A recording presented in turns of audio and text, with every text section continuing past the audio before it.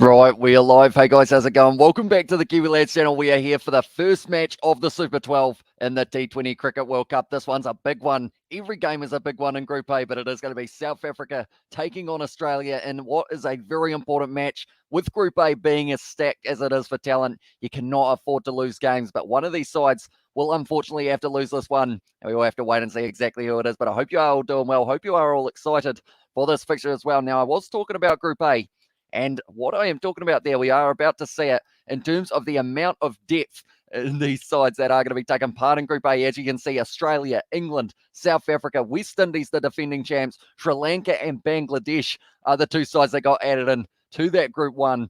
And it's going to be absolutely insane to see who will be able to go through because of all that talent. Group 2 is made up of India, New Zealand, Pakistan, Afghanistan, Scotland and Namibia are the two sides that did get added to it as well. But it is going to be a very exciting one. In this fixture, we have just found out that Australia, they were able to win the toss and they have elected to bowl to South Africa, so they are going to be chasing for this game as well. We have got Reed in the chat. We have got their Yanu in the chat as well. Welcome into the live stream, mate. And also we have got their Paddy Wagon, Mark Morris, and also Try.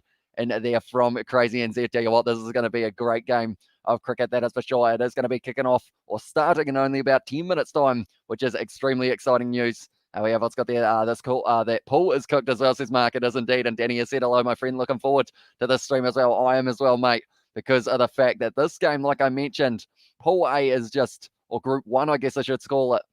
It's going to be absolutely insane to see who is going through. This is how the groups were sitting for Group A and Group B. In the qualifying matches, only 4 of these sides were going to be able to make their way through to the Super 12. Sri Lanka were able to do so. 3 wins from 3. Scotland also 3 wins from 3 there, which does mean that Scotland goes into Group 2, and in Group 1 was Sri Lanka. Then Namibia, they have been added into Group 2, and then Bangladesh also going into that Group A, or as it has been nicknamed, the Pool of Death, because at this stage, there is just an insane amount of talented sides there as well. We have got the hello from Sam as well. Welcome in. The Super 12 is here. Part 1 of the group of death. Here we go as well, says Sebastian. And yeah, the next game tonight is also actually going to be a very big one. England taking on the West Indies for that matchup, although that one will be while I am sleeping, sadly, due to the fact that we have got the rugby early on as well. Is there no crowds in this game? Unfortunately, I don't believe they're allowed too many crowds for these fixtures. This one is going to be at the same ground as a couple of the warm-up matches, which is behind me here, as you guys can see, in Abu Dhabi.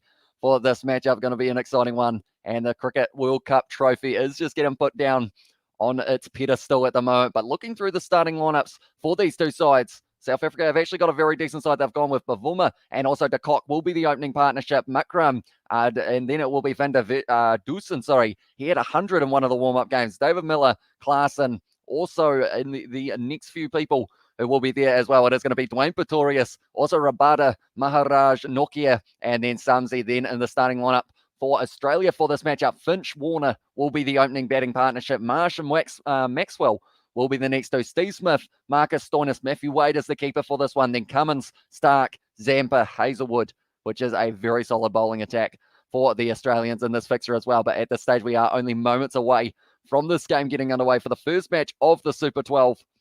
Everyone's got their can't wait, great match as well. See Sean there, and also we have got their Brendan going live at 3 a.m. for the Samoa 7 and Fiji 7 as well. It is very early indeed, and I hear there are lots of South Africans in New Zealand as well, says Danny Lewis. We've got quite a few, which is great to see. And yeah, at this stage, do let me know who you guys think is going to be winning this game. Is it going to be South Africa, or will Australia be able to get the win? And at this stage, I believe Australia just coming in as the favourites, although from pre-season that we did see Australia, they were able to get their first win up against New Zealand in the end, being able to chase down that 158 with 3 wickets in hand. Then the second game was up against India. It was a lot tougher, and India were able to pick themselves up the big win there by winning it by 8 wickets. So those are the 2 fixtures for warm-up that Australia did have. South Africa, they had a pretty decent game up against Afghanistan, able to win that one by 41 runs after bowling very economically for their full 20 overs. Then in that next game, Pakistan, they set a good total, 186. South Africa, they didn't mind because they decided to hit the ball to the boundary with the final ball of the match to be able to win it as well for them, which is very impressive indeed. And are you going to be there as well? Says Sam, I would think more than likely 3 a.m. maybe a little bit too late for myself for tonight. And we have got there. Can you give us an analysis of the pitch and conditions right now in UAE? It's looking like a nice afternoon. The pitch looked a little bit dry earlier on when I did see it, which does mean there's probably going to be a little bit more purchase in it for the spinners, which is going to be beneficial for Zampa because of the fact that he has been bowling very well throughout those warm-up games, so he will be hoping to do the same here. But at this stage, we have got the South African national anthem flaring, and then we are about to be underway for this important fixture. Australia, after this game, they have got a match up against Sri Lanka. Then it's England, which is going to be a very exciting contest. Little bit of a preview for the Ashes, of course. Completely different format, though. Then Australia versus Bangladesh, and then Australia versus West Indies will be the final match of their pool play. And then looking at South Africa as well while we are at it. But all those games, as you can see, they are in New Zealand time. So they're in the middle of the night, but we are going to be covering as many of them as we can on this live streams. And then at this stage, South Africa, their next game is going to be up against West Indies, the defending champs. Then it's up against Sri Lanka, Bangladesh, finishing with England as well, which is going to be as well a very exciting fixture for this one as well. But at this stage, we have still got the South African national anthem. We have got I like that you are doing the stream as well. Go South Africa, says Apple. And yeah, at this stage, I'm very excited for these matches as well, due to the fact that I absolutely love my cricket, and it just seems like the perfect time to be able to do these live streams. They are going to be in the middle of the night a few times for ourselves, but we are still going to be here every single one that we can. We have got there. This is going to be a very interesting and exciting game. Can't wait, says Marlon. And also South Africa to reach 170 runs in their innings. Australia to be bowled out at 147. That is a bold prediction, but who knows? Maybe it could be the case. As you guys can see, Australia 54% likely to win this match. As the call, South Africa, they will be batting first. Australia won the toss and decided that they would go for the bowling rather than the batting. Surprised how well Scotland are doing, right? Might be a fairy tale story like Emma Raducanu, hopefully I pronounced that correctly, at the US Open if they keep this going. Tell you what, Scotland, they've got a decent chance of being able to do something in this Group B. I will show it once again. The difference between Group B and Group A is that in Group B, there's still a chance for a lot of these teams because of the fact there's India, New Zealand, Pakistan. They might all take a win off each other. And then all Scotland need to do is try and boost themselves up just a little bit more, although it is a very strict kind of competition because of the fact that it is only the top two from each of these pools will go through to the next round as well. And that will be for the semi-final. But could be an exciting one. We will have to wait and see how it finishes. But at this stage now, it sounds like we are almost here for the first ball of this Cricket World Cup Super 12 stage. Plenty of matches will be taking place, but at this stage now will be Australia who will be bowling first for this fixture. Do you forgive Warner and Smith for what they did or what they have done with the ball tampering? I think they're both phenomenal players. So I feel like I'm one who would just not hold a grudge at all in that regard. But I know some people still have it as a soft spot, but at the end of the day, they've done their time and now they're ready to go in our Cricket World Cup. Supporting Australia, viewing from Namibia, says David. And yeah, Namibia able to get through to Group 2 as well, which is absolutely awesome. And I love watching cricket and playing it, says Apple. And also Australia choosing to bowl mean we'll have to wait a full innings before we get to see Warner go out for a golden duck. Harsh, but maybe could be the case, unfortunately, for Warner. Just hasn't quite been able to get his rhythm into the last kind of wee while. But yeah, we will have to wait and see how he goes as well. Rugby tomorrow, yes, says Reed. There is indeed morning game, 8:30 a.m. And never know, I can't lie, I'll be happy if they make it out of the group, as well, says Steve Smith.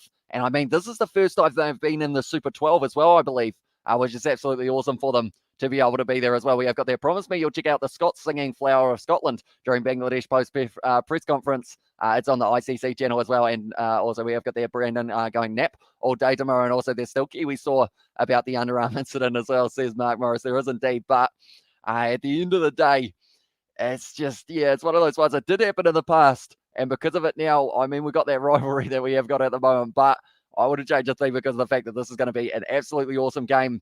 And who knows, maybe we'll get to see them in the semi-final as well for one of these ones. But Mitchell Stark going to be bowling for the first over of the ICC Cricket World Cup 2021 T20 competition of the Super 12 as well.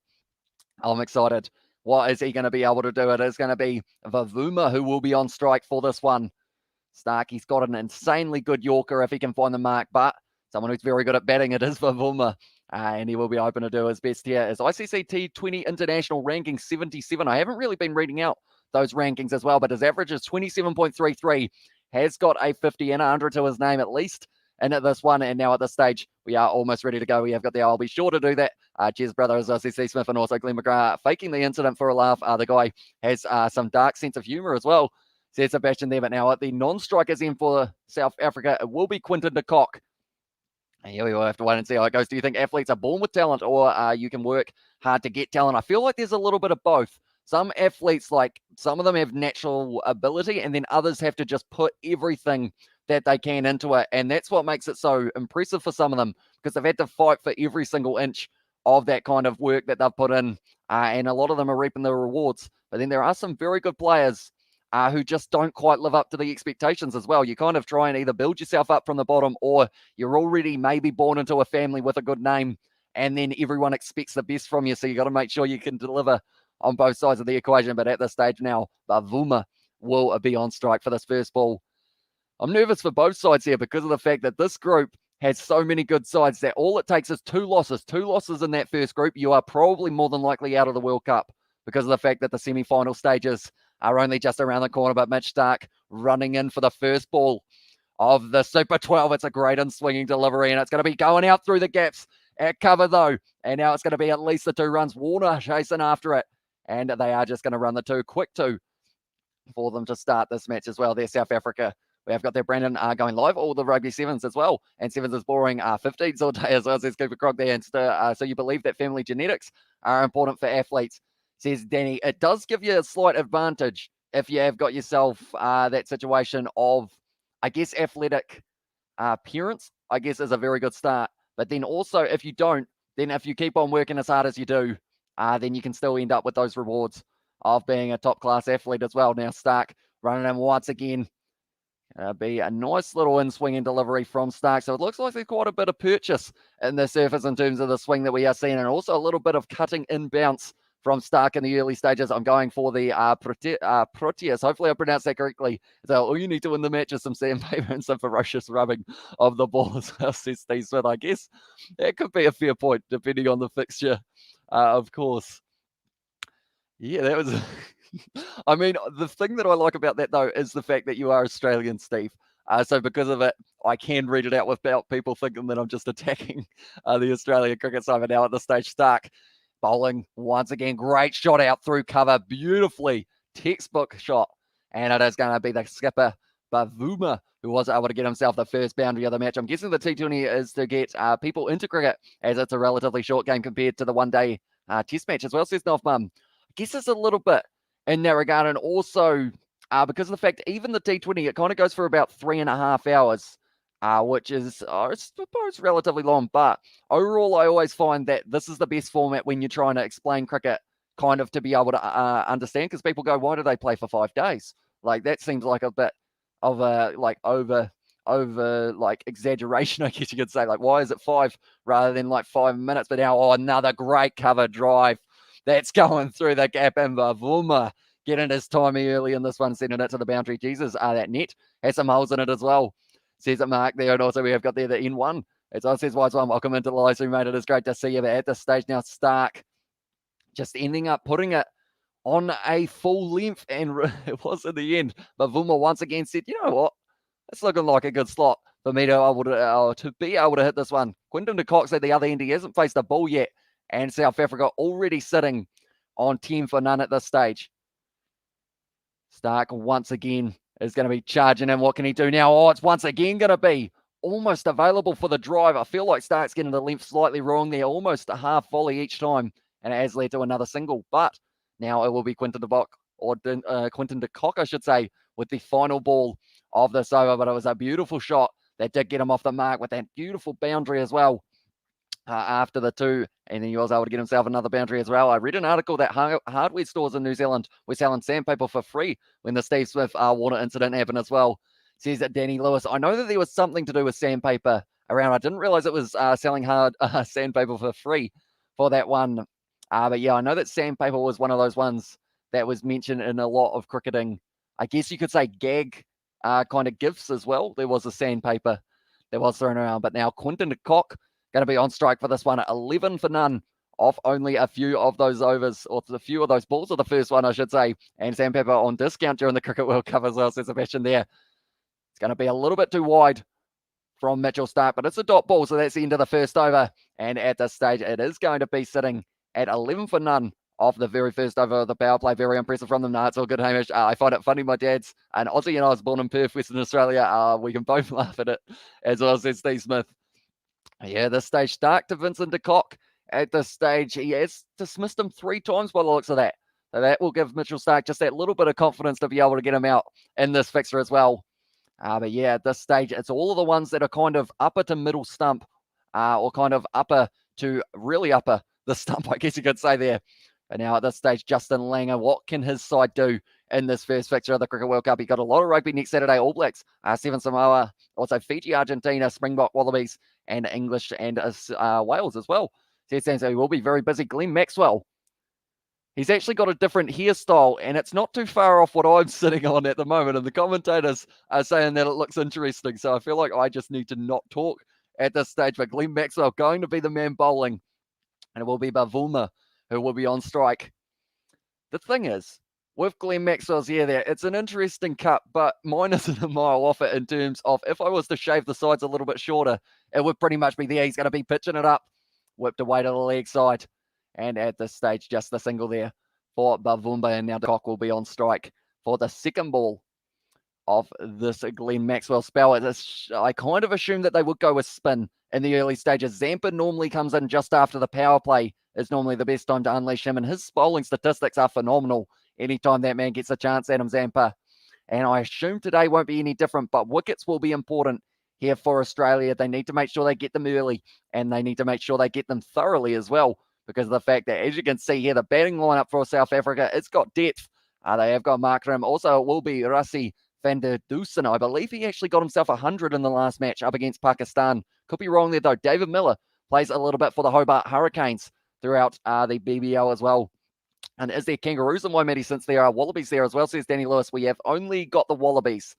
So pretty much we have got a Wallaby Park. It's going to be nicely bowled by Glenn Maxwell. Once again, going to be another single. South Africa just keeping the strike ticking over at the moment, which is very strategic and very well played in the power play as well. But pretty much we've got a gorge, I guess is what you would call it. And there's kind of a curvy road, and Wallabies end up kind of on either side of that road, but also at the park, our local park, we do have a few Wallabies kind of in a nice big, it sounds bad, but it's a cage, but it's like a big, like enclosed area of about a few hundred meters straight through them. And that's the wicket for Maxwell. And that is going to be the first of the game. And that's going to be Bavuma, who is going to be bowled as well. Great wicket to get, because he was looking like he was in form early on. And as well, says Danny Lewis. And hey, questions, how much Rugby Sevens do you see as well? Says Sam, I haven't seen too much of it, but I know that the Dubai Sevens is coming up. So I'll probably be covering that on the channel as well. Just spun just enough onto the middle stump, and Maxi knocks him over, and he's very hyped about it as well with the new haircut. And that is going to be now, unfortunately, Bavumba on his way, whoop whoop as well. In the chat from Wise One, he is a happy man at the moment.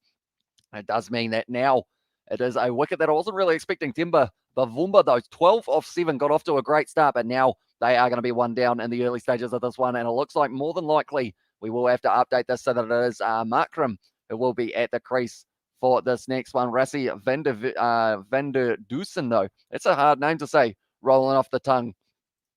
He will be in next, more than likely, I believe. But at this stage, very good start to the match for Australia. A few early shots from South Africa, getting themselves off the mark. And then we have got there, I was typing my appreciation towards Timber as Maxwell bottom out.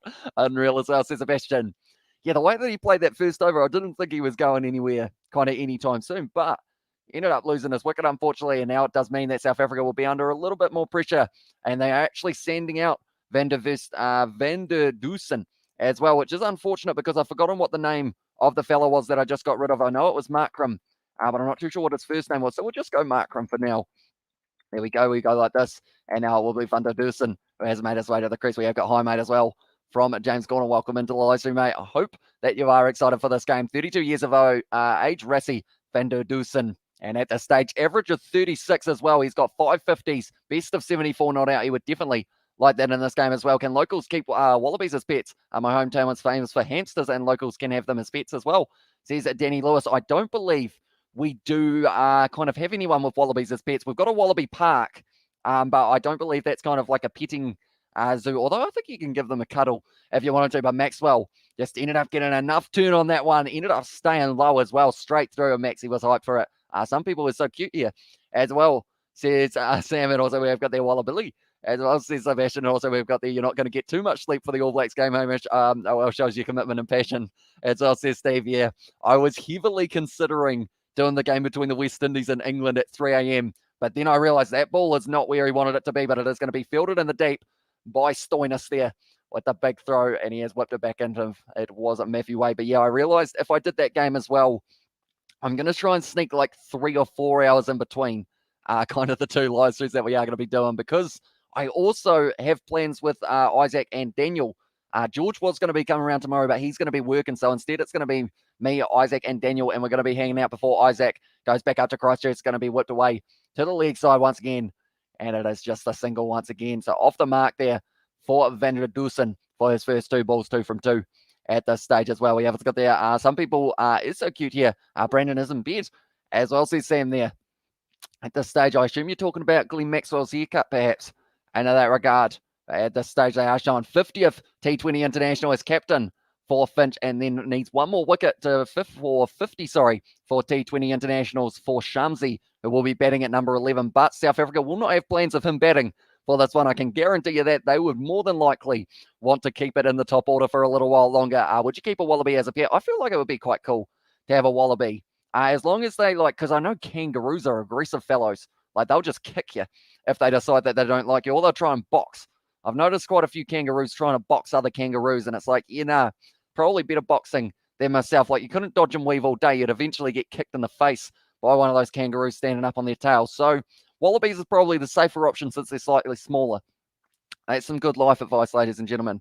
If you're going to get an animal, don't get one that will kick you in the face. Put that on a t-shirt. Good evening, all. How's it, David? What a time to appear, mate. How's it going? Hope you're well. That would be cool as well, says Danny Lewis there. But now at this stage, Hazelwood will be given the third over. It's off the edge, and that's a wicket. And now Van der Dusen going to be on his way as well.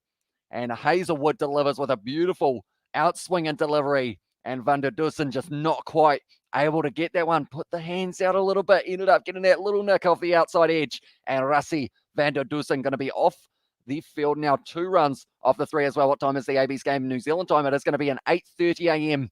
kickoff for that matchup. But we are going to be starting at around 8 a.m. or somewhere around there. Warner, very happy with that one. But Hazelwood able to pick up the wicket in his first delivery of the Cricket World Cup group stage. He has been able to get himself the wicket, and now it will be Rassie Van der Dusen going off the field. 2 runs off the 3 balls as well. 8:30 kickoff for the ABs, and also 16 for 2. Ouch.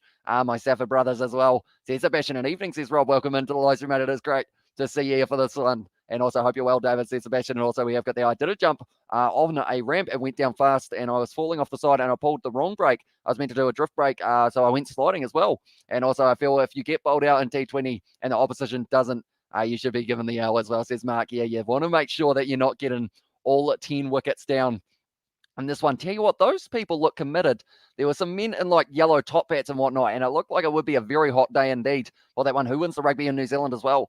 Says Sam. More than likely, when New Zealand are at home, I'm thinking we're talking the All Blacks there, unless we're talking the Ramphurly Shield, in which it was actually in the end, unfortunately, for them, it was ending up as it was actually Hawke's Bay who were able to run away with that one. We've got Michael Roberts in the chat as well, and we have got the Hi Hamish. Thanks for the commentary. No worries, mate. Thank you very much for tuning in. It is great to see you for this one as well. Can you go to the Wallaby Park and pick up one and show it on the live stream as well, says Danny Lewis.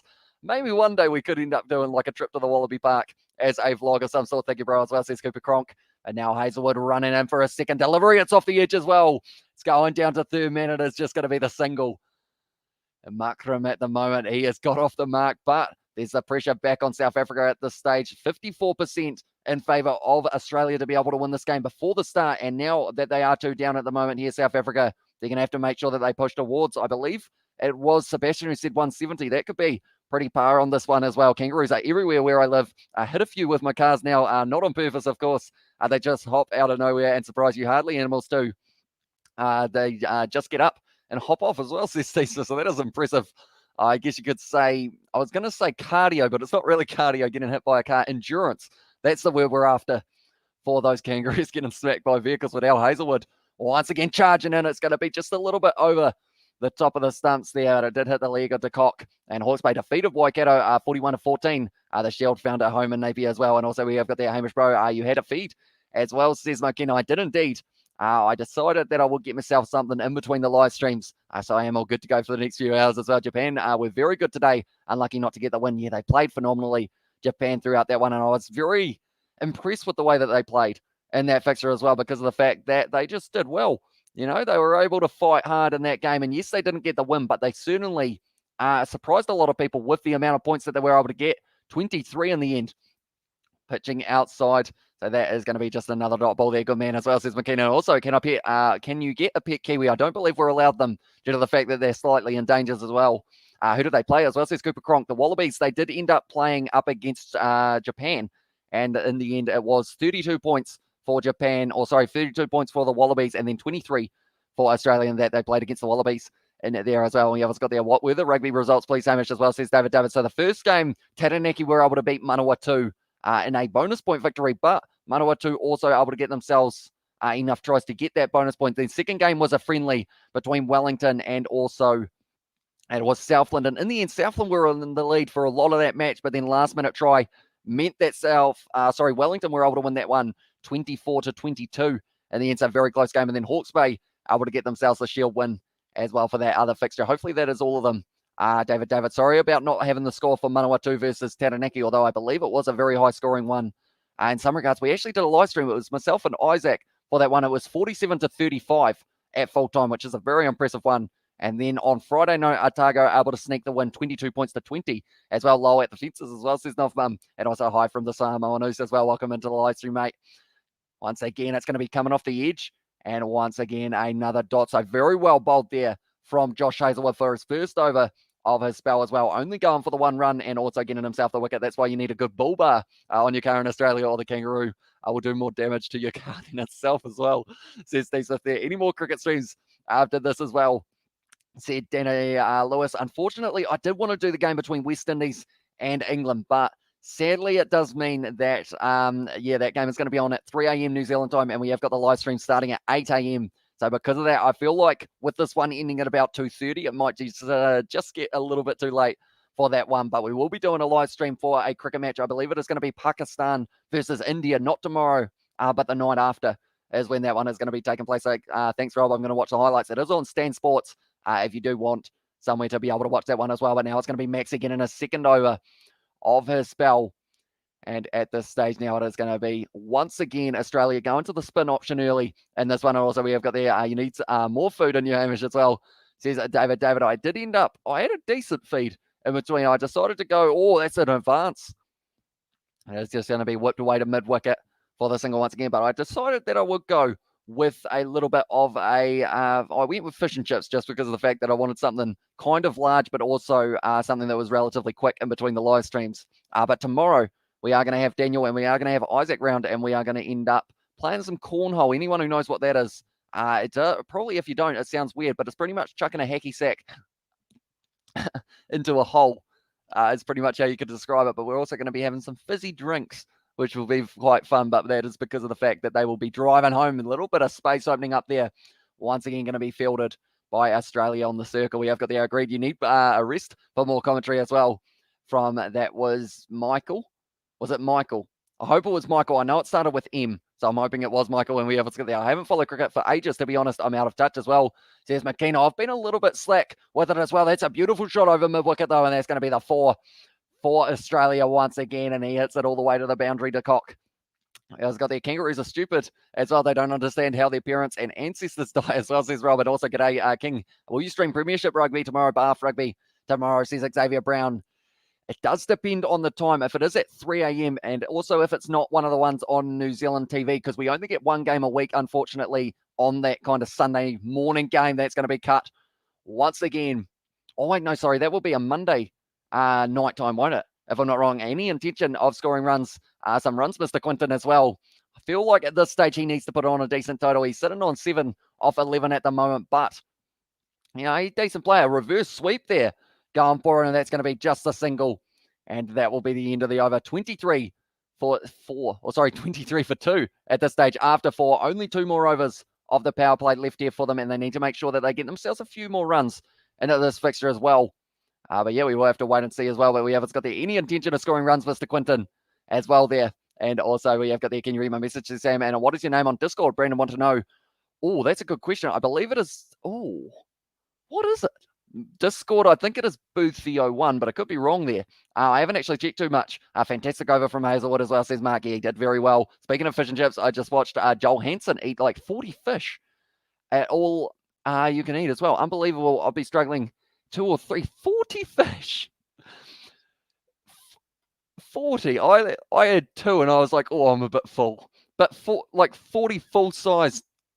If that's 40 full size fish, I don't know who that man is, but he's genetically superior, I guess you could say, to be able to do that. 7 for 11 runs is in that's Sebastian Hazel. There's Rowan at this stage now. Is he chipped it? Oh, he's chipped it onto a stump, and De Kock is gone now.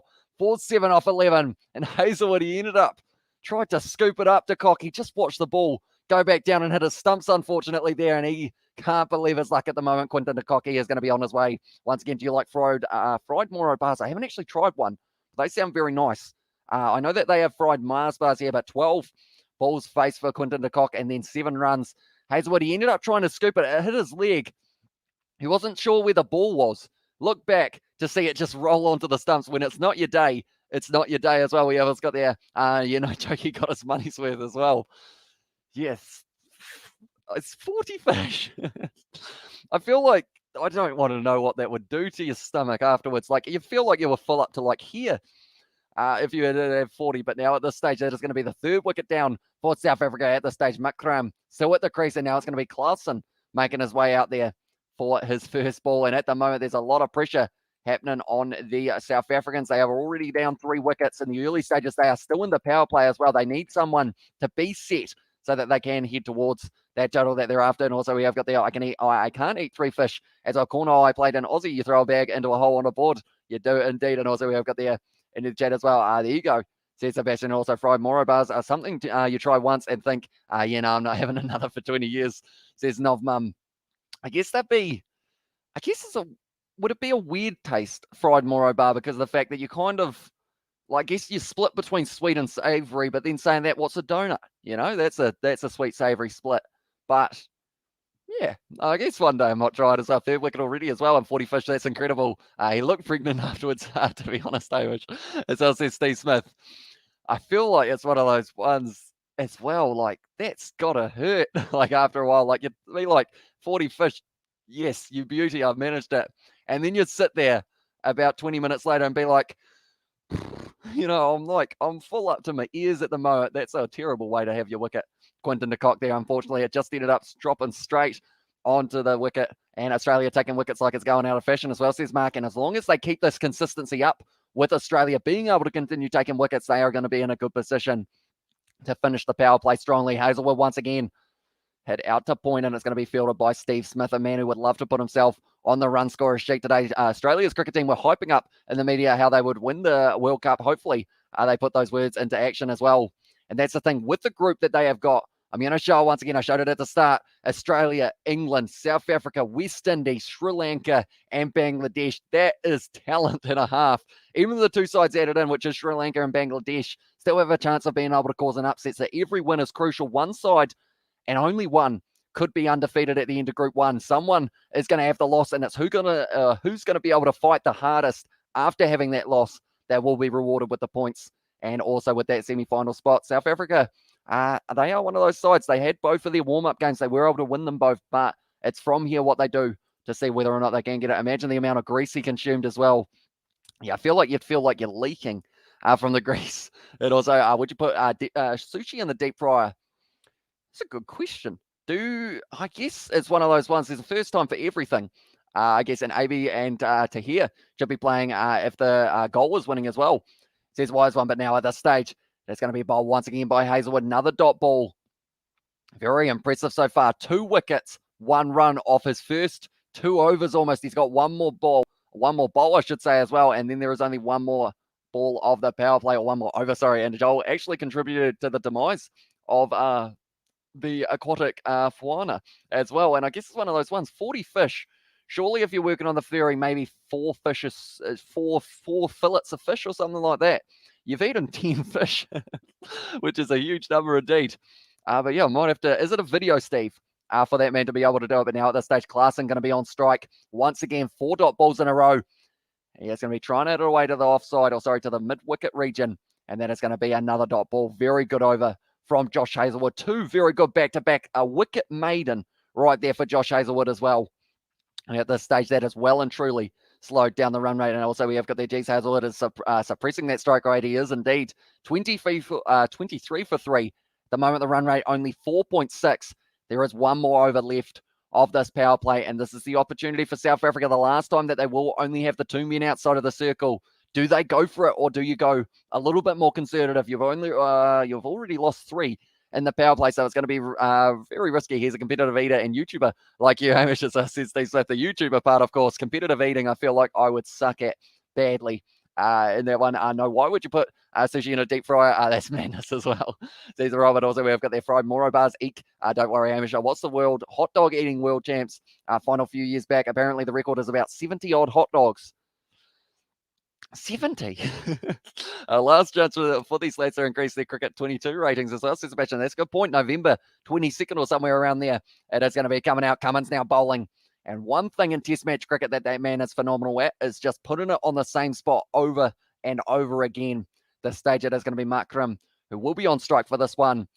But yeah, Josh Hazlewood having a very good day at one of the ends. Pat Cummins normally is bowling buddy when it does come to the test match cricket. The Ashes is coming up very soon as well. And also Chicken Danny, as well, says Robin. Also, what food would you put in the deep fryer and taste good? Says that Danny Lewis. I guess chips is another one. Chips is a kind of easy. Although I do the chips in the air fryer, and they actually turn out not too bad as well. If you are keen for a way of cooking your chips, air fry is the way to go. But now at this stage, Pat Cummins bowling in. Oh, it's a beautifully pitched up delivery. And it's just going to be the dot ball once again. So Makram also struggling to get the strike ticking over. 2 from 5 at the moment for that man. And then it is actually 0 from 5 for Klaasen as well. But I will mention anyone who is new, be sure to hit that like button and also subscribe to the channel. It is hugely appreciated. And we are always back with more and more cricketing action, I should say. Hamish, I'm guessing you'll be full after 2 hot dogs as well, says Steve Smith. Probably more than likely. I feel like do they have the bread as well? Because if you got the bread as well, like, surely that's going to be carbon up a storm. That's going to be close to winner. Bill just going over the top of the stumps, not out as the call. 140 Ks from Pat Cummins, getting some decent speed going. And I believe they do actually have the referral system for this one, the DRS, because of the fact that in the preseason games, they did not actually have that option. Bloody hell, South Africa are having a mirror as well. Says it, Bowler. Yeah, this stage, 3 wickets down. They have lost their 2 opening batsmen and also the man who was batting at number 3 for this one, who did have a decent kind of preseason, I guess you could say as well. Hot dogs are filling, says Rob. And also, yeah, Hamish, and those hot dog athlete are no bigger than you as well, says that David there. And also, we have got there. Hazelwood is killing us in Stark and Cummins and Lyon. How do you bat to that, says it, Michael Roberts. Yeah, this stage, it's going to be tough. Adam Zampa yet to bowl in this one. Brett is mandatory as well, says Steve C. I feel like I'll be full after a sandwich or two, yet alone kind of a whole hot dog. That's going to be almost in the air, but beautiful shot out through cover. And Macram going to be making it to the boundary for the first time in this match for that man. We haven't got there. It's just the bun and the wiener as well, says David David. And do you put tomato sauce or ketchup on the hot dog? We put tomato sauce here in New Zealand, but I know that some people kind of do mustard and sauce, but I am just a sauce boy in that regard. Also, we upgraded our air fryer to a bigger one as well, says Nov Mum. Have you ever tried cooking a chicken in the air fryer? Because I've always been too scared to try it because of the fact that I'm worried that I'm going to undercook it, but it does chips all right. So maybe one day we'll go into the, it's going to be all a bit of a yes, no. Having a throw at the stumps, and then it's going to be fielded by Mitch Marsh. Almost a little bit of a run-out opportunity there for Australia, but that is going to be 1 ball away from the end of the power play at this stage. But they are showing Hazelwood's 2 wickets so far being very impressive. You should try a HSP. HSP, what is an HSP? Do let me know. Is this cricket chat or baseball chat as well, says Ball. At this stage, a little bit of everything. We were talking about wallabies a little bit earlier on as well. We have got their tomato sauce on pizza, ketchup on hot dog, as well, says Sebastian there. It's just the bun and the wiener, and also nice 4. And then, yes, I do all the time, pretty much every day, as well, says Nov Mum. Because I believe that they turn out a little bit better than the oven as well, if you cook them in the air fryer. This stage, the last ball of the power play. Cummins at this stage only going for the 5 runs off his first over. Klaasen on strike, hasn't got off the mark yet. He's going to be hitting it straight down the ground, and what is a very nice shot, but just going to be kept to the single. And overall, you'd say that is a win for Australia in the power play. 29 for 3, and they have done very nicely. Search it up, it's hard to explain, as well, says Rob. And this guy is talking faster than Steve Smith. Crying as well, says a ball there in the towel. I assume that it's the sandpaper incident once again there. And do you like pineapple on pizza or not, says Danny. I haven't actually ever tried pineapple on pizza, which I feel like splits opinions because of the fact that they find it weird that I have gone this long without trying it. But I guess I'll ask the question in the chat. Yes or no, pineapple on pizza? Do let me know. That is certainly one that splits everyone. It's like Richie Mo'unga or Bowden Barrett for the All Blacks. It's always, you get some people who love pineapple on pizza, some people hate it, and then some people are kind of in the middle as well. Zampa, incredible as well. Australia, well-balanced side. Try stopping them a well-oiled machine as well, or try stopping that well-oiled machine, says Michael Roberts. And speaking of Adam Zampa, his ICC T20 international ranking is actually 7th, which tells you how strong he is. Yes, in the chat from Wise One, and also yes from Novmum. So a couple yeses for the pineapple on the pizza. But Zampa at the moment is best of 3 for 14, 51 matches, 52 wickets. Theoretically, that means that man is going to be able to get himself one pineapple on pizza as a crime as well. Says imagine there also tomato sauce and mayonnaise mixed together makes a good seafood sauce as well. Used to love making prawn cocktails out, especially at Christmas time as well, says Steve Smith. Christmas is just around the corner as well, which is absolutely crazy. Just a little bit down leg there from Zampa for his first ball of the spell. And it is just going to be the single off that very first one in class. And now going to be able to get himself a second run of the innings as well, I believe. No, sorry, that would have been actually, it was a second run. It was just a little bit behind in that regard. I thought he got a second run. Was he not on strike there? I believe he was. But I could be wrong. Have I got my order around the wrong way? Because one fella was on strike, then he ran. No, Clarkson's on strike now, apparently, I guess, is what they are saying. But we'll have to wait and see now. It's going to be lobbed up there by Zampa. Good fielding in the kind of close cover region as well. Proteas are not playing well as well, says Michael. But the big thing is it's a game of 20 overs, so they can well and truly fight their way back in to this game. Definitely if they get a bit of a partnership going between these two batsmen, ice or pineapple for ice cream and vodka as well, says Victor, and clever way of getting out of the pizza debate, Hamish, as well, says it David there. For the Christmas comment, but yeah, it's very close. Just around the corner. How have you not had pineapple on pizza? Call your Domino's on pizza and order it immediately. As I said, Danny Lewis, that was good running, and they were able to get back and get themselves a few runs there as well. Off that one, Mitch Marsh working hard. It was actually a leg by, so that is why he didn't receive the run. That makes a lot more sense, but they were able to run 3 here. Mitch Marsh getting down on the boundary. And it's looking pretty good. He was able to keep that one in. That's the description of KSB as well. It's kebab meat with chips and also different kinds of sauces, usually chili, garlic, and barbecue. You can also add yogurt, cheese, jalapeno peppers, and tabbouleh. Hopefully I pronounced that correctly. That sounds all right as well, to be fair. But yeah, Danny, the nearest pizza or Domino's is actually half an hour away from myself. So it is one of those ones that to be able to go get it, I normally would have to probably drive first to be able to get other South African batsmen opening up now as well, says David. It seems like they're starting to turn over the strike rate, which is something that a lot of batsmen struggle to do up against Adam Zampa because of the fact that he is a very economical bowler, does really, really throw the ball out wide.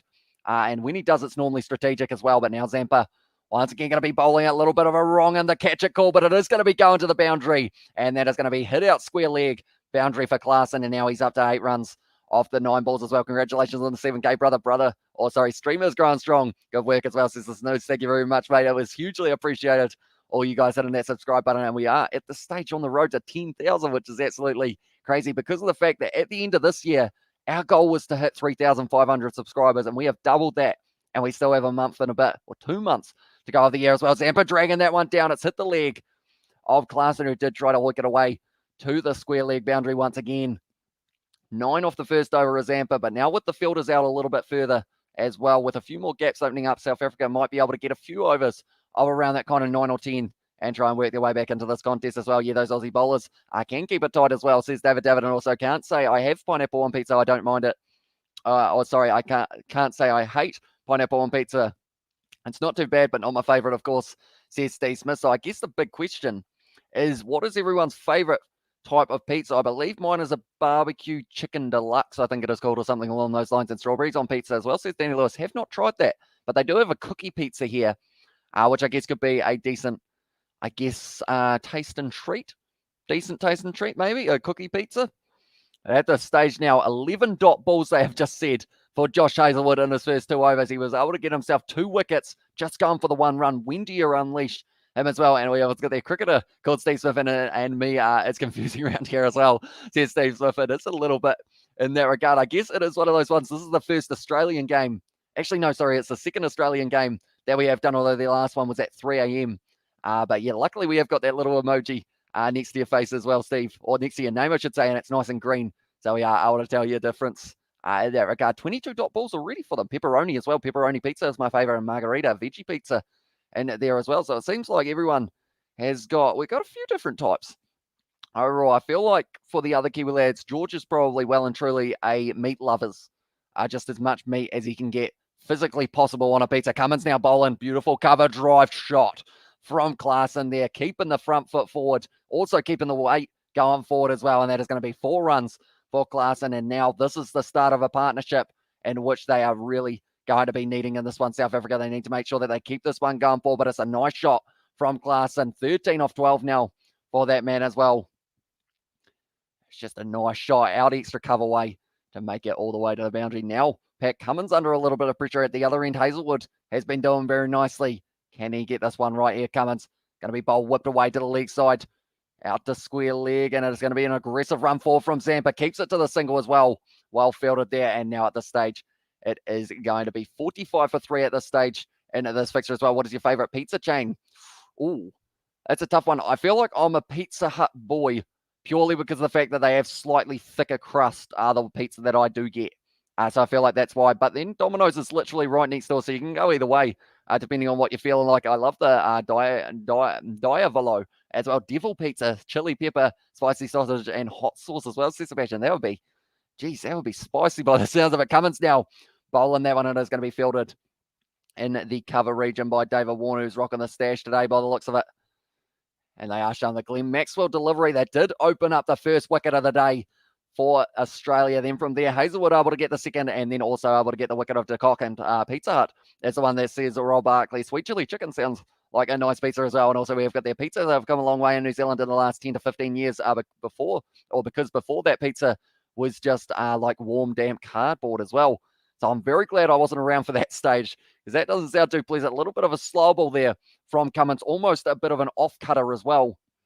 Well, leg cutter, sorry. 119 Ks really took the pace off that one. The Aussies will win with no doubt as well. We got 5th as well. They're on a lot. They can't make it to the sideways stuff as well, says Yusuf. And yeah, at this stage, it's going to be interesting to see how this match finishes, because whoever wins this game will be well and truly building their momentum before going to their kind of next stage. We have got there. Use the hashtag road to 10K in your titles as well, says JP there, and also bold, says it David. At this stage, I feel like you might be a ball ahead, or are you? Patrick Cummins, it's come off the edge and it's going to be taken. And it's the wicket. Steve Smith takes it in the gully, and that's another wicket. And South Africa now going to be 4 down in the early stages of this one, and Klaasen's going to be on his way. Sydney has real picture bug of the chains as well, says it Victor. And I feel like one of those ones in the pizza oven, like you can't really beat that. Don't like barbecue sauce pizzas. They're gross as well. I'll stick to the traditional tomato sauce based ones. Thank you as well, says Steve Smith. Yeah, I feel like I'm always if you haven't barbecue sauce, it's got to be on the top. You can't have it as the actual kind of base sauce as well. I believe they've got barbecue meat lovers or something. You used to be able to get them as a frozen pizza, but they just weren't the same. You need that tomato. But Steve Smith is able to get himself that catch. And now at this stage, Heinrich Klaasen on his way, 13 off 13.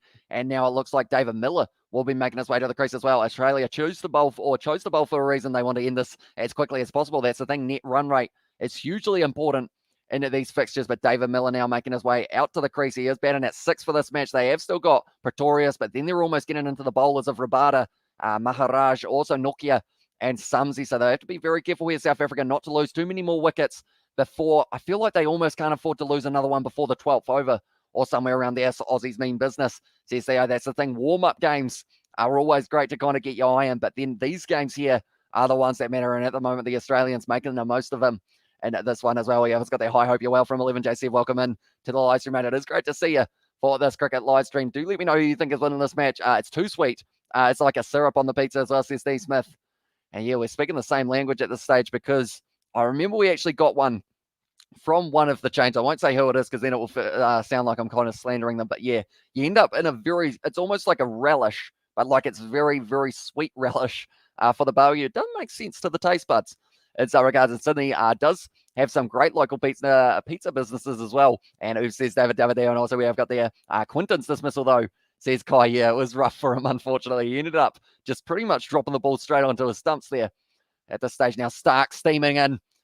Going to be hit straight into the hands of Steve Smith once again at backwards point. And at this stage, the Australian side, they will be feeling a little bit of momentum here. What happens there? He just ends up kind of trying to turn it almost to leg when it was offside. And because of that, it did mean that it just came off the edge and went straight into the hands of Steve Smith. It's too sweet. It's like a syrup on the pizza as well, says Steve Smith there. And it's Miller time, says it more sparse into the chat as well. Yeah, David Miller, very good player. Plays for the Hobart Hurricanes throughout the BBL, which we are going to be covering on the channel as well, ladies and gentlemen. But Stark now whipping it away to the leg side there. Out deep mid-wicket, trying to look for the two, and they are going to be able to get it there. So Markram at the moment and Miller feel like these are the last two set batsmen that need to be out there for a very long time. One of these guys almost need to bat through for South Africa to be able to win this game. It was a good off-cutter as well, says Kai Broom there. And also we have got there, I had a seafood pizza a few weeks ago. It was disgusting as well, says David. David, I have never had a seafood pizza, but that sounds like it would be, what seafood would you put on a pizza? Sardines, also maybe prawns or shrimps or something, along those lines. Oh, beautiful cover drive there. Textbook once again. And Markram able to hit it away to the boundary. For once again, another boundary here for South Africa. And very nicely done. If they bowl them out for 100, a sure win as well, says Steve Smith. And that would well and truly benefit them for that net run rate, because some of these sides, like one side, there's only one side, I should say, that is going to be able to remain undefeated throughout these matches. That's if they don't get beaten by any of these other world-class sides in their sixth group. But if someone stays completely undefeated, they will be going through to the semi-final. But it's that second spot right here that I am pointing to at the moment. Whoever gets that will have a better net run rate than the other side's more than likely. Slow bouncer there from Stark.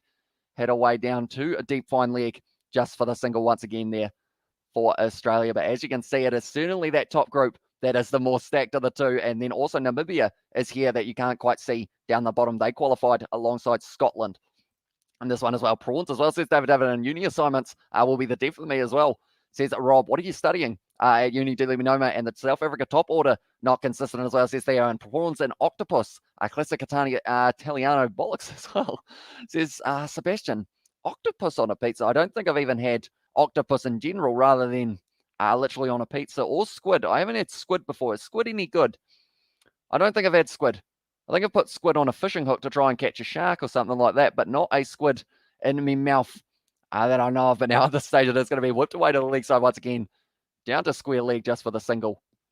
And at this stage, the run rate sitting at 6.11 for South Africa. They need to probably increase that to around, get into that 140 mark at least by the end of this one. The score prediction at the moment, it actually says 136, and at the start of the innings, it was 169 would have been the mark as well. Would you have a pizza oven?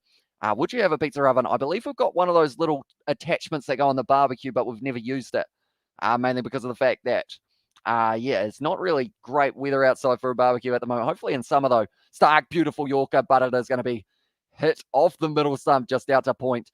Very lucky for Markram to be able to get the bat to that, but very skilled as well. Pitch looks decent. Anything full of a back of a length, but a little slow and a low back of a length as well, says Sky Broom. And that is going to be the end of the 9th over now. And at this stage, they are sitting 54 for 4. We have got, hopefully the octopus and squid won't begin fiddling any with each other on your pizza slice as well, says Sebastian. I think from that comment alone, I will never be able to eat a seafood pizza now, just thinking about that as well. So Adam Gilchrist play at the Basin once. Great batsman, very aggressive as well, says David. And also we have got there, are you a uni student? Says Danny. I am not. I actually, at this stage, it's a bit of a weird story in some regards, because I am doing YouTube as a slightly, I guess you could say, a full-time, part-time job, pretty much due to the fact that I was pretty much right on the edge of getting a job just before I started a YouTube channel. And then from there, I've kind of tried to keep on doing it as a full-time kind of option. So we'll have to wait and see how long I can kind of continue that for before I get to the stage of needing a job kind of on the side to be able to keep going as well. But I have got plans of doing this for a very long time.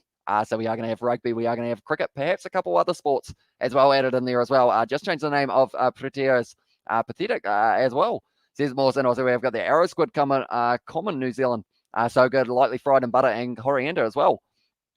That one's going to be whipped away once again down to long on here, just for the single.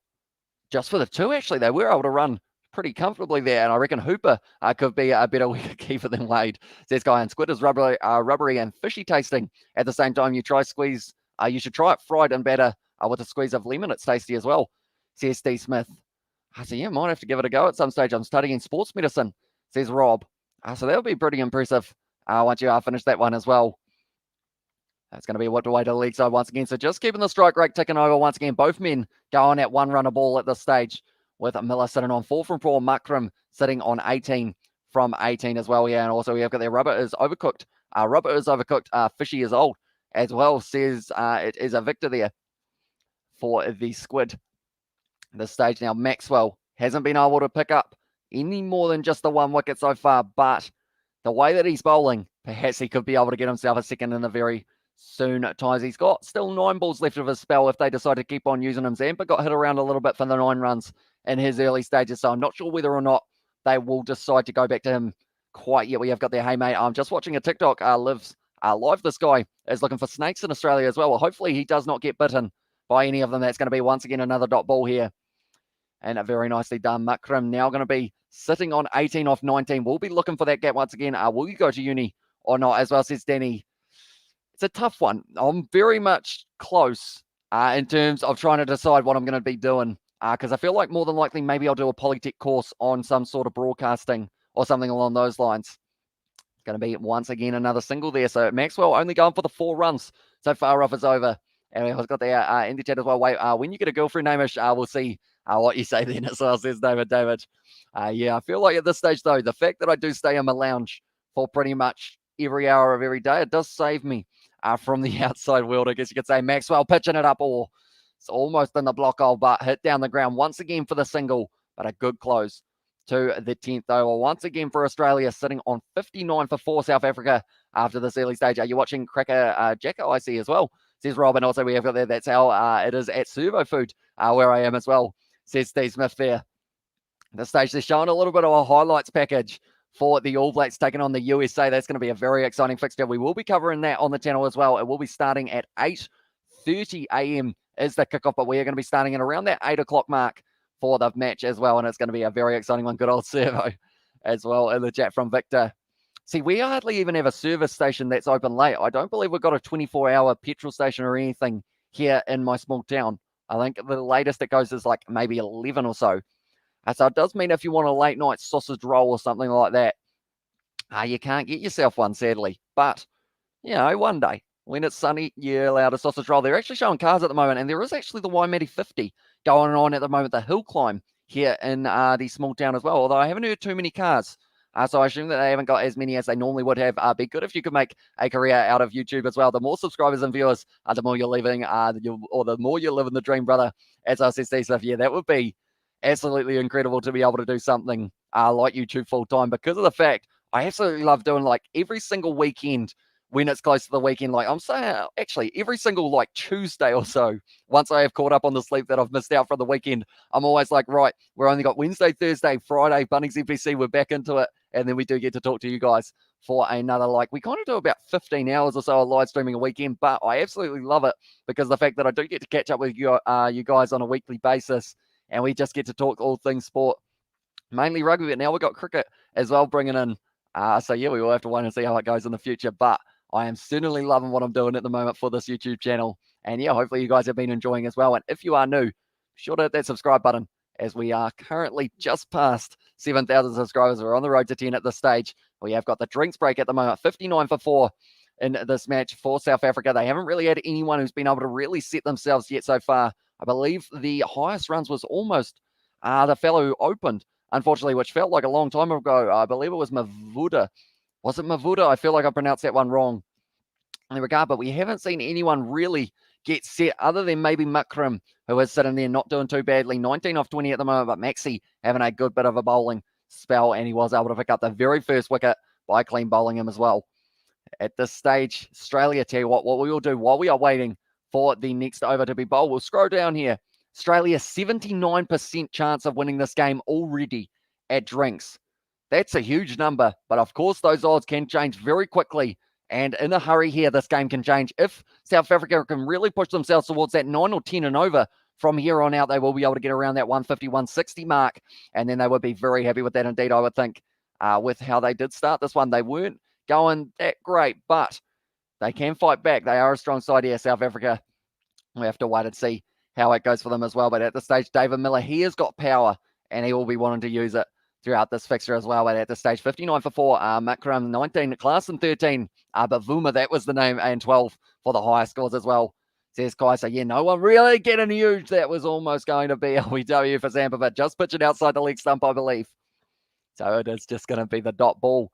They've decided to bring back Zampa at this stage. They are showing Bangladesh versus Australia from 2007, actually, is the fixture that they are showing here, with the fact that we're able to chase down 124 and only 14 overs here. But Zampa once again going to be bowling, whipped away to the leg side, and it is just going to be the nice, easy single. No, it's going to be the 2. They were able to get back. Very nicely done by South Africa with the running. Do you have a pet as well?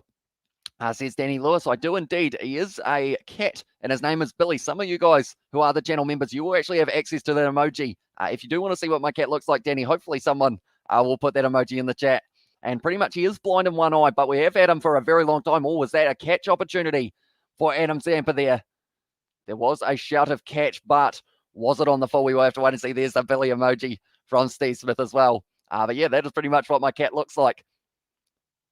No, it bounced into the ground, so it wouldn't have been a catch for Adam Zampa, just going through the fingers. But at this stage now, 1.3 overs gone in this fixture. And at this stage, once again, it is going to be Adam Zampa running, and we have got the Billy emojis from Sebastian there as well. Zampa, what can he do with the ball in hand? He's going to be whipped away, or sorry, hit out point way for just the single.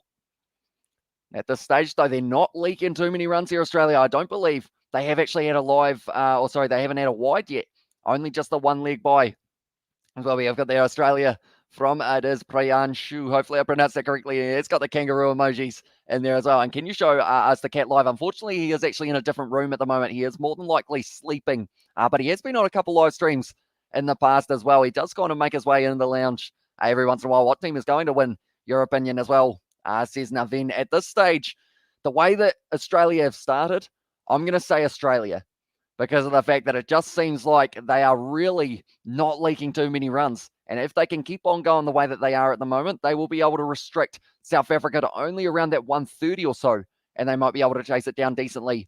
But yeah, saying that, the pitch could end up doing some things in the second innings. Got some very good pace options, and also a man who was 1 wicket away from taking his 50th international wicket. I want to see someone hit the ball out of the park like baseball as well. Says Steve Smith, that's the thing. We haven't had a 6 yet in this game. We've hardly had boundaries. I believe we've had about 5 boundaries or so for the Springboks in this one. The rest have been singles and doubles, and also 1-3. But now we are going to have, once again, another short drinks break. 63 for 4 after the 11th over. We have got there Billy Roxhard. He does indeed love you from India as well.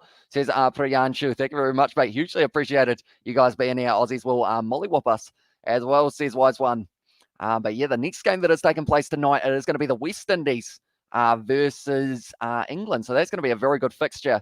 I wish that I could cover it on the channel as well, but unfortunately it will be at 3 a.m. New Zealand time, and I will have to try and get some sleep before we head into that next match that is taking place in the morning for rugby, which is going to be between New Zealand and the USA. But anyone who is wondering which other fixtures we have got coming up, other than that one that I did just mention, we have got a couple more that we are going to get to see on the 24th of October, Sri Lanka versus Bangladesh at 11 p.m. And then also the big one here, India versus Pakistan. That's a huge matchup, and it is going to be taking place at 3 a.m. That game at 3 a.m., though, we are going to be covering on the channel. So if you are keen for that one, be sure to leave a like and subscribe to the channel. So these are 3 fixtures coming up.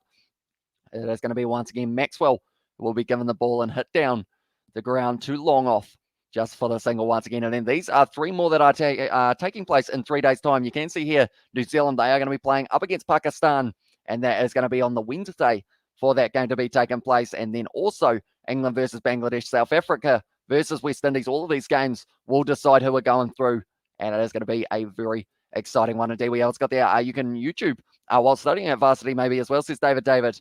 Would be pretty cool to be able to kind of balance those two and find a way of being able to do both kind of at the same time. It would be pretty awesome. But yeah, it would be the case of trying to work out exactly what I was going to study, which I feel like at this stage, probably something to do with some sort of broadcasting or something, because I have absolutely loved doing all of this YouTube stuff as well, which has mainly been the kind of commentary and everything along those lines. But yeah, this stage, it's going to be Miller now. It's going to be going down leg, though. Hitting the pad. And it is just going to be another dot ball at the moment. Makram still sitting on 21 of 23 here for his side. Which teams are going to qualify for the semi-finals, says Naveen. Oh, that's a tough question. Even, tell you what, Group 2, I'm still pretty undecided, whipped away to the league side. Once again for the single there of Maxwell's bowling. Looking through these two groups.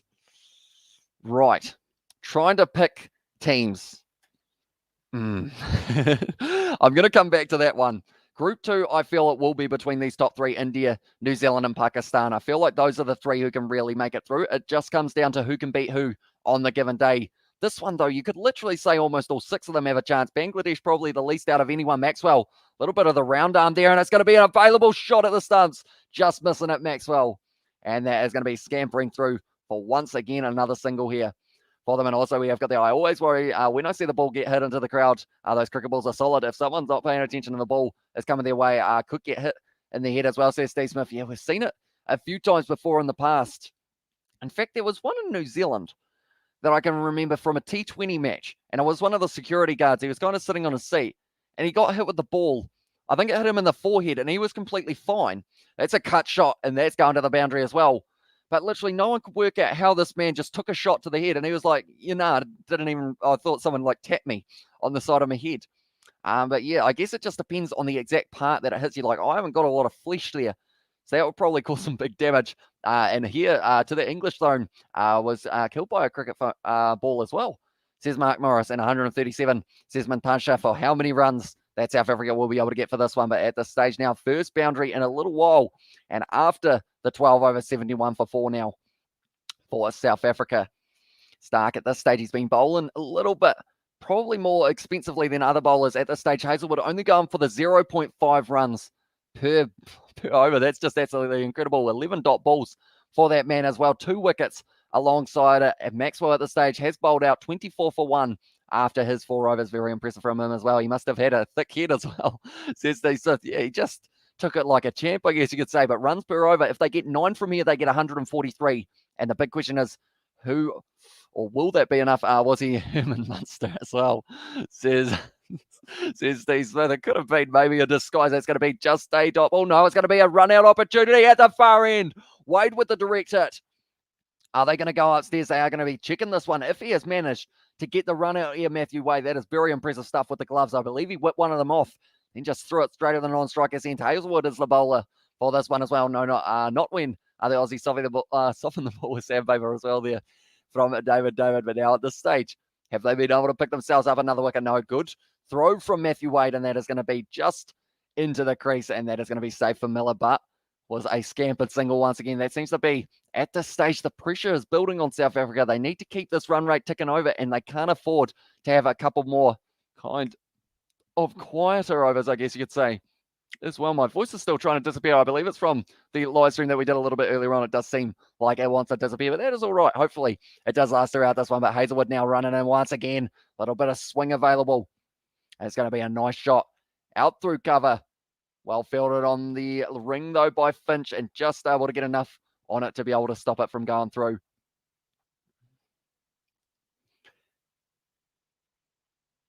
And now at this stage, they are just talking about that. Matthew Wade almost run out. He is going to be batting at 7, I believe, for this match as well. Which teams are going to be in the finals as well, says Naveen. So I believe India are certainly probably up there for the favourites.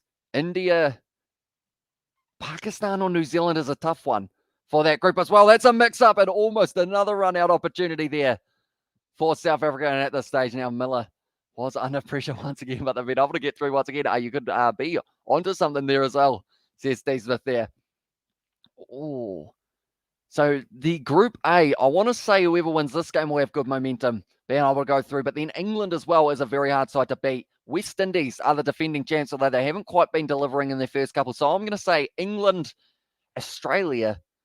England, Australia, New Zealand, India. We will go with. We'll see how that goes. Hopefully that's not a mile off. And now it's going to be almost chipped back down the ground into the hands of Hazelwood, but it did go down to the long on boundary once again here. And they are just showing at the moment 2 right-handed batsmen today. They're bowling at that kind of good length with a little bit short, and then also a few thrown in as the full. We haven't actually seen too many Yorkers at all throughout this match by the Australians. So we'll have to wait and see whether or not that changes later on when Stark gets that ball, when maybe he gets a little bit of that later swing in the game as well. Average speed for Josh Hazlewood sitting at 138, being very consistent throughout his first couple overs with the ball in hand once again. Be whipped away to the leg side, and they are going to be running hard here. Looks like they might be able to pick themselves up the 2 runs, and that is exactly what they've been able to do. 77 for 4 at this stage with 1 ball left of the Hazlewood over. He's gone for 6 so far, but he was able to pick up those 2 early wickets at the same time. So I'd say at this stage, if he bowls 1 more, I believe they'll give him the next one, although it's risky. Who do you go with next? I know that Zampa will bowl out, and then more than likely you would bowl out Hazlewood. Whether or not you give Stark or Cummins, whether they both finish bowling, or whether you go with someone like a Stoinis or someone like that, test them out if you have got them under a little bit of pressure here, South Africa. How many chickens would it take to kill an elephant? Says Danny Lewis. That's a good question. How many chickens would it take to kill an elephant? I guess what's the way that you... I guess it would have to be trampled or something. I don't know. I don't think you'll be able to, because elephants have tough skin as well, I believe, if I'm not wrong there. We haven't got that high again. I changed my name to Rugby Boy because I like that name as well. I'm still Johan as well, says Johan. So welcome in to the live stream, mate. Do you want me to call you Johan, or would you prefer the Rugby Boy? Do let me know.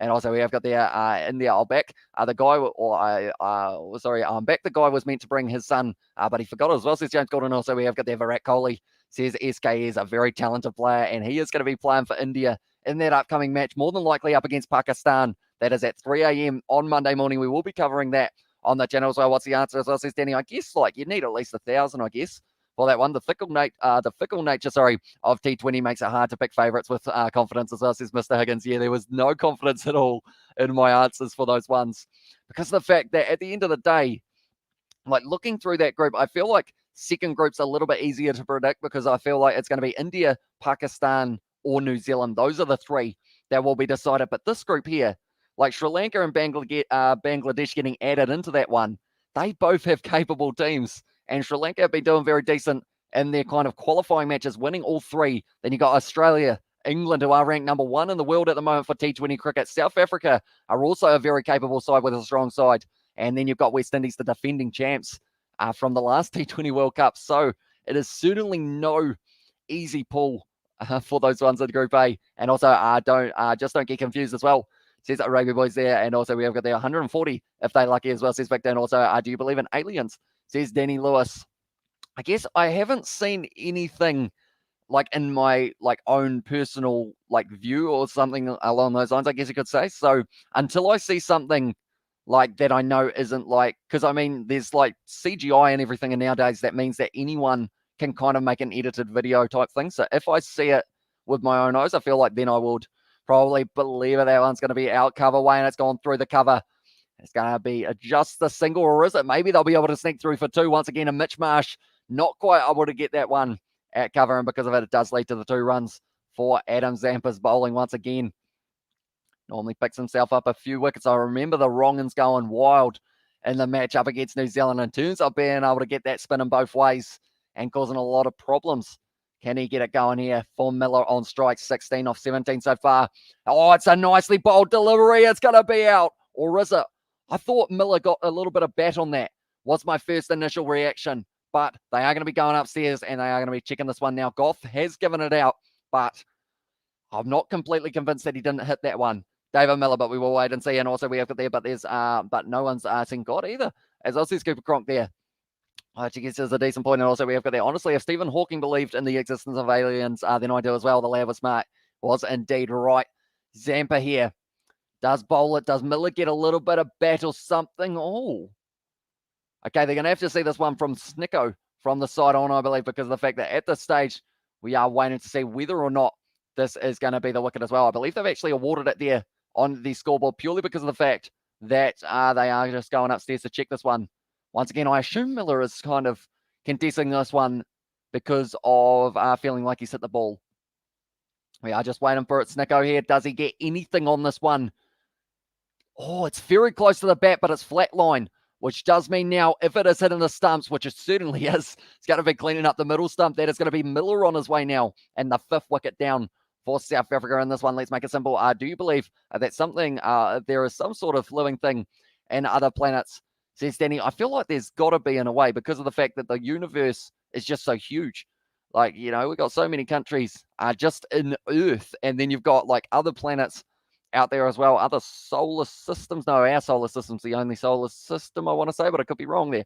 I think it was because he was the last designated batsman as well, says Kai. He decided that it would be worth a crack, but unfortunately for him, it may not have paid off into the situation.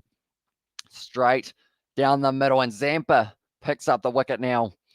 And that is going to be staying as the decision. I believe they only get themselves one review per T20 inning, so they are not going to have another one for this one. Who do you think will be the man of the series in this tournament as well, says Naveen? Oh, man of the tournament's a tough one. Are we saying bowling or batting? I would say someone from that Indian top order I feel like will be batsman of the tournament. Maybe along the lines of not MS Dhoni. Rohit Sharma, I feel like, is a decent shout because of the fact that he had a decent warm-up game. So I feel like he could be a very good one to watch out for. But then bowling-wise, I feel like Hazelwood has started this match extremely well and will be working his way forward. And, of course, interplanetary planetary rugby games coming will be officially added by Nigel Owens as well, says Sebastian. And also, there's nothing more cricket-like than talking about more interesting stuff than cricket, says Mark. And also, do you want to go to space? I'm not sure. I feel like I'm happy enough, like, sitting here on my chair at this stage. Like, I don't know whether or not I would end up going to space if I did get the opportunity. Just because I feel like I just wouldn't be able to handle kind of the sitting still for so long, which kind of sounds ironic because of the fact that I sit here, but it's a little bit different in your lounge knowing you can like leave the room. Whereas in a spaceship, you can't exactly go out for fresh air because of the fact that if you do, pop. Unlucky, but we always got there. So is there like 20 overs total in a World Cup match as well? South Africa will have to step it up and hit a bunch of big sixes if they're to stand a chance as well, says Steve Smith. Yeah, at this stage, they have only got themselves not many balls at all left. They've only got just over 6 overs here. It's going to be cut off the stump there, and Zampa once again going to just go for the single at this stage, but a lot of pressure on South Africa here to be able to get that total. They will want 140 minimum. In the end, David Miller just trying to swing it with the sweep. And Zampa very happy with it as well. Kohli as well, says Victor. And that is a very good shout indeed. Rahul, don't know why, but he is in form and an underdog as well, says Kai. Yeah, it's one of those ones. The Indian top order, I feel like the extra pressure of knowing that there's a guy waiting in the wings to be able to take your spot. Some players, like pressure makes a diamond in some cases. And India's their top order, I feel like they will be able to work their way towards getting some very good totals throughout this match. They're just showing that one once again for Zampa, just the wrong and went straight through and ended up cleaning up the stumps as well. In a bit of space, and that's going to be the wicket of Pretorius, and Zampa gets another. He strikes again. And we have got you need to put a good 200 in field to beat Australia, and that is something that South Africa are not possibly going to be able to do for this one because now they are going to have Rabada. Pretorius, he's a decent batsman, but unfortunately for him, did end up getting the nick, and Zampa able to take the wicket again for the Australian side. Nicely done, just a double noise there, hitting the bat, then hitting the gloves of Wade for another one. And we have got there. Which team is going to win the match between India and Pakistan? As well, says Naveen. That's a very tough one because of the fact that those two sides, they have a lot of passion and both sides do want to win that fixture. Do let me know, who do you think is going to be winning it, Naveen? I feel like it could go either way, but that just depends on the day that we do get to see as well. Come on, South Africa, says New Zealand All Blacks. And also, 6 wicket for less than 100 runs. Not looking good for South Africa, says Sebastian. And while we have got a little bit of a stoppage here, I will scroll down. 85% at the moment. That's probably not too bad with the fact that they were 83% or so when they only had them 3 down. They were actually 4 down at that stage. They've lost 2 more wickets since then. They still have a decent win probability, but now at this stage, it is actually going to be Maharaj who's making his way to the crease now for South Africa. So we will look at this one once again, and we will go back to the chat as well. Who's your favourite South African in general? Oh, favourite South African in general, not just talking, we'll go sports. We'll talk sports just because of the fact that I feel like I'm a little bit more kind of in touch with a few more players. So I want to say someone like a Chisel and Colby if we're talking rugby, purely because of the fact that he isn't the biggest individual, but he sure plays with his heart on his sleeve. Then for the South African side, I really enjoy watching AB de Villiers play back in the day, and just the amount of experience that man has. Nelson Mandela, love it as well. I feel like that is actually a very good answer if we're talking outside of sport as well. South Africa make 115 as well. I would just say to Warner, try and whack it. You're out of form and win the game in the power play as well.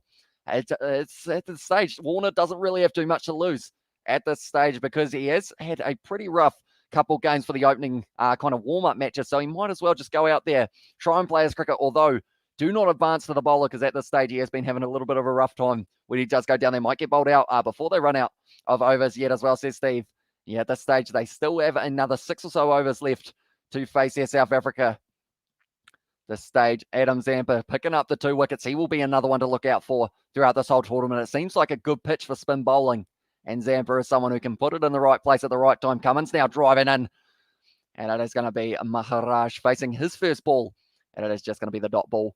Just there, South Africa hoping for rain as well. And unfortunately for them, it's a nice sunny afternoon there in Abu Dhabi, which means that the rain is very unlikely at this stage for this one. But you never know. Maybe it will pour down as well. But we can see there, Adam Zampa is just a very talented player. Being able to pick up 2 wickets. Also picked up 2 wickets in that game up against New Zealand in the warm-up matches as well.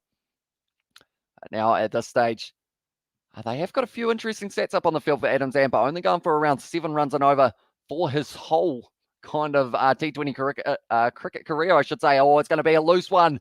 And that's almost overthrows. Is it? No, there's a man falling over. And now it's a run out.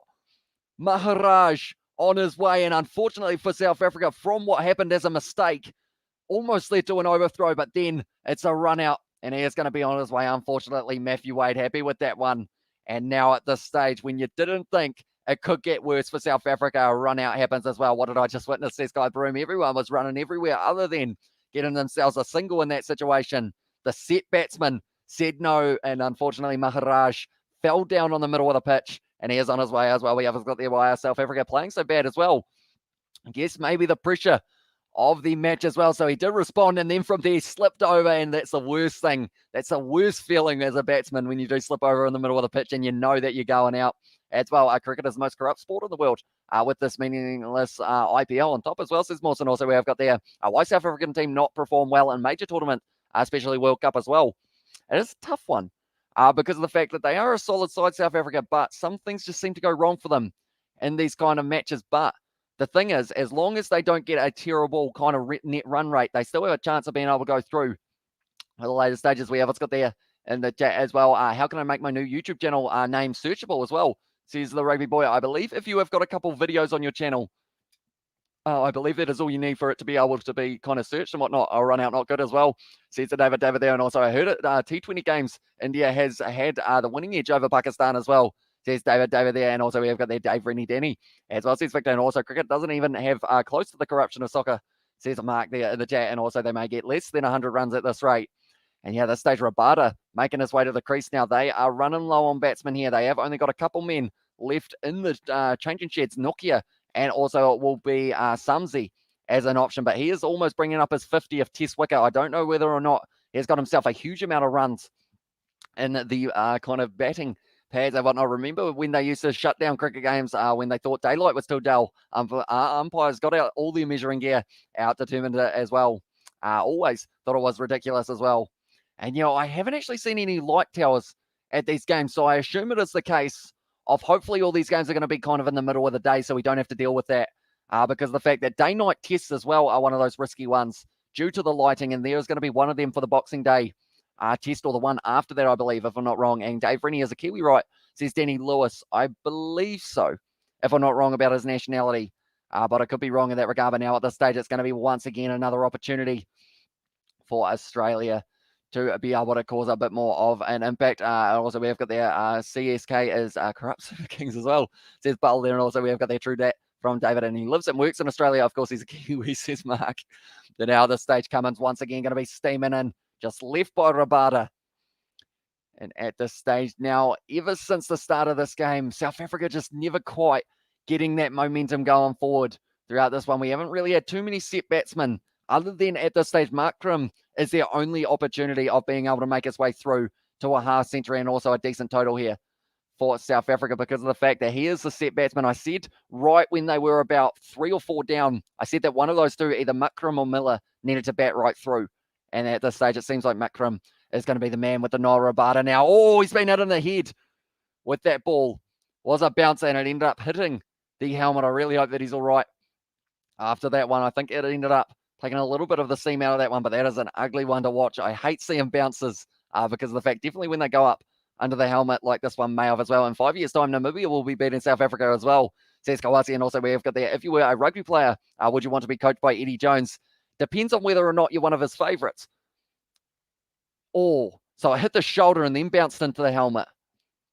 So I believe more than likely, due to the precautions, we are just going to have a quick stoppage here to make sure that Rabada is all right for this one as well. It's been 14 years since India won a T20 World Cup.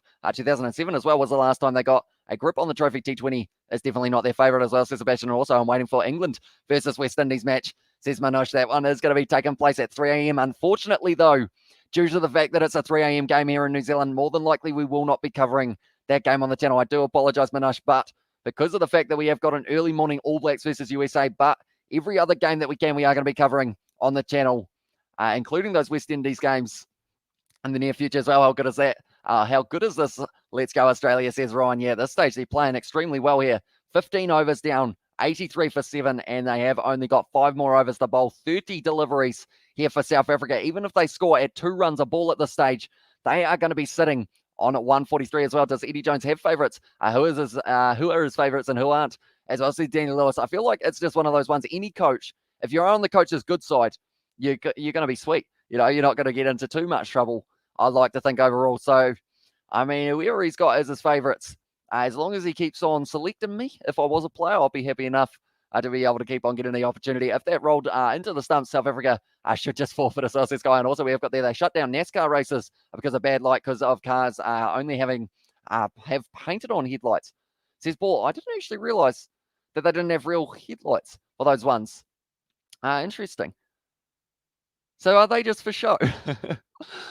It's kind of surprised me, but now at this stage, Zampa, not surprising that this man is going to be bowling his last over of his spell, advancing down the wicket, and Makram able to whip it away to the leg side just for the single, though.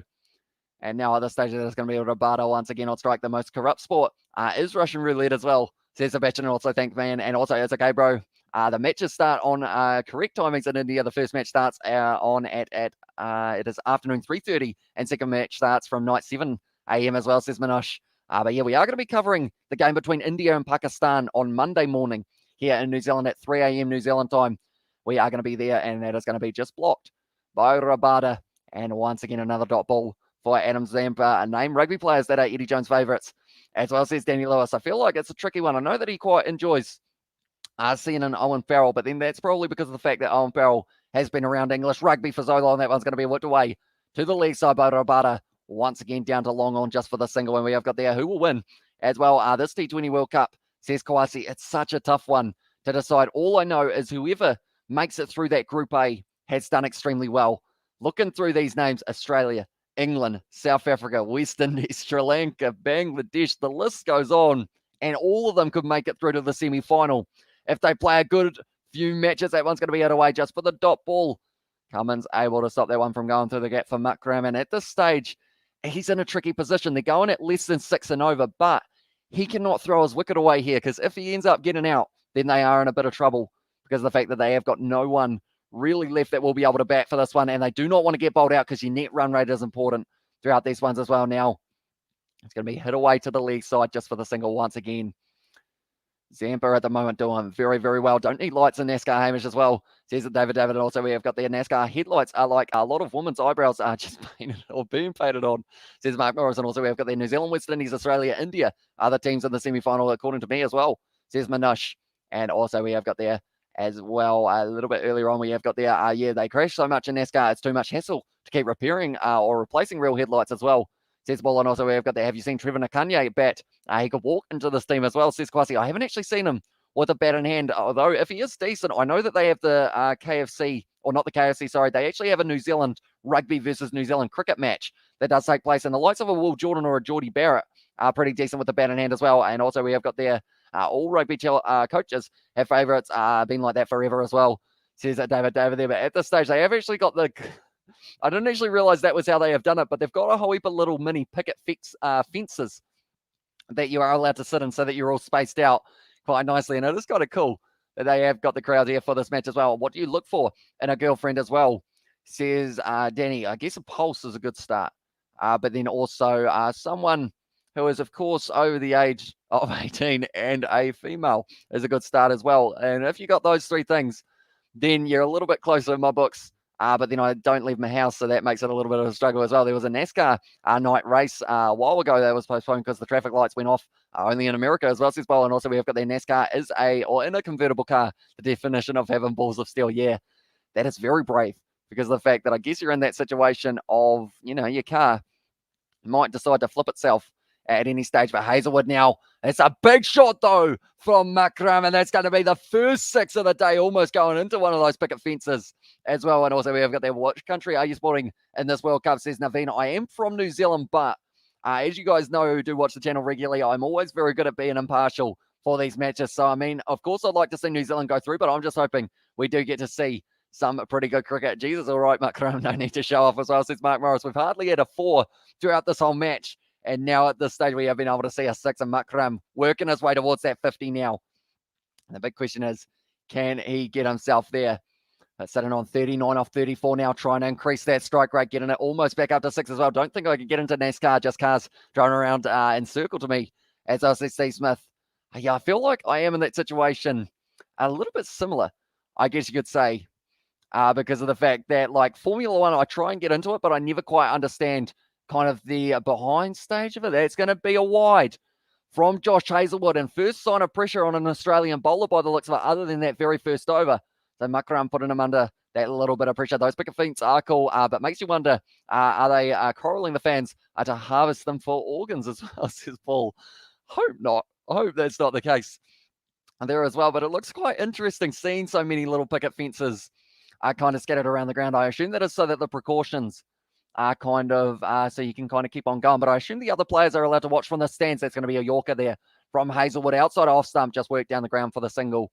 Must be biased, but my favourite is the Bathurst 1000 as well. I enjoy Bathurst. That is one racing event that I do quite enjoy watching as well. And my parents, I believe one of them goes for Ford and one of them goes for Holden. So it's a little bit of that rivalry as well. Got on a DF1 recently, much better than NASCAR, in my opinion, as well, says Guy. And also, we have got the I Told You and Your Mum, Hamish. Go date my niece in Dunedin as well, says David. David, I haven't received a name or anything though, David. I'm not too sure what you're setting me up for. Is it a blind date?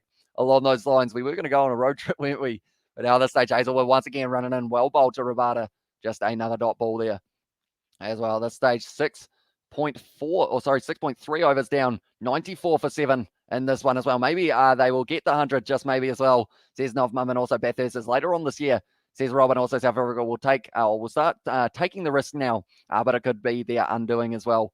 And there from Cecif. And also first 6 in the 16th over, better later than never, I guess, says Sebastian. Yeah, he'll love to get himself maybe 1 or 2 more, because 2 more will get him to his 50.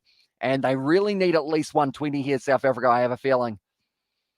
Oh, it's a big shot from Rabada, stand and deliver. And he's going, you know what, I'll help out at the other end. That one's gone straight down the ground for 4 from Rabada.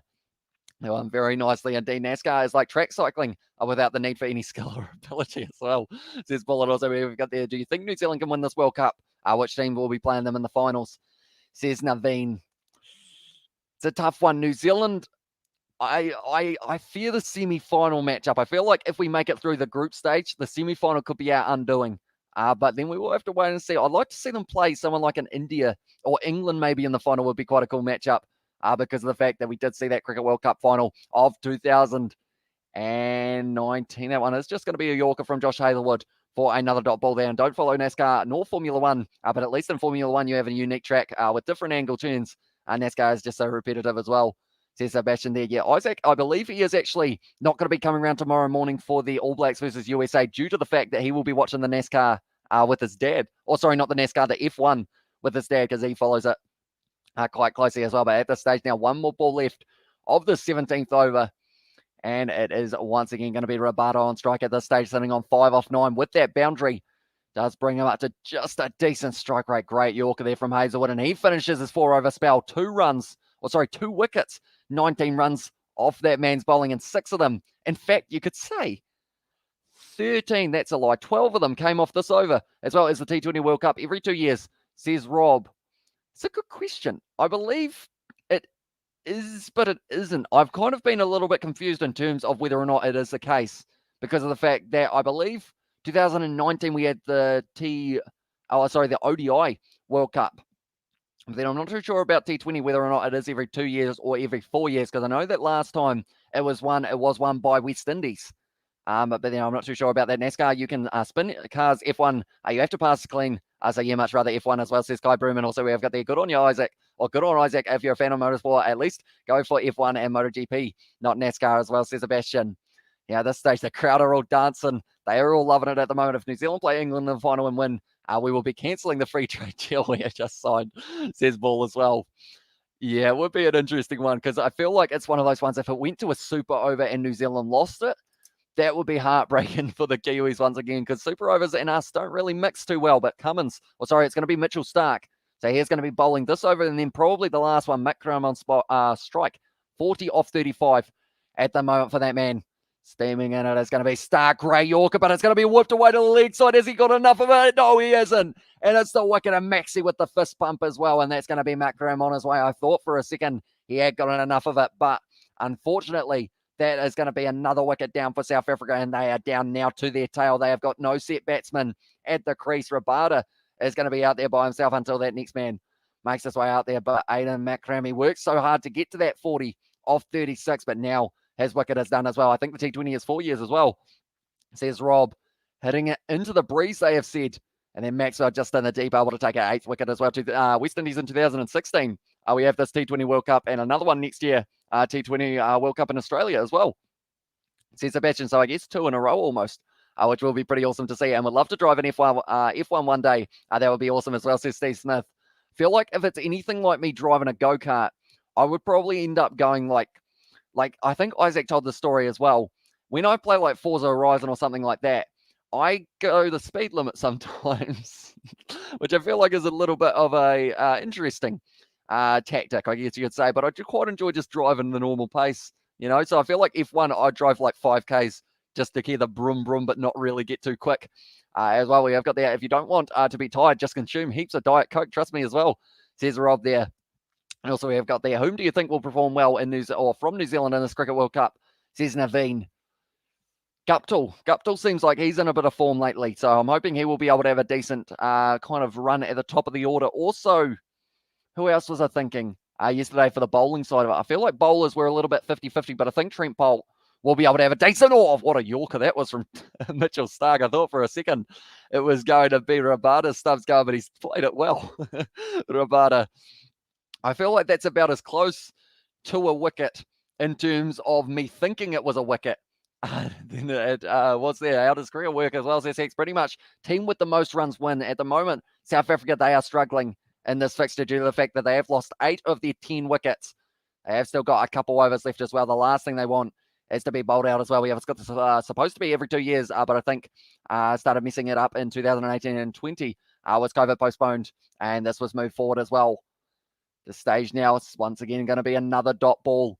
And at this stage, Nokia going to be at the non-strikers end. 3 balls down in this over so far. The current run rate here, 5.6 for South Africa. They are doing very well in this match so far. Australia's bowlers got to go for a bit, guys. My Wi-Fi can't handle the live cricket, the ski racing, and YouTube all at the same time as us is bowl. So we will see a little bit later on. Also, we want a strong performance from Kane Williamson. He is another very good shout for a New Zealand batsman.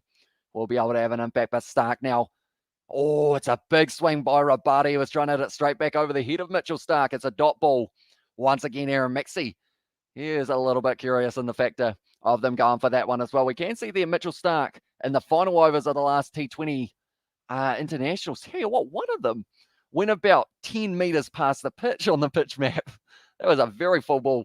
Indeed, we have got the Seen a Top Gear episode with Hammond, and he needed to go fast and get the grip in the tyres to turn corners without losing control. I don't know the science of it, but you got to go fast in an F1 as well.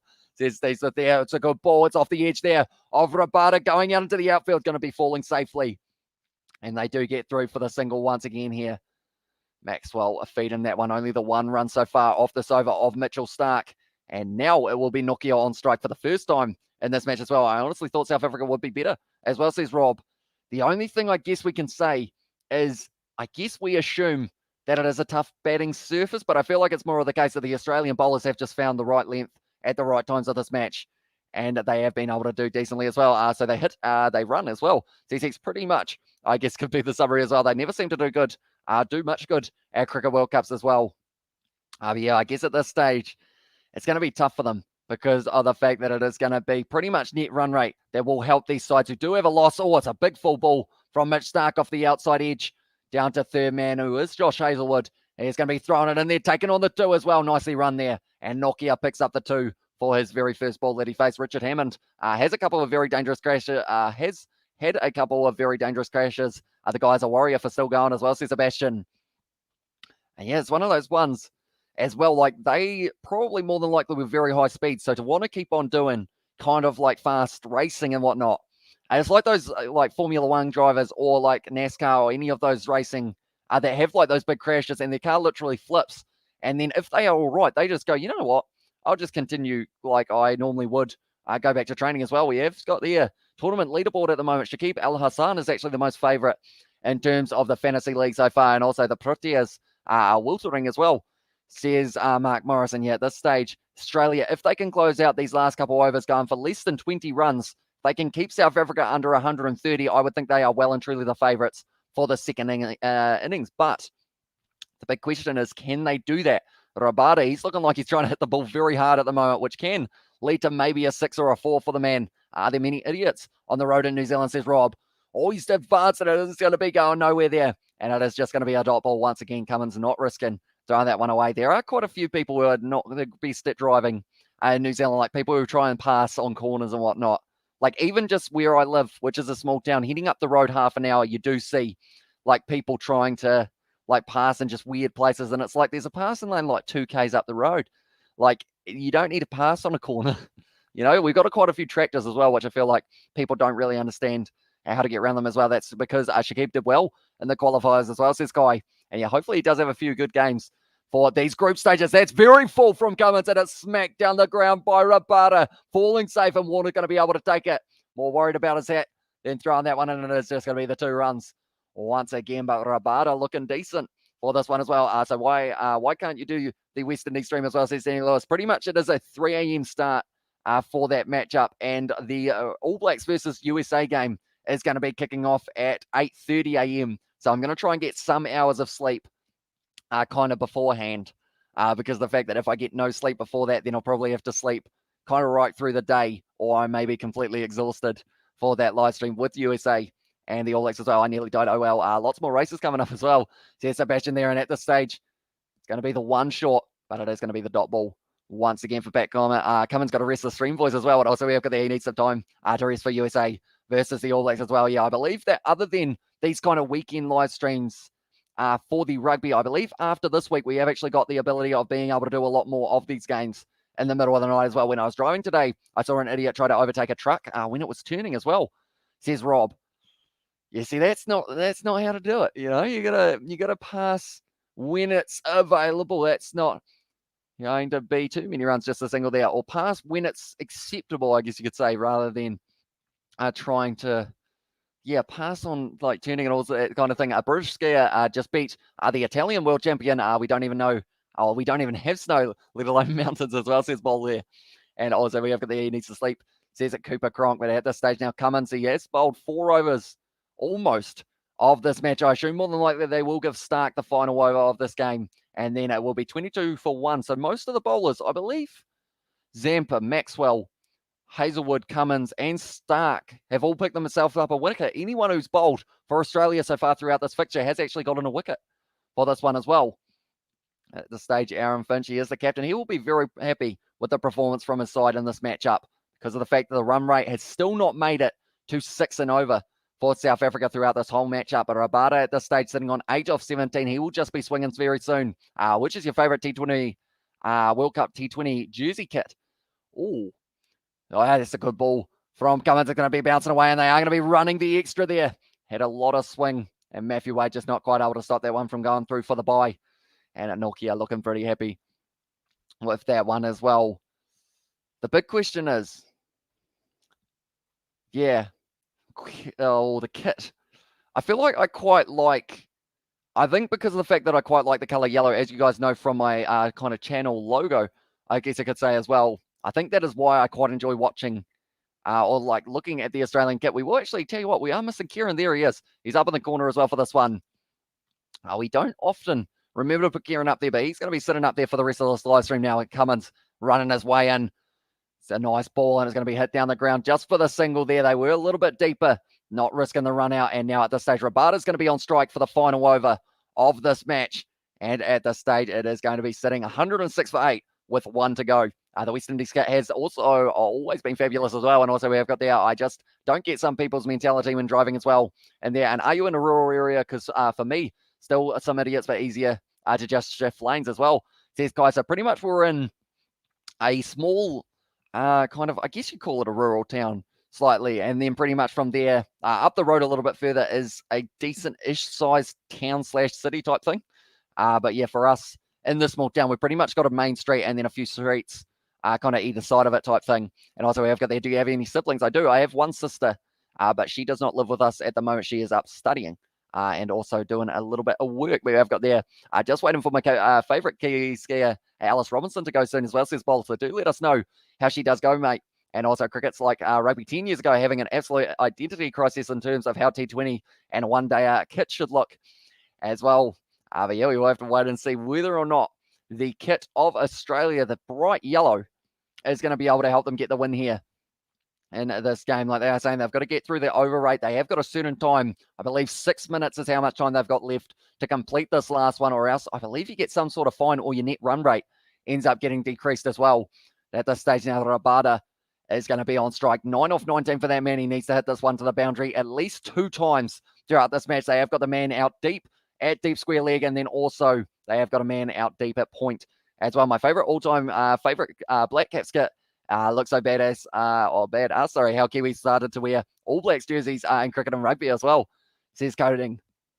Yeah, it is pretty awesome to see the Black Caps kit, and it is actually a kit that I have never had, so maybe I'll need to look at possibly getting one of those in the field as well. Well bowled there by Stark, but whoa, what a shot that is from Rabada. They're going to be running hard for the 2, going to the bowler's end, and it is going to be Matthew Way once again, unfortunately just dropping that one, and they are going to scamper through for the 2. So Rabada, good running from him, and also Nokia at the other end, who has only faced the 2 balls so far. Stoinis decided to go for the keeper's end.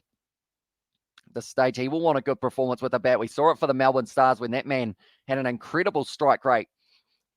Have to wait and see whether or not he can do it in this one, because net run rate, if Australia win this game comfortably and they are really able to push themselves towards a good total, will be able to push themselves towards winning this match. That net run rate could be what carries them throughout their other matches as well. Not only will they get the points for the win, it's a full toss from Mitch Stark. Rabada says thank you, and that one's going over the 6th driver. That's going to be the first 6 of the match for Rabada, and now he's going to be sitting on 17 off 21. Unfortunately for Mitch Stark there, just didn't get that one right at all.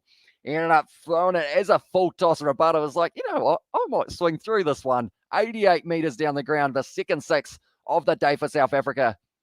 I wonder if David Warner will get any runs today. That's an awesome strike, says Rob as well. Yeah, made the most of the opportunity. He actually ended up hitting it with one hand there. Rabada just saw it early. So, you know what? It's the last over. We might as well go for it. They could actually get themselves to 120 now. South Africa, can they even maybe push towards that 130 mark? Rabada is on strike. 4 balls left. And this one, and they are dropping a man back to deep mid-wicket or so there. Second 6, far too late though as well. And also, what do you do outside of streaming as well, says Danny, but that one's going to be a good Yorker bowl by Stark. Just the single off that one as well. Pretty much outside of YouTube, I end up doing some more editing for YouTube and then also filming for the channels as well. But outside of anything to do with the YouTube kind of thing, I probably end up watching more rugby and cricket. And then I guess just, I don't do a lot other than these, to be honest. I pretty much spend every hour of every day that I am awake, either editing something, working on some sort of project that I want to bring to the channel in the future. But yeah, I don't think I'll change a thing. I absolutely love it, being able to do it non-stop as well. I'm absolutely certain Warner is just there to swing every boundary he can. And if he does early, no worries as well. Or if he's out early, no worries. That is actually going to be the wicket of Nokia, unfortunately. Just sending it out into the hands of Aaron Finch. And now because of it, that is going to be the 9th wicket of this match. 2 balls left here. Do they survive South Africa, or are they going to get bowled out 6 as well? Says Steve Smith. But then he's got the pointing emoji, which I guess in a weird kind of foreshadowing way, it was the wicket, which is when the umpire goes like that as well. Well, it's just scooped out, unfortunately. Nokia, he had to try and swing, though. Second last ball of the match. We need the old Warner back as well, says Rob.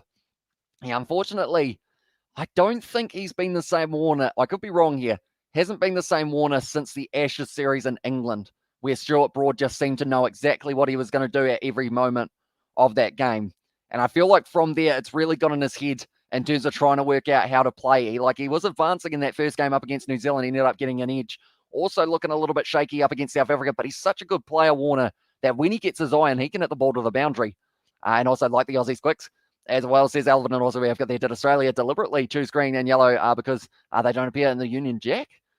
As well, says Ball. Geez, that's a little bit of a, I don't know, maybe there's a little bit of behind the scenes something going on there. But now on strike, it is going to be Samsey. 2 balls left of this one. 31 years of age. Too little too late for South Africa as well. And yeah, at this stage, Mitchell Starc, he loves a Yorker. Can he get it right? Yes, he can. How'd that miss the stumps? Matthew Wade tried to throw them down as well. They have been able to scamper through for the single, though. Tell you what, Mitchell Starc, I don't know how that ball missed the stumps there. Shamsy plays prop for his local club, surely, as well as Mark Morris and also Proteus. Once again, stumbled in big match after winning 2 irrelevant warm-up matches as well. Says coding there. Yeah, they were able to fight hard in that game up against Pakistan. I actually have the results here for those other fixtures as well. We will go like this and we will go like this. Those are the 2 games that South Africa had. They got 145 for 5 in their first game up against Afghanistan, where they were able to win it by 41 runs. Second one was Pakistan versus South Africa, and they were able to chase down 186, and they won it by 6 wickets. It was the final ball of the match, and they did hit it to the boundary as well. Now Starc, final ball. Rabada swings through, and he's found a bit of a gap, but it is just going to be the single. Do they take on the 2 here? They do indeed. And I believe that Starc might have just got on the last wicket of this one. Shamsi trying to run through, but he might have been just a little bit short of his ground there. And I also say South Africa score 120. I would just say to Warner to hit everything and try and win the game in the power play as well, says Kai. Yeah, I feel like they've almost got to try and do that, try and get his confidence back up a little bit more, but they are just checking this one. This might be a good dive here. He's actually made it, I believe. Yeah, he has. Fair play to Shamsi. He was able to run straight through, and that is going to be the end of the innings for South Africa, and they are going to be sitting on 118. Australia are going to need a current run rate of around that 6 and over if they do want to win this one. He made it as well, says Rob. And also we have got there, please don't bring politics in here as well in the chat from Rob. And also we have got there, well done to the Aussies. Good job, says Elvin as well. And yeah, this stage, 118 for 9.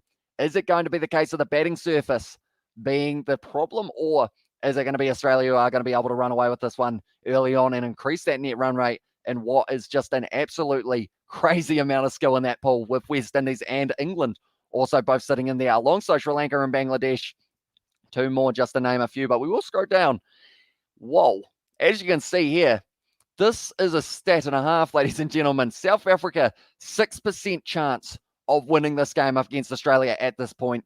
They feel there is no way for South Africa to win this one. But one thing we love about an underdog is that number doesn't say 0. So there is still the smallest of chances that they will be able to get back into this one, but they will certainly have to bowl well in this one and also try and stop Australia from getting that run rate going. We saw the first over of the match for South Africa actually went pretty well. They were able to get themselves 12 runs off that very opening over, but then from there, Maxi able to get himself the wicket into the second, and then from there, the rest of the innings kind of went downhill for them a little bit there. And reckon Australia will easily average 9 to 10 and over, says Steve Smith. Yeah, I think they will be going, I want to say they'll try and aim for probably 55 off the power play just to really get themselves in there. Do you think South Africa will be can defend this total as well, says Naveen? I think to defend it, I don't want to jinx anything, but I think for them to be able to win that one, they would have needed around that 145, 150 just to try and have a little bit more scoreboard pressure on them, because then you have a couple quiet overs and then Australia might try and be a bit aggressive. But when you've got 4 bowlers all bowling at 6 economy or less, the only bowler over 6 economy was Mitchell Starc, and he ended up getting 2 wickets as well for his troubles. I think they will get it in 15.2 overs as well, says Kai Broom. Then I'll say every time Warner gets out, I shout thanks. That's all, folks, as well. Says the ball. And also we have got the South Africans pretty much need flawless bowling here. You never know, though, as well. I mean, there is a man this man who's going across the screen at the moment, he is all by himself, but Shamsi has picked up 49 T20 international wickets. Pick up a 5 for here. He will help it side out big time, depending on how it goes as well. We have got there as a neutral, should be comfortable win for Australia, says Cooper Cronk, and also a very disappointing performance by South Africa. Yeah, not the start to the pool play that they would have been after to. PewDiePie, YouTuber, makes $1 million from YouTube ads money or not as well. Says Coding, I assume he'd make quite a bit of money, old PewDiePie, because of the fact that is he the most subscribed YouTube channel, or has that changed? I know that him and T-Series were going at it a little while ago, but I'm sure that he's got all sorts of brand deals and everything that he would be able to pay the bills with as well. Let's go Australia, says Smithy Toilet. Yeah, this stage, very good first innings for them in this match. And what we will do is we will look through at the stats as well and see exactly how we got into this position that we are in. But at this stage, we will go to the scorecard. At this stage, good start to the match. Temba Bavuma was actually able to get himself 12 runs off 7 balls. Had a great strike rate, hit 2 fours, but then unfortunately ended up getting bowled by Glenn Maxwell. After the power play, they only had 29 for 3. And then from there, over 7 to 15, they got an extra 54 runs for 4 wickets, and they never quite got the momentum rolling. Quinton de Kock sitting on 7 off 12, kind of reversed what Temba Bavuma did. Rassie van der Dusen, unfortunately, didn't quite get off to the mark that he would have been after. Aidan Markram, the only man who was able to really reach a decent total here for South Africa, sitting on 40 off 36, 3 fours, 1 6 as well. One of the 2 sixes we did get to see throughout the match. Klaasen got off to a decent start, 13 from 13 with 2 fours. Then David Miller hitting 16 singles and also 2s. And at that regard of 18 balls, then Dwayne Pretorius going out very early. Also Keshav Maharaj going out at the very early stage for a duck as well. And then Rabada doing decently at the end of the innings, 19 off 23. And then it was also Nokia who ended up going out 2 for 3. And then just a 1 ball faced for Shamsi as well. So they are all the wickets that we did see. Also, while we are at it, we will look through the bowling figures. And as you can see, the economy of these Australian bowlers was very impressive. Mitchell Starc, 4 overs, 32 for 6, or sorry, 32 for 2, which is actually very impressive because of the fact that his economy was 8. He was the only bowler who did have an economy of more than 6. Glenn Maxwell sitting with the 1 wicket, also able to get himself 24 runs for the 1 wicket, 6 for his economy. Then also Hazelwood, he started phenomenally. 2 overs bowled, I think it was 2 wickets for 1 run in the first 2 overs that he did bowl. Cummins also having a very good day with the ball and Zampa picking up his 2 wickets as well. So everyone, there wasn't really a weak link in that bowling attack for Australia, which is why it's going to be so important that South Africa put on a flawless performance here in terms of being able to bowl in the accurate areas. They're just going to have to make sure that they can do it as well. We have got the Flowers in the chat as well. And I hope our Kiwi friend gives reading that a try as well. Is it the BB High? Is that the one? Or is it the name possibly? I could have that one. No one read that as well in there. And also we have got there, I reckon Australia will easily average 9 to 10 for each or 4 and over. And also in there, let's go Australia, who's winning, bro. Australia at this stage, they are 94% likely to win this game as well. So it is one of those ones that it's certainly going to be a tough innings for South Africa in the second one. But Australia, they won the toss. They decided to bowl. And at this stage, it's looking like a very good decision. We are only around 5 minutes or so from the second innings getting underway. But anyone who does want to know where South Africa go from here, I will show you. They are going to be taking on the West Indies. We have got a Kieran up there in the corner, but that is just our mascot for the channel. So that is why he is over the West Indies logo. But that is going to be happening on Tuesday night, 11 p.m. New Zealand time. Then they have also got the option, or they haven't got the option. It is a given that they are going to be playing Sri Lanka on Saturday. Then also South Africa versus Bangladesh, which will also be a relatively tough game. And then you've got England versus South Africa as the final match for South Africa there. Then looking through Australia, a couple of tough fixtures for them as well. Their first match is going to be up against Sri Lanka after this one. Then England versus Australia in 7 days' time on the Sunday, 3 a.m.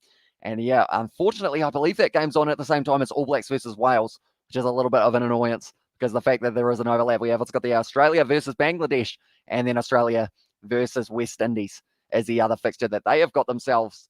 But yeah, it's going to be very exciting. Also looking through a few of the fixtures coming up in the near future. Sunday, which is currently today. So tonight it is going to be Sri Lanka versus Bangladesh at 11 p.m. and then also India versus Pakistan at 3 a.m. That is the game that we are going to be covering on the channel for this one as well. Afghanistan going to be taking on Scotland, who are a little bit of the underdog, but they have fought hard to get themselves into that Super 12. So hopefully they will have a good performance. And then a few later games that we have got South Africa taking on the West Indies. It's going to be a good matchup. Pakistan versus New Zealand as well. That's on the same day I'm excited for those two. And then England versus Bangladesh is the other one that we are going to get to see as well. We haven't got there. Will you be live for the West Indies versus England game, Hamish, as well? Says Aiden, I really wanted to be, but because of the fact that there is that game for the All Blacks starting at 8:30 a.m., we are going to be starting our live stream at about, I think it's 7:55 or somewhere around there, which does mean I would only be able to get like 2 hours sleep in between them. So that is why I'm probably more than likely going to end this live stream after the match and then go to sleep for about 4 hours, wake up for the All Blacks taking on the USA, and then also after that we will be doing the match a little bit later on in the day, which is going to be India taking on Pakistan as another matchup as well. But yeah, pretty much the reasoning behind it is I probably need to find some sleep in the night as well. So we'll try and get a few hours before the All Blacks take on the USA, which is going to be a very exciting contest as well because of the fact that both of those sides, I mean, it's going to be a fast-paced one, and it's whether or not that USA can kind of keep up with them as well. And we have got someone spamming at the moment, unfortunately, in the chat. I do see, but we will have to quickly give them a little time out there as well for just the moment being. But do let me know who's going to top score, ladies and gentlemen. Who do you think is going to have the better of it for Australia? Is it going to be David Warner? Can he have a perfect performance here, or will it be someone like a Glenn Maxwell? Steve Smith, he's an option as well. They actually have a very good batting lineup here for them, and they need 119 runs from 120 balls. They only need one run per ball pretty much at this stage. But the big question here for myself is going to be, what do they decide to do here in terms of, do they play extremely aggressive early? I feel like for the net run rate, you've got to, but then you don't want to end up kind of throwing away too many wickets early, or else you get yourself in the same position as South Africa. Maybe you're 3 down after the power play, and then anything from there can kind of happen. We are going to be looking through the batting lineup that they have gone with. So do you think the ABs will win? Do you still think ABs will win by 50? I think so. I think it is going to be the case of, I think I called it 8-65 was my prediction, because of the fact that I couldn't quite work out exactly kind of what I wanted to have it as in terms of the score. But at this stage, it is going to be David Warner and Aaron Finch who will be opening the batting. We will also put who are going to be the next batter. So Mitch Marsh will be in at 3 more than likely. Then Glenn Maxwell is another option for Australia. At 5, Steve Smith, very consistent with his batting in all formats of the game as well. Very impressive. Marcus Stoinis, they have got the option as well. So they've got a big batting lineup. Matthew Wade, even at 7, they have got the option of batsman here for Australia. So as long as they don't lose those early wickets and end up getting down into the kind of Pat Cummins and whatnot, even though he can still bat, they just don't want to lose that many wickets this early on. And then you've also got Mitchell Starc as the option a little bit further down. And we are quickly typing that all out, and then I will read the chat in a very short moment. Adam Zampa going to be at 10. And then if they still need him, who can still hit the ball long, Josh Hazlewood is the option right at the end of this batting lineup for the Australian side. We haven't got there in the chat 50 plus as well. Marcus Stoinis 50 runs, Steve Smith 30 as well. Says Sebastian there, and also we've got there South Africa will be going home at this rate. Says a ball, and also we've got there. I hope they have Inglis at a higher number as well. Says Mark, they actually decided not to play him for this fixture, Josh Inglis, unfortunately. I know that Matthew Wade seems to be getting the nod as the keeper option for them at this stage. And do you feel that Siraj pitch is a little bit slow and this score is enough for Proteas? I feel like at this stage, I'm going to need to see a few overs, because we did see the Australian bowlers just putting it line and length over and over again, and South Africa weren't able to get that ball away. But if they can keep it going the way that they were in that first innings, Australia, and kind of have South Africa carry that over, I guess, into a new innings, the likes of Rabada, if he can pick himself up 1 or 2 wickets early on in this one, maybe he can cause a little bit of an upset here. But Rabada, he's 26 years of age, right arm fast, very quick bowler, and very accurate as well when he needs to be. 36 matches, 41 wickets, a best of 3 for 30. And I feel like he's going to have to get that in this matchup as well if he wants any chance of being able to get a side to win. Australia will do it with in 14 overs, I feel, as well as Steve Smith, and that would really help the net run rate. And what we will be doing is, as soon as this match finishes, I will be showing you guys how the table is sitting for the net run rate, so you know exactly how it is going to be sitting. Although the net run rate is a little bit tricky to calculate, I believe. Warner needs some form. Been a while as well. Says that Victor, yeah, he certainly does. He needs to make sure that he hits this one, possibly for about a 30 or so for throughout this match. But he is going to be on strike for this one, facing the first ball. David Warner, what can he do? Rabada steaming in. Set that one out into the hands of cover, and it is going to be the dot ball, but he is not out. That is a good start to the match for David Warner. Will be wanting to tick over a few runs here, just try and give himself that little bit of confidence in the early stages of this competition. 15 overs more like it as well, says Cooper Cronk. And wonder if Aussie will get to 20 overs or get 119 before then as well, says Novmum. I guess it just depends on the bowling that we see as well, because I did mention him a little bit earlier on, Shamsi. He's a very good spin bowler. And it looked like there was a bit of purchase. Warner now running the quick single, almost running himself out, almost running Finch out. It was very close. Aaron Finch would have been on his way, and he wouldn't have even faced a ball in this fixture. And if Australia chased it in like 14 overs, I believe Australia would be plus 2.6 as well there. Oh, would have been very close for Finch, but I believe he would have just been in no duck for Warner today as well, says Mark. And also we have got the Proteas are the biggest chokers in world cricket. We won't be winning any top teams in this comp as well. Justin Finch would have been safe, but I tell you what, you don't want to risk too many singles early on that make you stretch the hammies like that. But I assume that was just for Warner to feel that little bit of momentum, bat on ball, and get himself on the mark as well. I can't be bothered to watch the AB's game as well, says Mark. It is going to be a very early morning game here in New Zealand. It is going to be at, I want to say it is, it's going to be down the pitch there. Finch almost hitting it back to Rabada, but it falls safe, and he wasn't quite able to get hold of it. Yeah, I believe it is going to be an 8:30 kickoff here in New Zealand. So if you're in Australia, that is 6:30 or maybe even 5:30, depending on where you are. Actually, no, Steve Smith, you said it was 3:30 for Western Australia, isn't it? Just very early in the morning, or very late in the afternoon, or very late in the tea time, lunchtime. Oh, I'm confused. My days are all muddled up at the moment. This is kind of like my normal tea time or somewhere around here. And also we've got there plus 15 plus 2.03 and 16 is 1.54 as well, says Kai. So they will be definitely wanting to get themselves this as soon as possible. That was a good ball from Aaron Finch. Nice bit of carry there for Rabada, steaming it through at 141 for this one. It's 6 a.m. as well, says Aiden in Australia for that fixture. And also over here in Australia it starts, says Aiden there. And also Australia want it over quickly so they can head down to the pub early and get pissed during the England versus the Windies, says Ball. Although their next game is only a couple of days away, so they have to make sure that they sober up pretty quick after this one. But Quinton de Kock very happy with that delivery. He has got the keeping gloves on for this fixture. Now at this stage, it's going to be down leg, and that's going to be the wide bowled by Rabada, just letting a little bit of the pressure off at this stage, but still 4 balls in this over so far. 146 Ks. He's really starting to get up towards that 150. And we always got there. I'm back. I was just playing a rugby league game on my phone, and I was playing as New Zealand versus Tonga, and the score was 16-0 as well, says James Gordon. So that is an impressive scoreline indeed. So they've actually got a deep third man and a deep fine leg as well here that they've decided to go with. There is a gap at square leg, so he will have to make sure that he doesn't put it too far on the legs here. It's going to be straight, and it is going to be hit there just for, once again, another dot ball. And at this stage, Aaron Finch will be hoping to get himself off to a decent start in this game as well. The required run rate for this match is sitting at 6.1. Their current run rate is 2.4, but we're still in the first over, so it is very early indeed. But Rabada, also whoever else they decide to give the bowling to in the early stages of this power play need to make sure that they deliver, not giving too many loose balls away, or else they could end up leading to quite a few runs for Australia. It's going to be hit to the leg side of mid-wicket, and that is going to be just the dot ball once again. Only the 2 runs off the first ball of Rabada's spell, and Australia after the first sitting 2 for none. They've got their Tonga as well. And their 40-point start was short of what the actual score was when they faced as well, says Aiden. Also, we have got their Chelsea are smoking Norwich as expected as well, says Kai, because I believe there is quite a few games of the Premier League and whatnot going on as well at the same time, isn't there? They are showing David Warner for his strike rate. He has a very good strike rate no matter what type of bowling he's bowling, or whatever bowling he's facing. But if it's spinning into him, gets it at 156 versus pace 141, and it's when it's spinning away that he does actually end up with the most struggle for him. The coming Rugby League World Cup is the first I've been excited for a while. Hope for an Australia-Tonga final, and England take bronze for New Zealand as well, says Mark. And I'm actually looking forward to that one as well. I'm hopefully going to be able to do some sort of live streams during those ones as well. We have got there 2-0 after 26 minutes, and also just joined Sales G going as well, says Rando.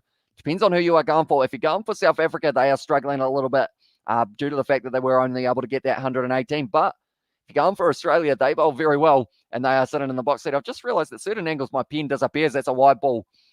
Nokia with that nice bit of width there, and they will not quite able to strike it. Now I'm trying to get it to disappear, and it won't. So I guess it is just going to sit here and actually be there. I guess it's soccer in there from Cooper Cronk.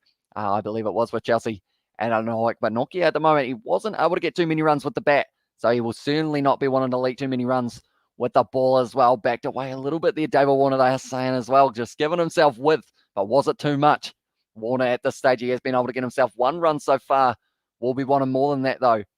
Have to see how this ball goes for the man as well at this stage. Nokia once again steaming, and it's going to be whipped away to the leg side. It's a great bit of fielding there, and it is going to be a yes-no, and Warner is sent back. So at this stage now, the pressure, you can just feel it building a little bit on David Warner. He wants to be able to get himself a decent total in this fixture. This is the perfect game to be able to do it as well. The opening fixture of the T20 group stage. I show Mitch Marsh. He will also want to get himself a decent score on this one as well. But I will mention anyone who is new, be sure to hit that subscribe button. Also, be sure to leave a like on this live stream. We'll have a quick look and see exactly what we are sitting on for the likes. At this stage, we are sitting on 52.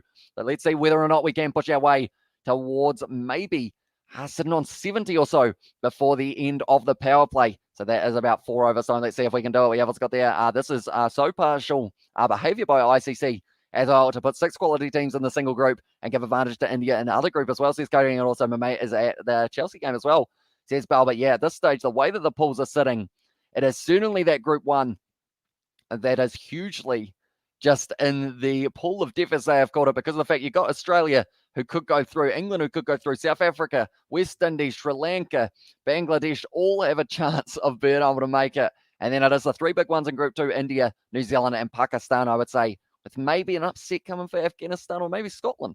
He'll be able to sneak that one as well, depending on how it goes. But Warner at this stage sitting on the 1 run of 5 balls. Agree coding as well, says it Victor there. The stage just swinging away down leg, and it is going to be the wide. Well kept there by Quinton de Kock, though, to be able to stop that one from rolling round for the 5 wides. Nokia now charging, and once again, hit to the leg side, and just a sneaky single there for David Warner to keep that strike ticking over. And now the score is going to be 4 runs for Australia in their first couple overs of the power play, almost complete. When has the tournament not had a group of death? But like remember the Euros as well, says Kai. And yeah, at this stage, oh, that's a fun fact. That's a very fun fact. So they said that the lowest total defended in a Cricket World Cup is 119 by Sri Lanka up against New Zealand. This is 118. So if South Africa can win this game, they have made history in terms of being able to defend the lowest total ever. I mean, if there's a time to do it, it is at the Cricket World Cup, that is for sure. But now it is going to be Aaron Finch on strike for this one. Nokia, that's going to be off the edge of Finch, and it's going down fine leg, and there's going to be the wicket. And Aaron Finch is going to be on his way, getting the duck after the 5 balls, and that is the first wicket for Nokia in this one as well. Rabado, I believe it was able to take the catch, and now because of it, they have been able to pick up their first wicket. Who do they send in now, Australia? Do you go Mitch Marsh, or do they go with Maxi Wicket as well? Says no, Mum, it is indeed.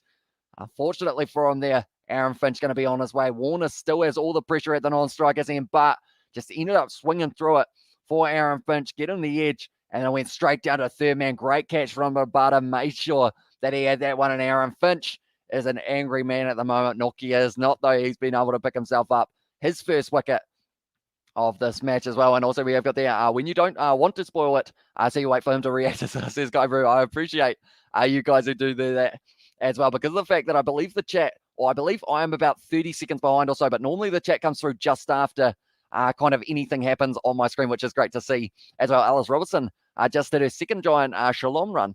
Oh, sorry, slalom run, shalom. I'm not too sure whether that was the right word. And it is currently 6th, but still a lot of big names to go as well, says a ball. But at this stage now, Mitch Marsh going to be making his way out to the crease. So the lower order of Australia may be thinking to themselves, geez, are we going to have to bat on the surface as well? Maybe it's just a very good bowling one. The conditions look nice at the moment. It looks like a sunny day. And also you're about 1 delivery behind as well, says Sky, for this one. So yeah, at this stage, I believe even the kind of score at times can get a little bit ahead of myself. Oh yeah, at this stage will be Mitch Marsh, who will be at the non-strikers end for this one, because of the fact that it will be Mitchell Marsh who will actually, no, he's going to be on strike. They must not have crossed for that one. I guess Finch threw his head up and was disappointed with a shot. Nokia now swing and a miss there from Mitch Marsh. Very aggressive shot for your very first delivery of the match. But at this stage now, 2 wickets down, or sorry, 2 overs down, and the score is 4 for 1. So they have been able to pick up that early wicket as well here for South Africa, keeping that pressure on. And I'm looking at the required run rate at the moment, 6.39. It's going to slowly keep on trying to creep its way up here, depending on how it goes. But yeah, we will have to wait and see exactly how the match is going to be finishing. We're still early on in this innings as well. What we will do is we will see the percentage at the 87% chance of Australia being able to win this match is what my statistical numbers are telling me here. So they're still well and truly the favourites in this one, Australia. But yeah, we will have to wait and see whether or not South Africa can cause a major upset in this fixture as well. We have got there. I'll eat my hat if the Proteas get this record as well. It's my team. But the choke factor, highly unlikely. That one has been hit to the boundary there. And because of it now, it does mean that David Warner will be able to hit that one all the way to the boundary. Dreadful 2 overs for Australia as well. Says Steve Smith, yeah, not the start to the match that they would have been after. But the good news is they will be able to try and work their way back out of this power play. But David Warner, he'll be very happy to find his way to the boundary for the first time in this one. And said that he would eat his hat. Well, at this stage, you got to ask the question as well, are they going to be able to get a wicket in the power play, or another 2 wickets, I guess I should say, because of the fact that South Africa, they have got some very good bowlers. Rabada also able to keep it to just the 2 runs at the end of the power play for South Africa. They were sitting at 29 for 3. The thing is that Australia is basically in the game till the last 3 or 4 overs, no matter what as well. Yeah, unless they lose about 4 wickets, or in fact, I would say if they lose 5 wickets before the 10th over, they are probably going from that favourite to the underdog a little bit. Rabada now bowling it, and it's going to be another dot ball. David Warner with the block as well, but at this stage sitting 8 for 1. Just the 1 boundary so far for Australia, but it is helping them out big time because of the fact that they only need 6.34 and over. They are just showing how quickly that ball made it down to Rabada. Third man, very impressive fielding from that man. And now he is going to be bowling as well. My voice is trying to disappear. I feel like I've done quite a bit of talking today. Well, this is our 3rd live stream pretty much in a row. And we have got a couple more coming tomorrow as well for the channel. But if you are new, be sure to hit that subscribe button. It is hugely appreciated. All of your support. 82% chance of Australia winning this one is what it is saying on the win predictor.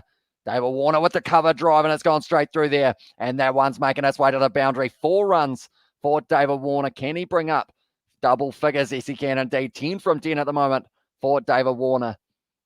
And at this stage, he will be very happy with that, I would think. Stroke that one very nicely through the covers, finding the timing, not really putting too much emphasis into that shot, just placing it through the cover drive, and Rabada goes to the boundary once again. Warner proving the haters wrong, not going to lie, turns up in the big games as well, says Kai. Yeah, I guess it is one of those ones, the warm-up games, as much as they do matter in some regards, they also, Warner just getting smacked in the leg. He won't like that too much. Like they were saying, a little bit of extra bounce there available for the bowlers in the later stages, but pretty much, yes, the warm-up games do kind of help build some form for players, but then other players do find in these bigger games that these are the ones that they do stand up. And Steve Smith, I feel, will be one of those players as well that will be able to stand up. But yeah, they hit him right on the thigh, almost on the hip as well. Giant Shalom. Don't even think Israel has any snow, let alone scares as well, says Ball there. At this stage now, it is going to be Rabada, big full toss, and it's almost at the glove of David Warner. He's not too happy about it, but they have said that it's okay. And David Warner wants to go upstairs here, by the looks of it, he was saying. But that is going to be the end of the over. And it is going to be 12 for 1 off 3 overs. And at this stage now, Mitch Marsh has only faced the 1 ball so far. And the pressure is going to be on that man to also deliver. I know that that is a name that is being thrown around in terms of someone who can have a very outstanding tournament. Didn't have the greatest run in terms of the bowling in the preseason games. But with the bat, he can hit a long ball for the Perth Scorchers. We saw it in a few of those later games of the KFC Big Bash. In the final, I can't quite remember what happened in the final for up against the Sixers, but I don't think he quite got as many runs as he would have liked to. But in one of those previous games, did get himself that very quick 50. At this stage, Warner sitting on 10 not out, and also Makram was the leading run scorer for South Africa, sitting on 40 off 36. Also, Rabada, 19 not out off 23 deliveries for that man as well. And at the moment, Nokia, does he get another over? It looks like he is going to, sitting 1 from 2 at the moment, and he is steaming in at Mitch Marsh, who has whipped it away to the leg side, see the gap out mid-wicket way, and that is a beautiful shot, and it is going all the way to the boundary once again here, and Mitch Marsh gets off the mark with a boundary. So at this stage, we do see Kane Richardson also, I believe it's Mitch Swepson, both not playing. Did Richardson play both warm-up games? Ladies and gentlemen, do let me know. I believe he did play definitely in that game against New Zealand. I think he also played up against India, but not selected for this side now, and it does know in the Golan Heights, aka Trump Heights in Israel as well. Says Rian there. At this stage now, Marsh has been able to get himself his first 4 of the T20 group stage You could say as well, it's going to be, that one almost hit him in the somewhere else where you don't want to be hit. Looks like he took it like a champ though, Mitch Marsh. And now at this stage, 145 Ks on that one as well.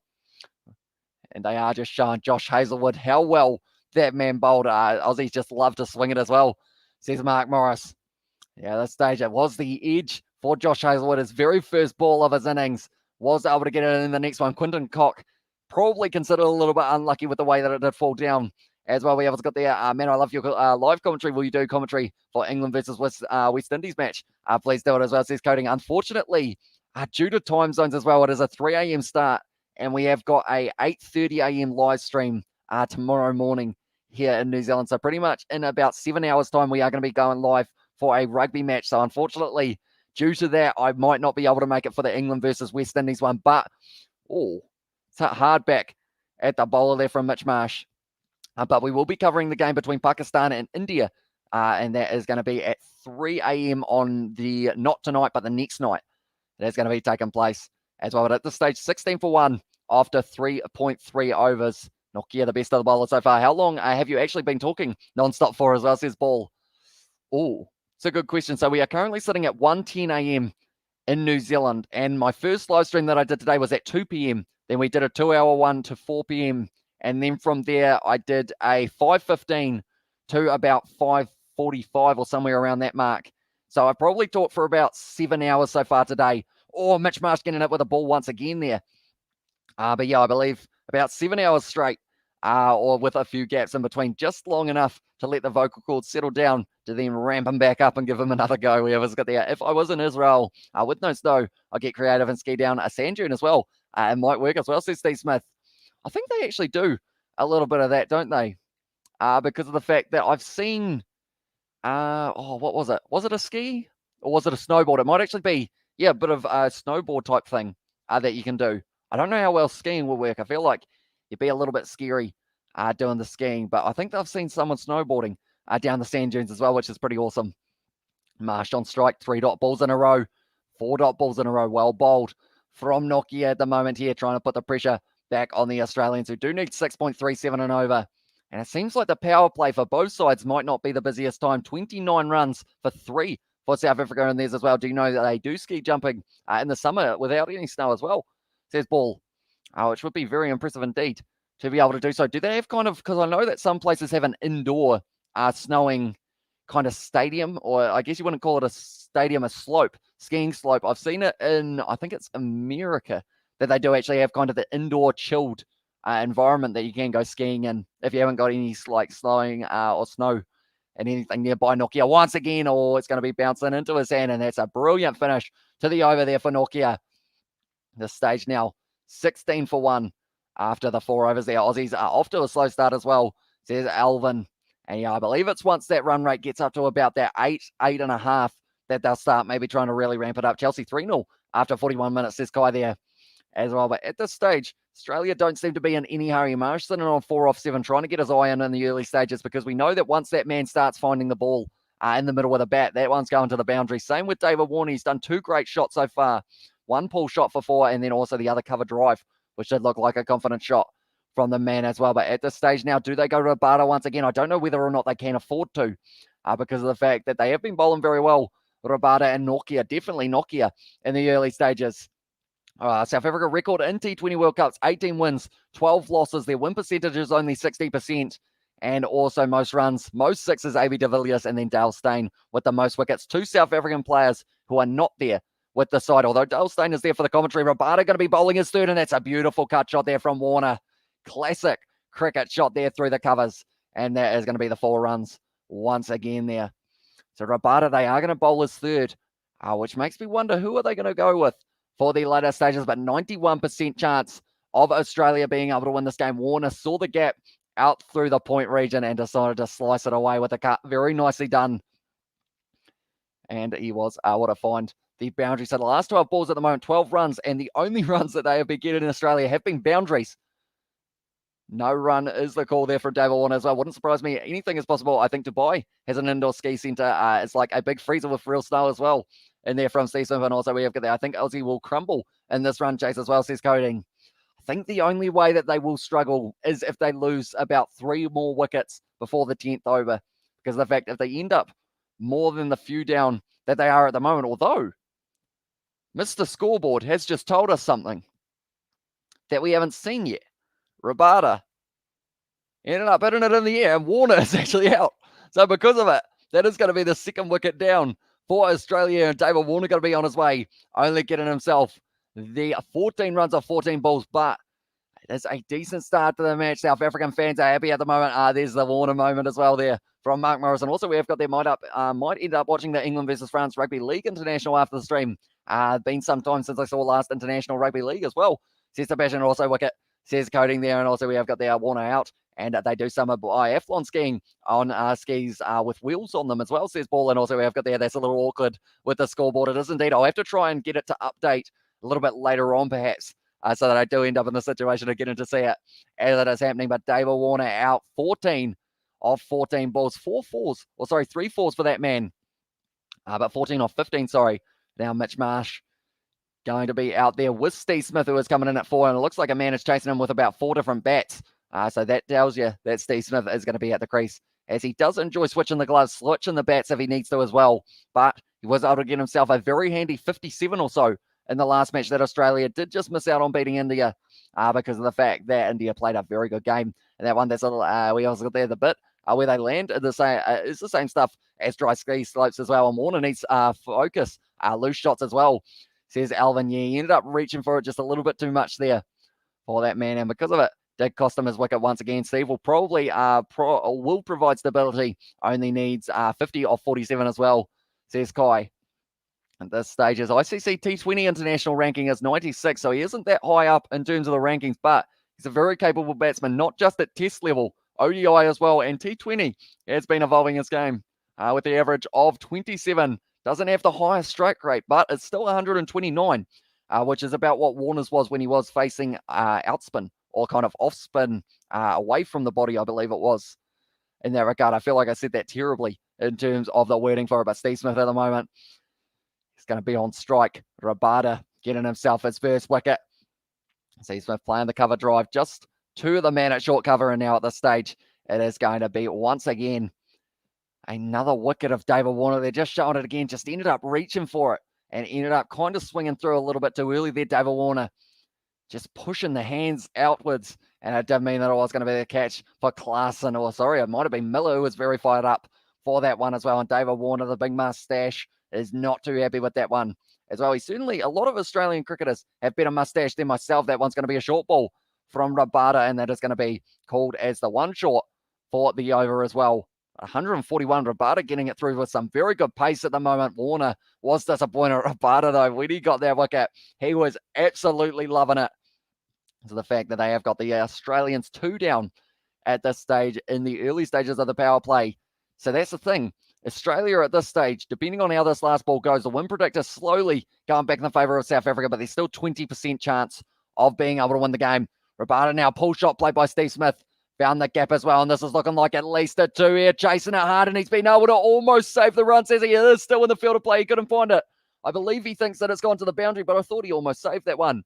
Pretorius says that he did touch it, though, and that means that it is going to be given as the 4, or is it? I feel like they're going to have a look at this one to see whether or not Pretorius, I thought he was able to stop this one from hitting the rope. It did end up hitting him. This is the wrong angle. I believe the ball's over at his knee. We need another angle. I think it's, I don't know whether or not he's actually gone into the boundary rope here. So they are going to take his word for him. Oh, they actually got the 3. He was able to save that one. Pretoria, so he did extremely well to be able to save that one. He didn't think that he had for that one. And also we have got the fantastic Cheetah Warner needs to eat out of us, or needs to eat out, or get out, sorry, for us to have a glimmer of hope. Apparently his wife knows Sonny Bill very well as well. Sonny Bill Williams, that is. And also we have got the You'll Be Getting the yawns again soon. Up to 3 streams as well, says Steve Smith. I don't think we've had one yet on this live stream. I believe the Manawatu versus Taranaki one was flat out. But somehow this one isn't going too bad. I can hear my cat at the window as well. This is going to be an interesting situation trying to let him in while we are doing the live stream as well. Alice Robertson finished 11th in the Giants Salem as well, which ain't bad for her third season at the top level as well. So there's a ball. So yeah, hopefully, 11th is actually pretty decent. How many people are in the field? Do let me know, ball. But at this stage now, it's going to be Maharaj who will be in charge of getting the opportunity now with the ball in hand. But a finger spin coming on the cards here. At this stage, it is going to be Steve Smith who will be on strike. He's hit that one away to the leg side just for the single. And it is going to be just the single there for Steve Smith as well. We have got there a little bit earlier on about Steve getting the 50 off 47. And at this stage, the strike rate, or the run rate, sorry, they need 6.4. So I feel like even if we went at about a run a ball for the next kind of 20 or 30, that would still help them out towards that total, as long as Mitch Marsh at the other end is doing his job, which is going to be working away to the leg side to mid-wicket as well. For another one, we have also got there Mr. Steve Smith in the chat, and Mr. Steve Smith batting for Australia as well. Says Sebastian, it's a weird feeling, isn't it? It's kind of a little bit of a double up, I guess you could say. But yeah, it is pretty awesome that we have got both in some regards, Steve Smith at the crease, and also we have got Steve Smith in the chat, which is very awesome indeed. Because of the fact that I believe at the moment, Steve, you will be sitting at 8:20 a.m. No, sorry, 8:20 p.m. there in Western Australia, if I'm not wrong. 48 off 44, basically, for each of them as well. Says Kai, so that is certainly doable. 93 runs needed from 87 balls we can see now. Once again, it's going to be bowled, and it's going to be taken nicely by the bowler, stopping any chance of that ball going through. And at this stage, the scoreboard is just on fire today. It's well and truly skipping past me. Imagine South Africa will be so strong if they haven't played or allowed players like Devon Conway and Glenn Phillips to go as well. That one's gone straight back over the head, and Mitch Marsh hitting it down the ground. And they are going to be able to get themselves just the two for that one, but a good shot down the ground from Mitch Marsh as well. Yeah, we certainly have quite a few strong South African players in New Zealand at the moment. Maharaj there set himself, Mitch Marsh, and then just tried to hit it straight back over his head. I'm everywhere, like the weather as well. Said Steve Smith there. That one was hit straight back down the ground. Whipped away to the leg side, and they're trying to take the quick single. Decides against a great call there from Steve Smith at the non-strikers end, because that was going to be a run out. What we are going to be doing, ladies and gentlemen, while we have got the power play just ending now, I am going to be trying my best to be able to let my cat in. See how it goes. We're going to be reaching out. Don't know how good this will be for the green screen, but hopefully we can let my cat in. He is no longer at the window. I think he fell off. We will go like this, and we will go like this as well. Hopefully that didn't go too badly. I tried to let my cat in, but he is no longer at the window, unfortunately. So I assume he has gone around to the back door for that one in that regard. And also we have got that hey in the chat as well, and it is called me as well. At the stage, power play. It's interesting. Australia are 28 for 2 after the power play, and South Africa were actually sitting at a total of 29 for 3. So not too much of a difference between these two sides. 84% still in favour of Australia, and it is going to be Shamsi. He's brought up 49 international wickets for T20. Number 1 for the ICC T20 World Rankings. 49 wickets in 43 matches. Can he get his 50th in his first over that he is going to be bowling here? It's a bit wide, and it is going to be hit through the covers by Steve Smith, and that is a shot, but it is going to be just the two well fielded out in the deep. And they are going to be stopping that one from being to the boundary, just the 2-run. And Maharaj was able to get an IPL most run scorer, Faf du Plessis, as well, not playing for Proteas. Weird selection as well. Yeah, I guess it is an interesting one not to have him in there, because they have also got, they've got another spinner, don't they? I believe that they haven't gone with for this match. They have gone with Shamsi, and also a bit of leg spin there, liking it. Plenty of turn happening for him, and he also comes quite far out from the crease. He goes in quite wide, and then because of that, kind of almost gets a little tiny bit of a round arm type action going for the leg spin, and it spins quite a bit. Did hit the seam and went off as well. There's like 60 in the giant Salem race, but only the top 15 really matter, so 11 is excellent as well. So it does sound pretty impressive in that regard, and also Mr. Al Palmer as well. Just kidding as well. Says that Sebastian there. Or sorry, Palmer in it there. But now at this stage, Steve Smith, he's sitting on 8 off 7 at the moment, so increasing that strike rate a little bit. Mitch Marsh, once again, going to be on strike. Reverse sweep. Has hit it straight to the fielder, though, at third man. A little bit risky from Mitch Marsh. We've seen so many reverse sweeps that have gone wrong in the last little while. Imran Tahir also not playing as well. So he's coding, is he in the squad? coding, do let me know. At this stage, it looks like more than likely they have got the 5 men backs a square at this stage, as long as Shami doesn't get it wrong. He just got it a little bit wrong, but now just going to be the single out to deep mid wicket, out to Rabada. At this stage, Shamsi, they're saying that maybe he's trying to tease him a little bit there. We'll have to wait and see how it goes from. We do see quite a nice bit of turn happening there. We did see Steve Smith get out to spin in the first match up against New Zealand, although that was Satner, who is known for not really getting too many revolutions on the ball, and a different type of spin as well. Shamsi, here's the left arm leg spinner. It's an awkward style, but that one has been put away to the leg side for Steve Smith, and looking for the 2, decides against it in the end, just a single. And that is going to end the first over of Shamsi there, and it is going to be 7 overs gone, 34 now. Actually, we've still got one more ball. Ladies and gentlemen, someone's spamming again, says Steve Smith there as well. We will have to time them out there. And also, no, not selected by Proteas selectors. So unfortunate, and the scoreboard stopped working as well, says Robert. It is because of the fact that it is just a little bit ahead at times. So I am trying to update it a little bit as we go. That's going to be another reverse sweep from Mitch Marsh. Just the dot ball. And now after 7 overs,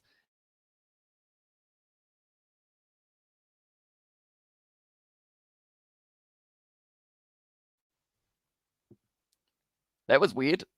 I all of a sudden just disappeared. Hopefully you guys can still see me. Maybe. Are we still seen? Hopefully you guys can see me. I'm waiting to see whether or not... Okay, I am back. I was just doing a little dance by myself, waiting to see whether or not it was going to be kind of working. But now at this stage, Steve Smith, he will be on strike. And more than likely they may go with another spinning option. But that was weird.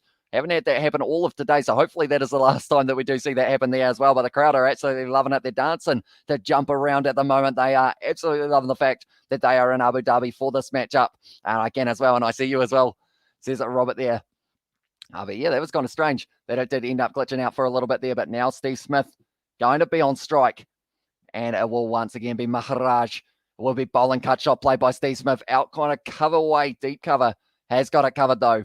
And that is going to be just another single there. I honestly thought my headphones ran out of charge when you froze as well. You froze in picture for a bit, mate, as I says A-Luger. So hopefully it has come back.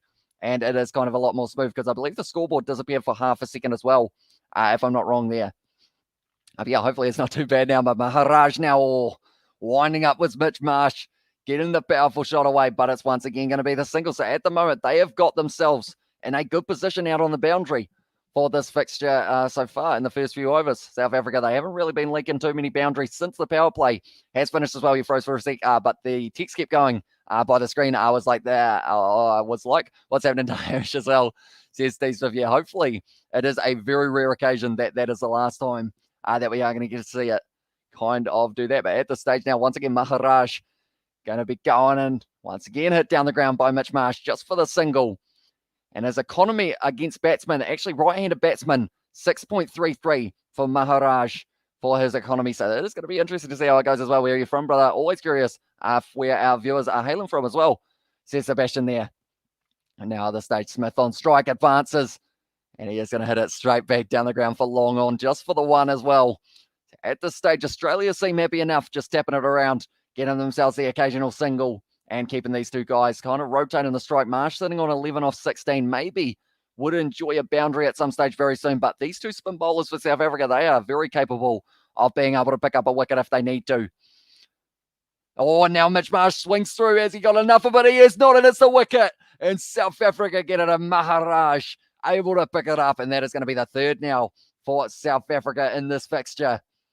And now at this stage, 3 wickets down for Australia. It's going to be interesting. This match could come a little bit closer down to the wire than we thought at the first initial reaction. But at this stage now, 11 off 17, Mitch Marsh is going to be on his way now. But Maxi or Stoinis might be the two next men that they decide to bring out. But yeah, unfortunately for him, just ended up getting it wrong. It was very nicely taken because of the fact that it almost went over his head. IPL is not properly cricket as well, says Morse there. But Mitch Marsh going to be on his way, 11 runs of 17, and it is going to be Glenn Maxwell making his way to the crease now. We will add him to the list, and at this stage they've got Stoinis, they've got Wade, and then I would say they've still got Stark and Cummins. They've still got batting ability in that batting lineup that they have got coming up as well. I'm from India, biggest fan of the Kiwi lads as well. Says Gary, so thank you very much, mate. South Africa defending that 118 brilliantly. Says Sebastian, okay, skiing's over.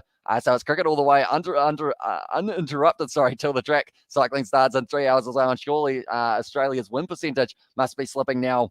It's gone down to 77, which is kind of surprising with the fact that they are still backing Australia that match. But I guess it is because of the fact that they really only need that 6.66 and over.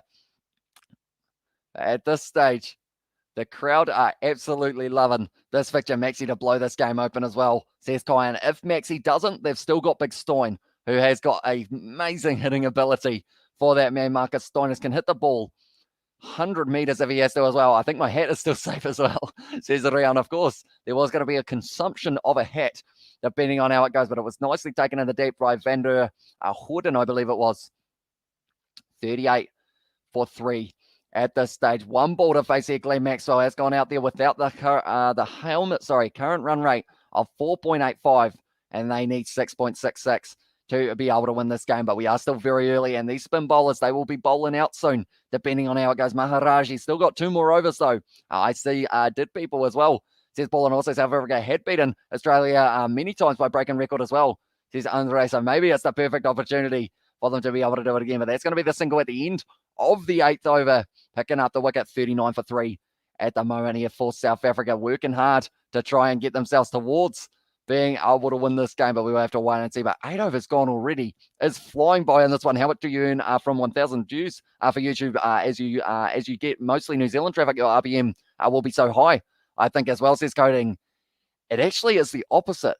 Because of the fact, for some reason, I think it is because of just being in New Zealand, the demographic-wise, we've actually got one of the lowest possible CPMs you can have, believe it or not. I don't know whether or not I'm allowed to say the actual number, but it does vary. But pretty much we're really on the lower scale of the kind of ad revenue type thing, which is why I guess it is absolutely awesome the amount of support you guys show on these live streams due to the fact that it does help us out and keeps us going. Maxwell at the moment, most runs playing the reverse/switch, sitting in first. Glenn Maxwell, 247 for that man, which is an absolutely insane number as well. Proteas as well, says Morse. At this stage, I'm not too sure what the last part of it says, but they are saying at this stage, Maxwell scoring areas versus spin seems to be just everywhere. Waiting for that ball to bounce from Shamsi, and it is going to be whipped away to the leg side just for the single. And they are happy enough just taking it as well. So now at this stage, sitting on 40 runs off the off the first ball of this over as well. They're just showing scoring areas for Glenn Maxwell. They showed this before the kind of match started, and he's got percentages all around the ground. His lowest percentage is 9%. His highest percentage is 29, and that's actually split into 6 different regions on the field as well. So that is very impressive from that man to be able to have such a kind of 360 kind of style.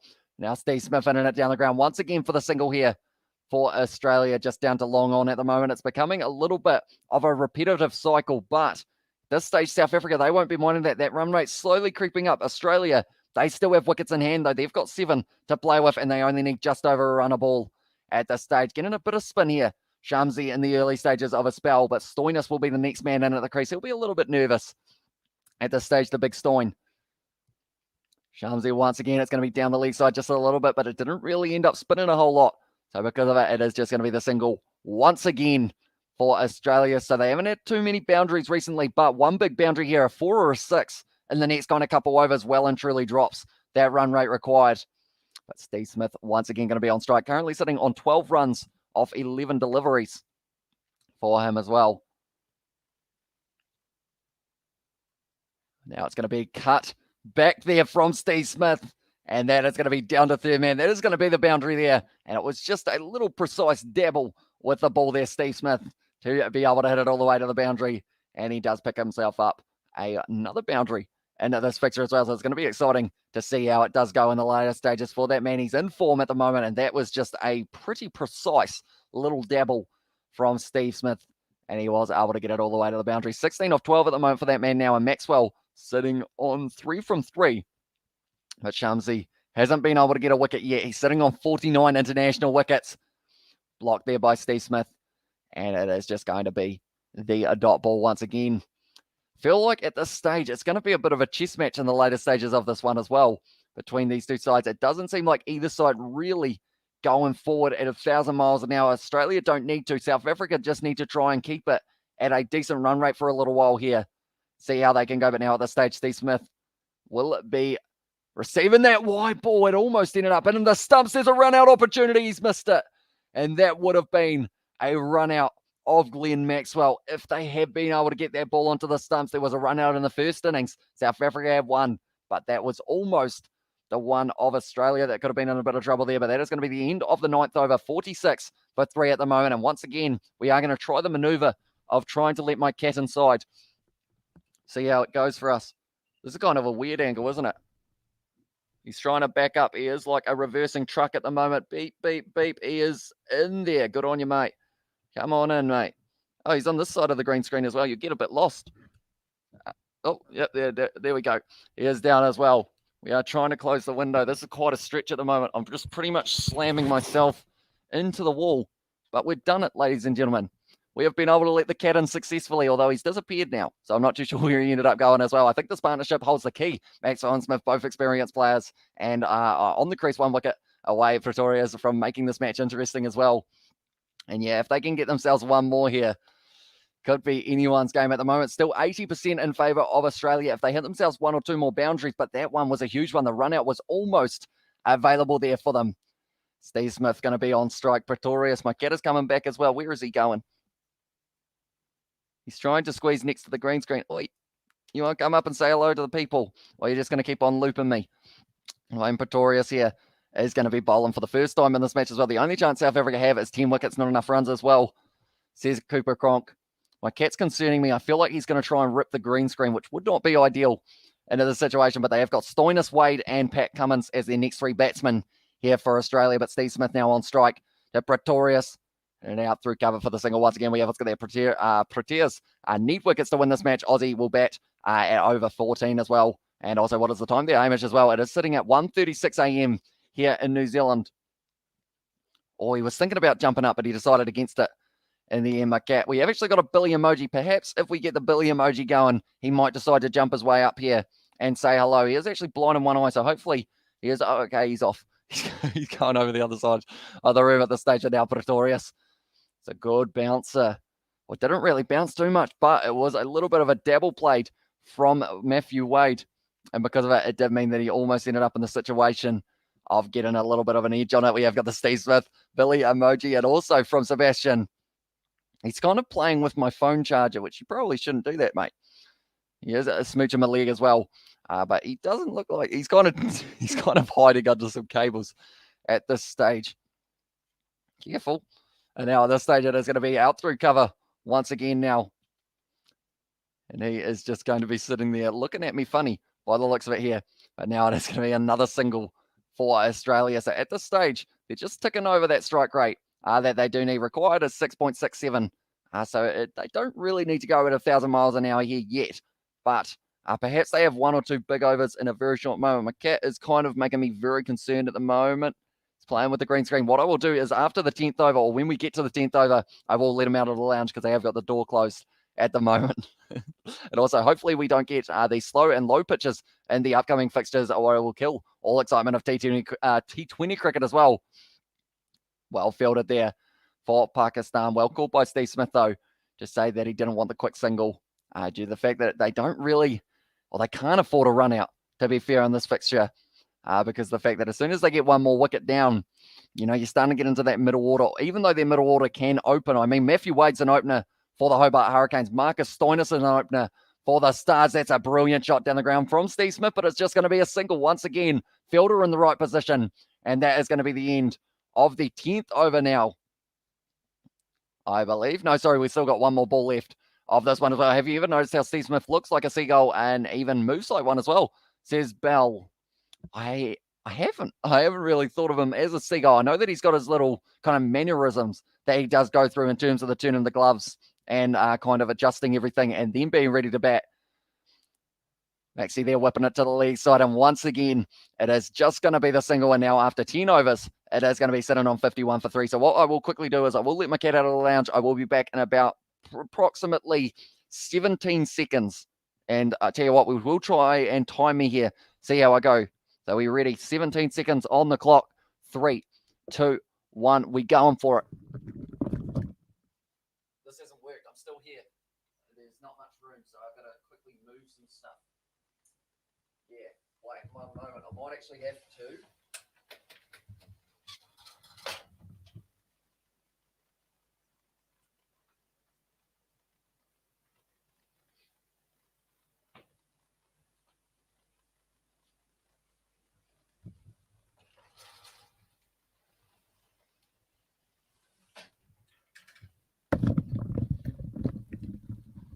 That wasn't very smooth. I'll be honest, I thought I could fit through that little gap, but there wasn't much of a gap. So I did actually end up having to, take down the green screen and put it back up as well. How did you get your cat through the UAE customs as well, says Val, and also awesome commentary as always, says Michael in the chat. Thank you very much, mate. And also, how much you need a strong one for the throat as well, says Morse. Yeah, at this stage, my voice is probably going to be disappearing completely for the live stream that we do have tomorrow. Oh, well, what is this magic as well? Says Cody. Yeah, pretty much. This is the green screen, ladies and gentlemen. You have caught me out. I am not in Abu Dhabi at the moment for this live stream. I almost had you all fooled, surely, with the kind of a little bit of the green screen there. 26 as well, says Patty Wagon there. And also the big green screen unveiling of Kieran as well. Yeah, I guess now that I think about it, for anyone who does watch the cricket live streams and not the rugby live streams, anyone wondering what that giant inflatable was, it is a giant inflatable All Black. So yeah, it is one of those ones that it is that situation of, it was pretty much a giant inflatable All Black. And he is a rugby mascot, not anything else as well. Where's the die? Which is more. He's actually in behind. Oh, we have got him up in the corner as well. Actually, that makes more sense. He is right there, so it is saving me a little bit in that regard. Also, we have got there. Oh, we don't need another one on the screen when we already have Steve Smith. I assume we're talking about the cricketer, not the fella in the comments as well. But yeah, at this stage, it's going to be interesting. Steve Smith, a decent batsman, and we'll be trying to work his way towards that 50 runs or so. 19 off 17 at this stage. Glenn Maxwell sitting on 5 off 6 balls. It's important. They need to make sure that they win this game, Australia, and they need to make sure they win it comfortably, because when we look at the tables, once again, we are going to be looking at them, and you do see here in that Group 1, Australia, England, South Africa, West Indies, Sri Lanka, Bangladesh as well. Very impressive for those sides as well. They are just showing West Indies versus South Africa from 2007, I believe it was as well.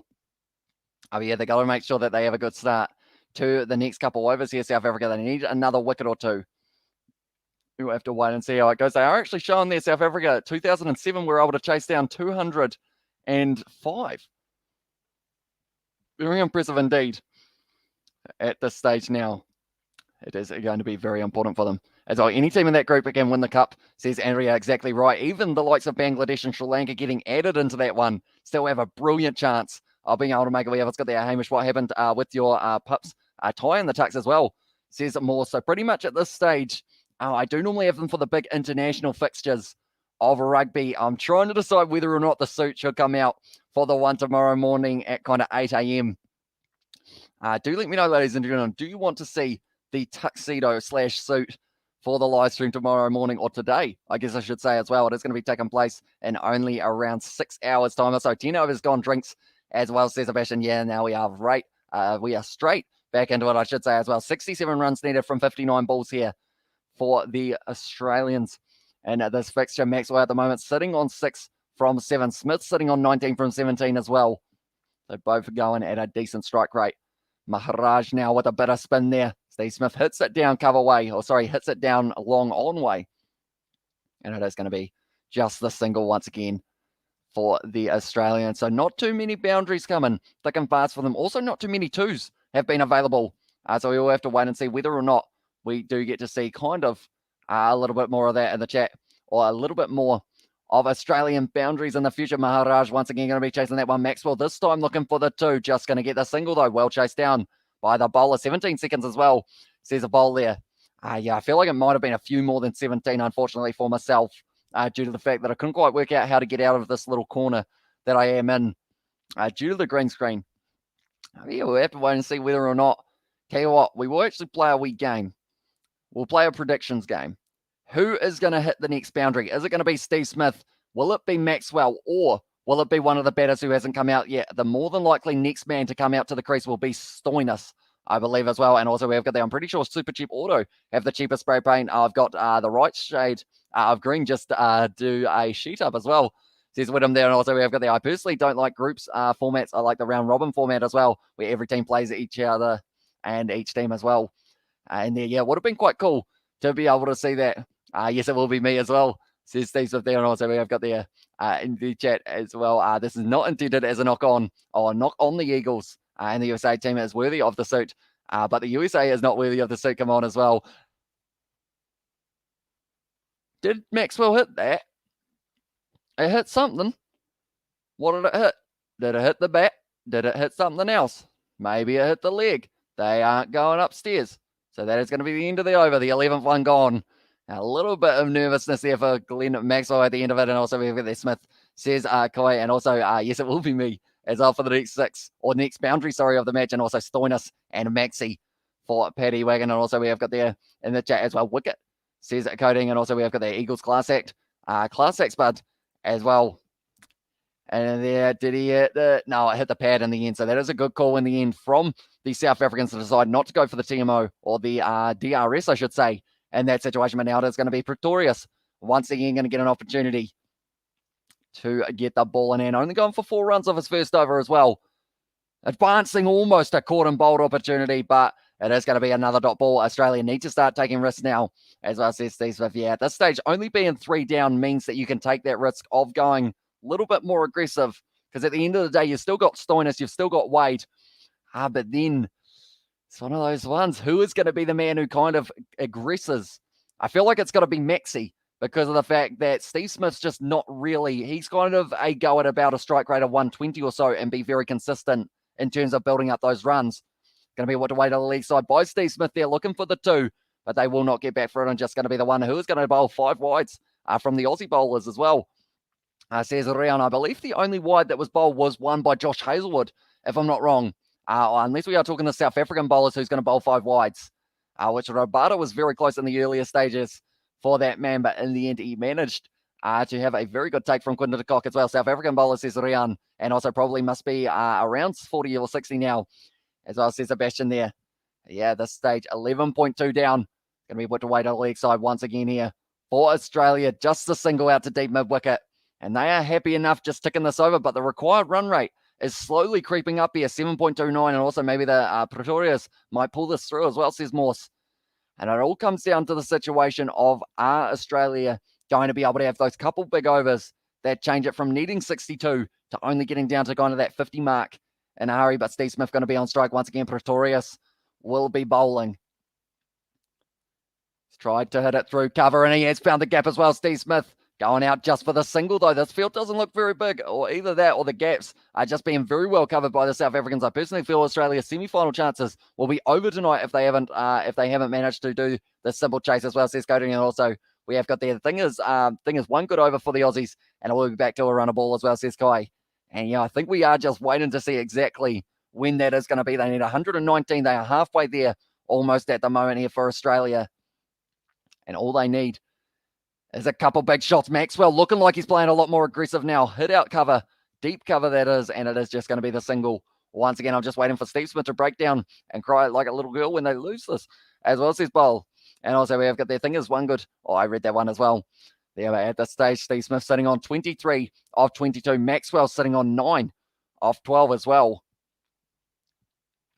And at this stage now, Pretorius economy by phase. At this stage, normally in the later stages of a game, they are a lot more kind of less economical, driven out there by Steve Smith to deep cover. And now this time he is just hitting it for the single, and that is the end of another very good Pretorius over, only going for the 5 here. And we have got there a lot of Aussie haters in the chat as well, this guy there. Now that is going to be the end of the over, 60 for 3 at this stage. And South Africa, I'm looking at the odds as well while we are at it. It's going still 80% in favour of Australia. So everyone feels that they are still going to be able to comfortably chase down this one as well. Oh, yeah, we all have to wait and see exactly how it will be ending. But at this stage, Steve Smith going to be on strike for, once again, they are going Maharaj. So he will be bowling out here. And yes, as well, says Alvin. And also, right, Australians need to find the boundary now. No other option as well, says Sebastian. So we have had people I believe we had two saying it would be Steve Smith, one saying Maxwell, and then one saying it would be Marcus Stoinis as the man who finds the boundary next. Is it going to be a 4 or will it be a 6? That's a big question, and hopefully we do get to find out. And this one, Maharaj now, good ball, and that's going to be another dot ball for Australia there, or sorry, for South Africa. 83Ks, getting that one through the air quite nicely there. Maharaj for his final spell, or his final over of his spell today. Steve Smith in that one down the ground, and that's going to be another single for Australia, and also not just Steve Smith haters, even our own Steve Smith. He hates Steve Smith as well. Says Baller also, we've got there. The difference is still 11 between balls and runs. When it reaches 20, problem start for the Aussies as well, says Coding. And at this stage, 58 needed from 46 deliveries. The win percentage, 76% in favour of Australia here. Maxwell winding up. Has he got all of it? Oh, it's fallen short. Out to Miller, and it is just going to be the single once again. But that was the biggest swing we have seen from Maxwell in quite a wee while as well. Tried to hit it all the way to the boundary. Didn't quite get any of it at all for him. And it did end up falling safe for Miller, I should say. Maxie and Steve need to bat until the 15th over. Then they must go big as well, says Alvin. And there we go, says Kai in there as well. And now Steve Smith giving himself some space, hitting it over the covers. And that one is going to be going all the way to the boundary out cover way. And that was Steve Smith who was able to get it. There we go as well. And also Australia needs to start swinging. Having wickets left won't matter as well, says Mark there. But Steve Smith able to get it all the way to the boundary. Maharaj just giving him a bit too much width. In fact, Steve Smith created the width by stepping way over to the leg side. And then from there, was able to just lob it over the man. And at this stage now, it's going to be a dead ball after that one as well. But Steve Smith doing very nicely there to be able to get himself the boundary. Now at this stage, running, and once again, Maharaj swept off the stumps there for Steve Smith. Rounds a square leg, and that's going to be another single. And don't fear the wicket, just smack it hard as well, says Sebastian there. And at this stage, Maharaj, he's going to have 5 runs off his first 5 balls of this over. Just the one more before his spell is over for this man. He's got 1 wicket already. Can he pick up 1 more? After the 12.5 overs, South Africa were actually sitting 77 for 4. So they were a whole 10 runs ahead at this point. But, of course, the wickets in hand is the big factor here for Australia. Hit to the leg side once again by Glenn Maxwell. And that is going to be just the single once again. That's the end of the 13th over. 68 for 3. And at this one as well, spinners bowled well for Pretorius as well. They did indeed, and they have still got the option of Shamsi as well for 1 more. And I don't think many of the people in the chat have betted in as well. A chase didn't need to get a run, a ball straight away as well, says Kai. But at this stage, they have got themselves 42 balls left. Are you a Aussie? Because you are very excited to say something. If the Aussies hit the boundary as well, says Benjamin Lowe. I'm actually from New Zealand, but pretty much if you saw my excitement for South Africa as well, you would know that both sides both kind of, I've got a soft spot for both sides in terms of the fact that I love supporting both of them. Like when there was a wicket before as well, I believe, who was it who got out? One of them made my mouth drop wide open from a beautiful ball from South Africa as well. At this stage, we're seeing a little bit of the head-to-head. So Australia having a quieter period from 9 to 12, but it is one of those situations that in this next phase of the overs from 13 to 16, South Africa actually lost 3 wickets. So as long as Australia don't lose any wickets in the next kind of couple overs, I feel like they will be all right as well. I've just had a thought, how does a green screen work with green grass? It's a good question. I feel like maybe different shade of green. Possibly. I can actually put grass behind me, I believe. Like I got a little bit of grass there. But yeah, I think because of the fact it's quite a dark green, which probably doesn't come across due to the fact that it has changed color there as well. But now it is going to be a reverse hit from Maxwell, and he loves doing that shot, and he has been able to score himself 4 runs for that one as well. What a boundary, says Mark, and also Maxi from Kai there.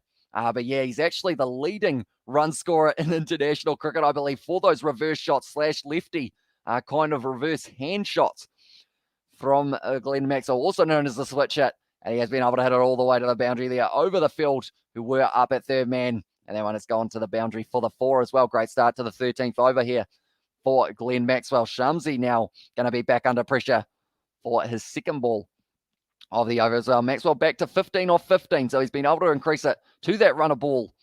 And now at this stage, Smith at the other end is going at more than a runner ball as well. So 47 off 41. And at this stage, the required run rate, it's only 63 meters out there. So he might even back himself to do it again, depending on whether or not he decides to go over the top of that kind of deep backward. It's straight down the ground. They almost hit it into Steve Smith, but it is just going to be the single. Maxwell, a little bit disappointed. IPL form of Maxwell is helping him in this chase big time as well. And Protea should bowl underarm from here on, every team should be allowed to do it once against Australia as well, says Sebastian. Also, we have got the, I suppose, if it was a blue screen, you want to be able to see the seats in the stands as well. I guess that's I've never thought of it like that. I guess, like, if I did have the blue screen, if I had anything else, like, that was blue or green, I'm looking through, I don't actually have anything green. Oh, actually, no, I do, to be fair. Now it's going to be Shamsi. So if I had this case in my hand per se, as you can see, it kind of really glitches because of the fact that it is that green screen. Oh, I thought for a second you'd be able to see my face through it. I'm not sure why I thought that, but pretty much, yeah, because this is an Xbox 360 case, anything that is green on it, that looks really cool. London 2012, very good game. Anyone who hasn't played that, be sure to get it. But Shamsi, sorry, straight down the ground, going to be hit hard. And it is going to be just going for the single once again for Steve Smith. At this stage, Shamsi really powering through the over as well. We have got the outlaw underarm once per over as well. There's Rion there. Oh, Rion, sorry. Now at this stage, Mark Remy was the top run scorer. Remaining 29 minutes, one over in front at the moment here for the South African side. So they are actually making sure that everyone does go at the run rate that they're supposed to, and also the kind of overs per hour type thing. Switch it from Maxwell, being able to get onto it, and it's just going to be the single out to the man at deep point as well. And what about the fact that both Australia and South Africa are both wearing green as well? Says Bowl there, and also, how cool is it? You can smoke your weed and no one will see your joint as well, says Sebastian. Although if that was the case, you'd be able to see some white smoke and it would just appear from nowhere, which would look a little bit confusing. In that regard, I went to loads of London 2012 events as well, says Bowl. Steve Smith, a little bit of a dabble there. It's going to be the dot ball once again, and that will be the end of the over. And now 75 for 3 is what Australia are sitting on for this one as well. So it's getting closer, 44 from 36. They are comfortably doing this. They're not too worried about the kind of run rate at the stage. For the net run rate, I should say, they are just worried about making it through this match as well. No one will bowl me out. I will hit the ball clean out of the park and take out someone's window as well, says Steve Smith there. You heard it there first. I mean, it's very impressive that you are typing while you are out in the middle having drinks, Steve. But at this stage, Maxwell's having a little bit of the refreshment. I assume it's relatively warm there at the moment. The sun is still up. It looks like a decent afternoon there in Abu Dhabi for this fixture. But at this stage, Australia just a little bit behind in terms of the amount of runs that South Africa had at this point. But wickets in hand is a huge thing for them because of the fact that the South African side, they were 9 down and they lost 2 wickets in the 14th over. And we have just had the 14th over as well. We had London 2012 was the start of fast, exciting players winning the men's fencing, which has happened in both Rio and London too, as well as Mark Morris. And that's the thing. They have a few events in that London 2012 Xbox 360 game. I remember I had to look all over the world pretty much to find it. I think I had to ship it from the UK just to have a chance of being able to play it, just because of the fact it's a very, I guess, in-demand game. It's same as Rugby 08 here in like New Zealand. It's very tough to find it for anything less than like $100 as our game is over, really. So says Andrea. Now it's going to be whipped away to the leg side there. Maxwell getting himself the leg by, I believe it was. Now the stage, Steve Smith will be on strike once again. We have, let's get there, bro. What is COVID situation in New Zealand? Any more cases active now? I believe at this stage, I'm going to say we had about 100 cases today, and we've actually had the first case in the South Island in a little while as well. Steve Smith in Australia, that is attempted murder as well, says Oriana. And also we have got there on Bangladesh, says MD. So welcome into the live stream, mate. It is great to see you. We are going to be covering plenty more T20 fixtures. So if you guys are new, be sure to hit that subscribe button now. Running in once again, there's going to be Nokia staying in. Good shot from Steve Smith straight into the hands. A point though. And it is going to be once again another dot ball. And Nokia bowling very well throughout his early stages of the spell. Still got a total of 10 balls left available. And I assume more than likely they may give him the next one as well, trying to keep that strike rate down of that run rate higher as well of Australia. But they are still in a very comfortable position to be able to win this match here. Australia, I believe the odds, they are 82% saying that Australia will be winning this one. And they are slowly increasing as well. But now Nokia once again steaming in. That's gone close to an appeal, but I believe it's going just a little bit high for that one. Are they going to go upstairs for the DRS? He shuffled across to the off stump as the call. Do they go upstairs to have a look at it? Bit high, I think, is the call from them as well. 100 cases is a very big figure for New Zealand. Hopefully, situation improves here. A lot of them coming from, I believe it's Auckland and I want to say North. No, it might not be Northland. But I know a lot of them have happened in Auckland, unfortunately, in recent times. Ended up hitting him in the thigh pad there, so it would have been just a little bit high. And they were right to not try and review that one. Definitely with the extra height of Nokia as well at this stage now. Decent start to his over, though. Only the one leg by, and then also 2 dot balls as well. Steve Smith now trying to hook it away to the leg side, finding a bit of a gap, and it's going all the way to the boundary out mid-wicket. And Steve Smith with a pull shot.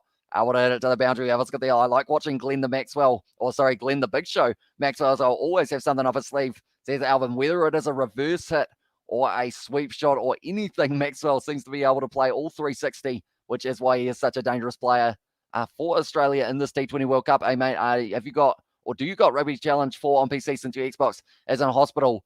Says it was James Gordon. I do actually have it on PC, which is how I was doing my Be a Pro just that little while ago, due to the fact that my Xbox is still in limbo, due to the fact that they were like, hey, it's going to cost you $150 to repair it. That's going to be Steve Smith out. What a catch that is.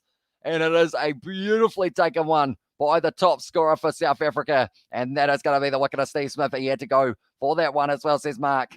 And now at this stage, it does mean that Steve Smith is going to be on his way here. And South Africa, they are celebrating at the moment. They know that that is a massive wicket to get themselves 77% chance of Australia getting that one as well. And also, don't spoil it in the chat from Kai. But Steve Smith sitting on 35 off 34. And I believe more than likely the Melbourne Stars teammates, Stoinis and also Maxwell, will be able to make their way out there. But Steve Smith trying to hit it out to the leg side. Once again, look for the same gap. But what a take that is for Makram to be able to take that one nicely. And also we have there Steve Smith with the cry emojis, and 7 hours, 30 minutes until kickoff time. As well says James, although I believe it's actually 6.5 hours, James, since it is 8:30 kickoff, if I'm not wrong there. So we are going to be starting at about 7:55. So I'll probably get about 3 hours sleep before that happens for that live stream. And then I will end up probably waking up, going back to sleep after that. It's the first yawn that we have had on the night. That is impressive that we have lasted this long as well. So sad to see him go out. He was going to go big as well, says Alvin. Also bye-bye, Steve. And that's chat from round. But at this stage now, Marcus Stoinis, the big Stein, making his way to the crease. Like I mentioned, Melbourne Stars teammates, Stoinis can get his strike rate going very quickly if he gets the opportunity. Batting at 7 for this one, but didn't actually bowl as well. Rugby match versus cricket match. What match has more action and what you enjoy more?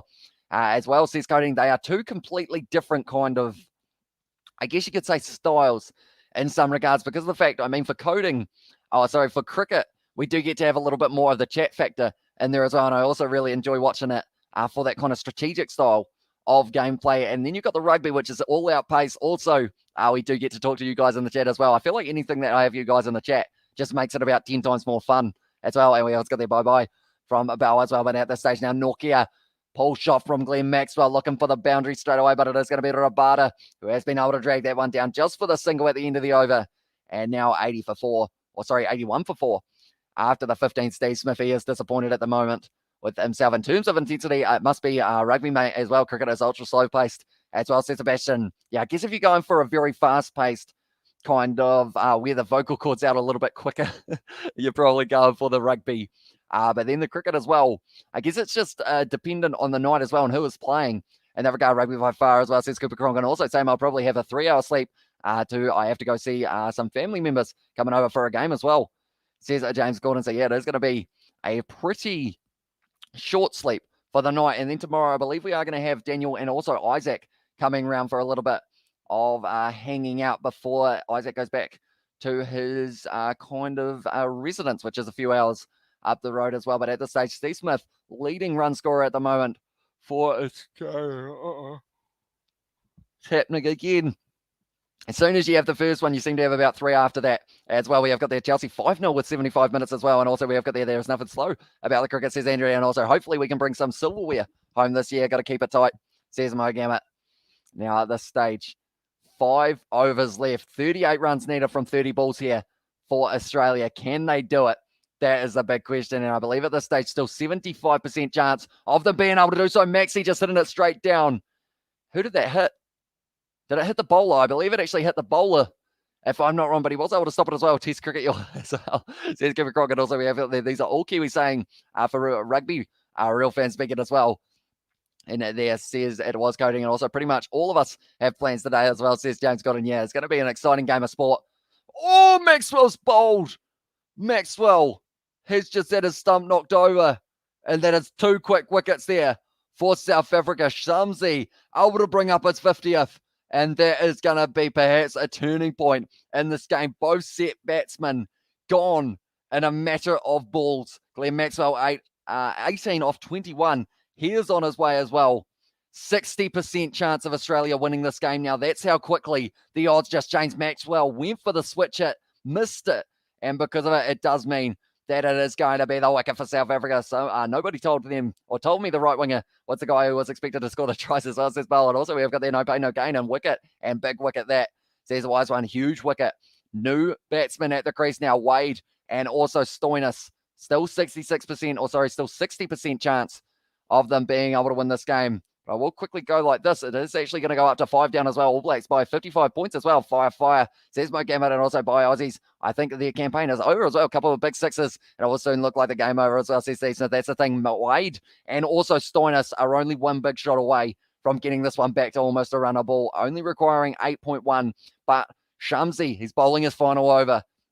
I've still got the over of Rabada available, and then also Nokia, I believe, is the other one. There goes the big show as well, says Alvin, and also coding, you're just a straight-up hater Aussies going to win this as well, says Guy, and also we've got the South Africa going to take this, says Bell, and also only the first game, brother, still a bunch of cricket to be played as well, and at the end of the day as well, something to take into consideration, not every team that goes through to the semi-final from Group 1 will be undefeated. There will be at least one loss on someone's record.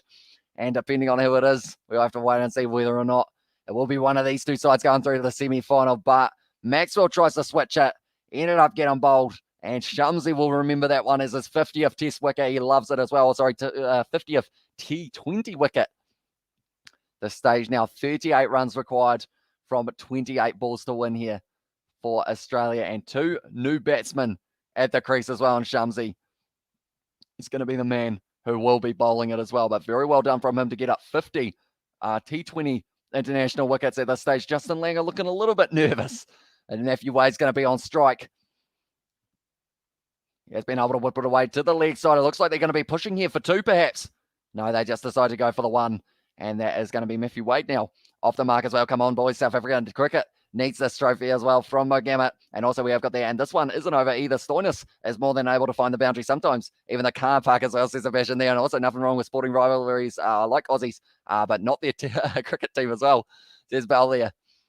Now at this stage, Shamsi so far has had 7 dot balls, going for the 21 runs off his 3.3 overs with the 1 wicket as well, with an economy of sitting just at the 6. Stoinis is going to be on strike. Melbourne Stars, they were going to be teammates out on the pitch for a little while, but unfortunately for him, it does now mean that Matthew Wade and Marcus Stoinis, 2 men who open in the KFC Big Bash as well. South Africa ain't winning the trophy, says a bell there. Shamsi coming in very wide for the running angle, left-hand leg spin. Reverse sweep from Marcus Stoinis. Risky business right there. You don't want to be trying to reverse sweep on the very first ball that you face. Definitely not when you see Maxwell get out to the one just beforehand, but I do see Bordeaux have already scored a try in the top 14. I forgot that was on tonight. There will be also a Gallagher Premiership match that I wish that I could watch, but unfortunately I will have to sleep at some stage before the match tomorrow as well. Australia not seeing it either, says Mo Gammett.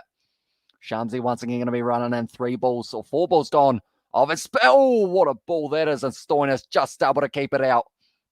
68% for Australia for the win predictor at this stage. But Shamsi, they will be very happy to see the back of him when he does end up finishing this last ball. As long as Stoinis can survive, he ended up hitting it into his leg there, but Shamsi, can he get his 51st wicket? I have to wait and see whether or not that will be the case. I think the most popular rivalry Australians have right now is probably versus Japan in soccer or England. I don't think anyone outside of rugby circles really cares about New Zealand or South Africa as well. Says Mark Morris, that's going to be hit to the leg inside, or leg side, I should say. And Stoinis gets off the mark, and at this stage, Shamsi, 2 runs off his final over of his spell, 1 for 22 off the 4 overs, and also picked up that important wicket as well. But very impressive bowling from Shamsi, bringing up that 50th wicket. Now, at this stage, we'll actually have to move Marcus Stoinis and also Matthew Wade off my list of still to bat. It is just going to be Pat Cummins, Mitchell Starc, Adam Zampa, and also Josh Hazlewood. But the thing is, they can all bat. Mitchell Starc can hit a long ball as well. Always have to be the Ashes as the biggest rivalry as well. And also, I'll be eating my big floppy cricket ad as well. But I'll fake a smile if they get the record as well, says Rian. And also, no, mate, Australia is too even, or is not to be considered in football extremely weak. Take it from me as well. And Australia versus England in the Ashes is the biggest rivalry in sports. Says Bauer, is certainly a very exciting one to see. Shamsi waving to the crowd at the moment. They will be giving him a round of applause because of that great bowling performance. It seems like at the start I thought it was a batting or kind of a spin surface. And then it looked like it was pace, and then now it's gone back to spin, and it's a little bit of both. The wicket's doing quite a bit for the bowlers here. I didn't know Australia had a soccer team, says Mike Gammon, and also we have got there, I put on the game as well, says James Gordon. So yeah, this stage, Stoinis and Wade at the crease, Cummins, Stark, Zampa, and Hazelwood still to bat here for Australia, and they are sitting 5 down at the moment. 24 balls left, 36 runs required for Australia to be able to win this first match of the group stage of the Super 12 as well. This stage, Rabada's got an over, Nokia's got an over, and then Pretorius has got 2. So I assume more than likely that will be the way that they go. If they have got Pretorius, it would be bowling for this one as well. I didn't say Australia is good at soccer, but more Australians care about our soccer. It's going to be Stoinis now. Headed away to the league side. It's actually going to be Rabada. So they are going to be going with more than likely Pretorius, then Nokia, then Pretorius to close out the game as well. And also we have got there care about our soccer rivalry with Japan, than any perceived rivalry with New Zealand and Australia. And also we have they call the Australian football team, or the Australian football team, the Socceroos as well. Says Steve Smith there. And also we have got there really from Cooper Cronk there. And now at this stage, 35 needed from 23 balls now. It's getting very close. Indeed, that's a brilliant catch there from the man out in the deep who was able to get that initial wicket of Steve Smith with a nice diving catch. It is one of those robot ones that has the camera on it that do zoom by. I believe they can go about 50 k's an hour as well. And also we've got the, especially in younger ages where soccer is far more popular than rugby, says Mark. And also we have got there, how can you have a rivalry when people don't even know you had a soccer team as well? There's my game, and I feel like it's getting heated in the chat at the moment. Now Roberto steaming in once again. Nice shot there. Going down to third man, and it's just going to be the single once again for Australia. So now moving down to 34 needed off 22 balls. And this one's looking like it's going to go down to the wire as well. We have got there. That's very interesting. I would have thought that surely the Black Caps and Black Caps rivalries are more anticipated. I assume that is, All Blacks and Black Caps rivalries are more anticipated at this stage. Now we are sitting with Aaron Finch. Last 5 T20 series, 4-1 loss against Bangladesh, 4-1 loss up against West Indies, 2 loss up against New Zealand, 2-1 loss against India, and 2-1 loss against England for Australia. So they certainly would like to get themselves a win here for the first match of the group stage. But that is going to be once again another single. Pat Cummins at the moment just giving his team a round of applause here. Which rugby teams do you think get along with each other? Says James Gordon. Oh, getting along with each other is a tough one because of the fact that not too many teams, I feel like there's mutual respect between teams, but getting along, oh, that's a tough one. Who gets along well in rugby? I know that there's a rivalry pretty much between any single side that play just because of that competitive nature. As well, our soccer team is bad, but at least we won some silverware. As I says my game, but now at this stage, that's going to be Rabada steaming in. It's going to be hit there just into the hands. No, it's gone through the fielder. And now because of it, it is going to be finding the boundary. Matthew Wade almost caught there.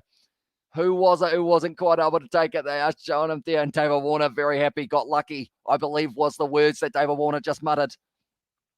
Matthew Wade trying to get it going. Oh, it's just short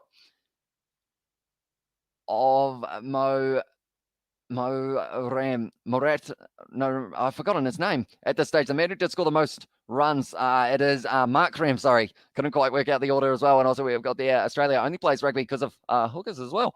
And now it's going to be Matthew Wade, great Yorker there from Rabada, being able to keep it out though. And also you've got there, do you think Black Caps can top their group by beating India and Pakistan? Your real opinion as well, says Coding. To be honest, I don't see us winning both of those games. I feel like we are going to drop one of them, but it's whether or not we can beat the other side. And I feel like that's going to almost be the same for everyone in that group. I think that someone might be able to sneak the 2 wins, but then the others might go 1-1. And then it's going to be interesting to kind of see how it goes in the later stages as well. No love lost after the game starts as well. She's a Rian. But yeah, it's very tough to work out whether or not the Black Caps, I think they're going to lose one of that group stage. I just hope that it's up against either Pakistan or India so that they don't end up in that situation of kind of having that extra loss on the record when they go into those games as well. Now it's going to be a little bit of an awkward scoop there, but it's going to work out for Matthew Wade, just scooping it to the side. And that is going to be another 4, and that is a big over there for Australia, 11 off it. And now they will be requiring only the 25 of 18 balls. Now, do you remember the year someone from the ABs pulled their pants down? Then the camera pointed at them as well. Says James Gordon, not that I can remember.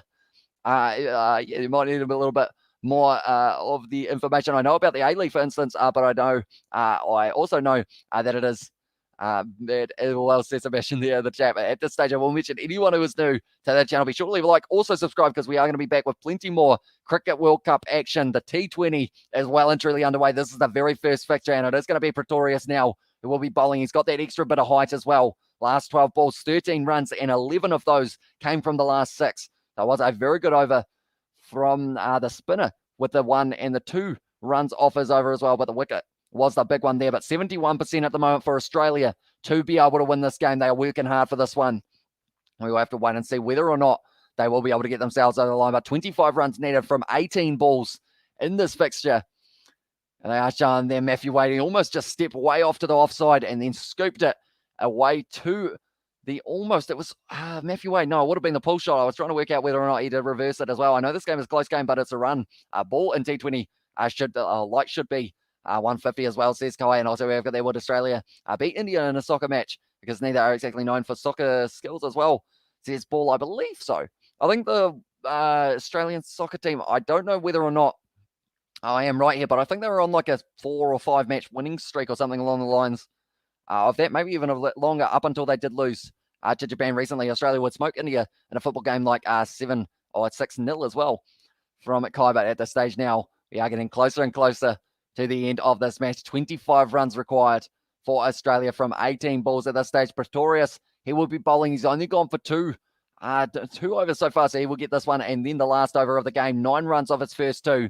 And then they've also got the option of using Nokia, who has been bowling very well as well. Australia will pump India, says Metro there. And also Australia will win only because I think India focused more on cricket. And also Australia was on an 11-game win streak, so it was a little bit longer than the 5 that I did mention there as well. And it was after when the ABs won against Fiji, and other than that, they took a photo, had a photo together, and all gathered together and sang a Fijian song. Not too sure what was, so that one's going deep, and that was going to be an awkward fall, but just a single there. Steinus was on strike for that one. Australia has a better football team than people think they do as well, says D. Smith. I remember the likes of Tim Cahill. Is that the right name, Tim Cahill? I believe he was one to watch out for in the line of the bars. Quite a few of their good players are actually overseas, similar to New Zealand in terms of being in that Premier League, and also the one just below it as well. I'm not wrong. If I'm not wrong, I should say as well. Why are we talking about other sport? We are at the cricket. Let's enjoy the last 3 overs as well, says Alvin. And also when it's kicked off as well, says Sebastian. It's kicked off as well, says Sebastian there. But at this stage now, Pretorius, a lot of pressure on this man. 24 runs off 17 balls now for Australia. Like they were saying, there is a minimum of 1 run anywhere in front of square at the moment. Tim Cahill was a beast as well, says Metro. That is a wide, is it? Yes, it is. Now, because of it, 23 needed from 17 as well. Sports lovers, Chatford as well. And also Australia should get this with a couple of decent boundaries as well, says Bell. That's the thing, Matthew Wade. At this stage, you've got Australia as well, says Colvin. And at this stage, it does seem like Australia are going to be able to get themselves the win here, the way that it is sitting. But Pretorius a little bit disappointed there. But it was relatively wide as well. Matthew Wade now sitting on 10 off 5. Once again, it's a wide ball, and Wade able to hit it out through to deep cover just for the single once again. This game's creeping closer and closer. I feel like if it goes down to the final over, I'm going to be very nervous. What happens if we are sitting on a tie, ladies and gentlemen? Is it going to be, do we go to a super over? Is my big question. Or does it just count as a draw and both teams, I guess, get 1 point maybe? Or England, Hamish, England is playing France soon as well. Says Aiden, is that for the NRL, or not, sorry, the NRL for the kind of rugby league, I guess you could say, as well, because I haven't actually watched too many rugby league games, so maybe that would be a good idea for me to kind of keep updated on that as well. I find it funny how most of the NFL punters and AFL juniors, that is a good shot down the ground just for the single, though, once again for Australia. Now at this stage, they only need around that 8 and over at this stage. 21 needed from 15 balls to win this game. Come on, boys. Don't spill it now, says Mo Gammon. And also Australia will most likely reach the FIFA World Cup alongside Saudi Arabia and Japan probably. But once you meet the European and South American teams, it's over, sadly, says Sebastian. And Steve Smith, looks like you had a good slap. Looks like he had a good slap from his mummy as well, says Bell. And that's the thing. Normally when Steve Smith doesn't have the best performance, he goes out there the next game and scores a 50. So it's one of those ones I would expect big things from that man in his next game. And it is actually going to be up against, I want to say it's the West Indies, which we will have a quick look at. It's actually up against Sri Lanka in 5 days and 5 hours time, although that will be around 5 days time due to the fact that this was taken just before this live stream. Then the matchup against England, that is an important one for both of those sides. They want to make it to the semi-final. Also, Bangladesh, they cannot underestimate Bangladesh. They are a solid side. And then Australia up against the West Indies as their final game. And they are the defending champs as well, the West Indies. It'll be a slow ball, nicely bowled by Pretorius. Hit down the ground just for the single once again. Sitting here, 19 needed off 13 balls coming down to the wire as well. Who do you think is going to win their CD? They are in the box seat at the moment here for Australia. So I'm going to say Australia, but South Africa, the only way they can win this game, I feel, is if they almost have only about 2 runs off this next over to really make it tough. Any less than about that 12 off the last over, I have a feeling Australia will be able to chase down relatively easily. But then saying that, you only need a wicket. Oh, absolutely, it's just that junior soccer dominance is starting to rub off. So a lot more Australian are about soccer than they used to. And also we have got there, it's a wide ball. It's hit down the ground, just the single once again. And that's going to close out the 18th over. Australia bring up the 101 now. And they are going to be sitting on the 5 wickets down as well. We have got there, if my Fijian friend came back, then we got the whole gang going crazy as well, says James Gordon, because he did get back to Fiji, didn't he? You did say a little while ago. But I will mention anyone who is new to the channel, be sure to hit that subscribe button. We are going to be back for more and more Cricket World Cup games. And I do appreciate every single one of you for being here for it. So yeah, if you are new, be sure to hit that subscribe button. Also, if you haven't already, be sure to leave a like. We are currently sitting on 78. Can we push towards 90 by the end of this game? If you haven't already, be sure to leave a like on this live stream. So yeah, Chris Gales is like that. One day he's out for 20, then the next he's hitting 100 as well, says Bell.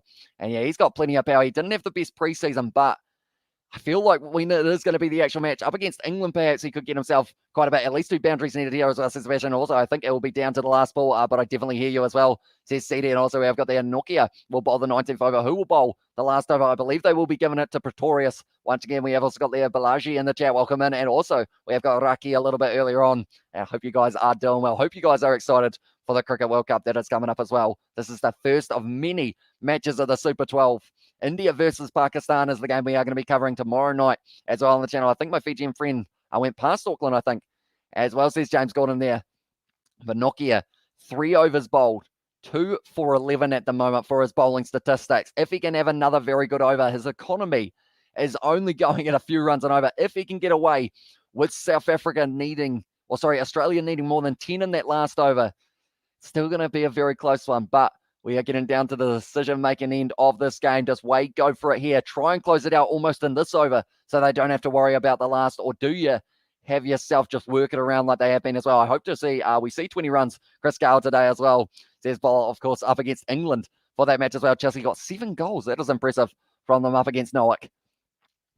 And now at this stage, the second last over about to be bowled. It will not be Pretorius. He will be bowling the last. Instead of Rabada, it is going to be now the opportunity. Australia and South Africa are sitting on the exact same runs at this point. South Africa were 101, but the big difference here was that they also had 3 more wickets down. They were on 8 down for this one. Australia struggling to score 118. Can they win against India? Can they win against India? Says Balaji. At this stage, I believe semi-final is the earliest that they can play India for this one as well. They did have them in pre-season. But that is the last time we have seen a Nokia. Now full toss, and Mate just slices it away. Wade slices away down to third man to Rabada.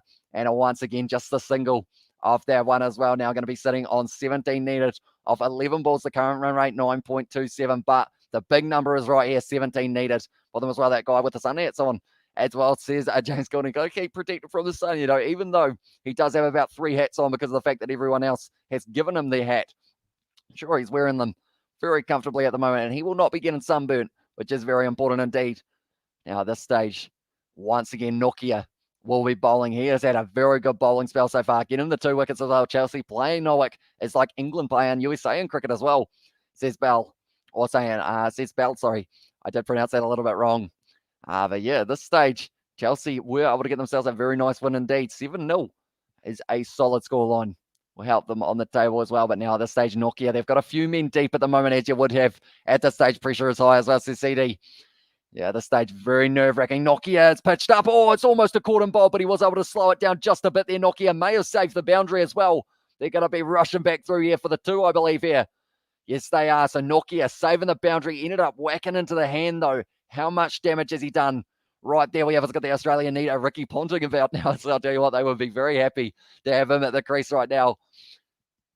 It was a caught and bold opportunity, but Nokia, that just got the finger, unfortunately for him. If he had somehow been able to take that one, that could have changed the game right there, but just smacking off the finger. I feel like I need to shake out my finger, even though I wasn't the man trying to catch it. We have got the as in India tomorrow. It's not a match. It is a war happening with our rivals Pakistan as well. Says Coding. Nokia wide one, and it's going to be hit out through the covers by Stoinis just for the single once again here.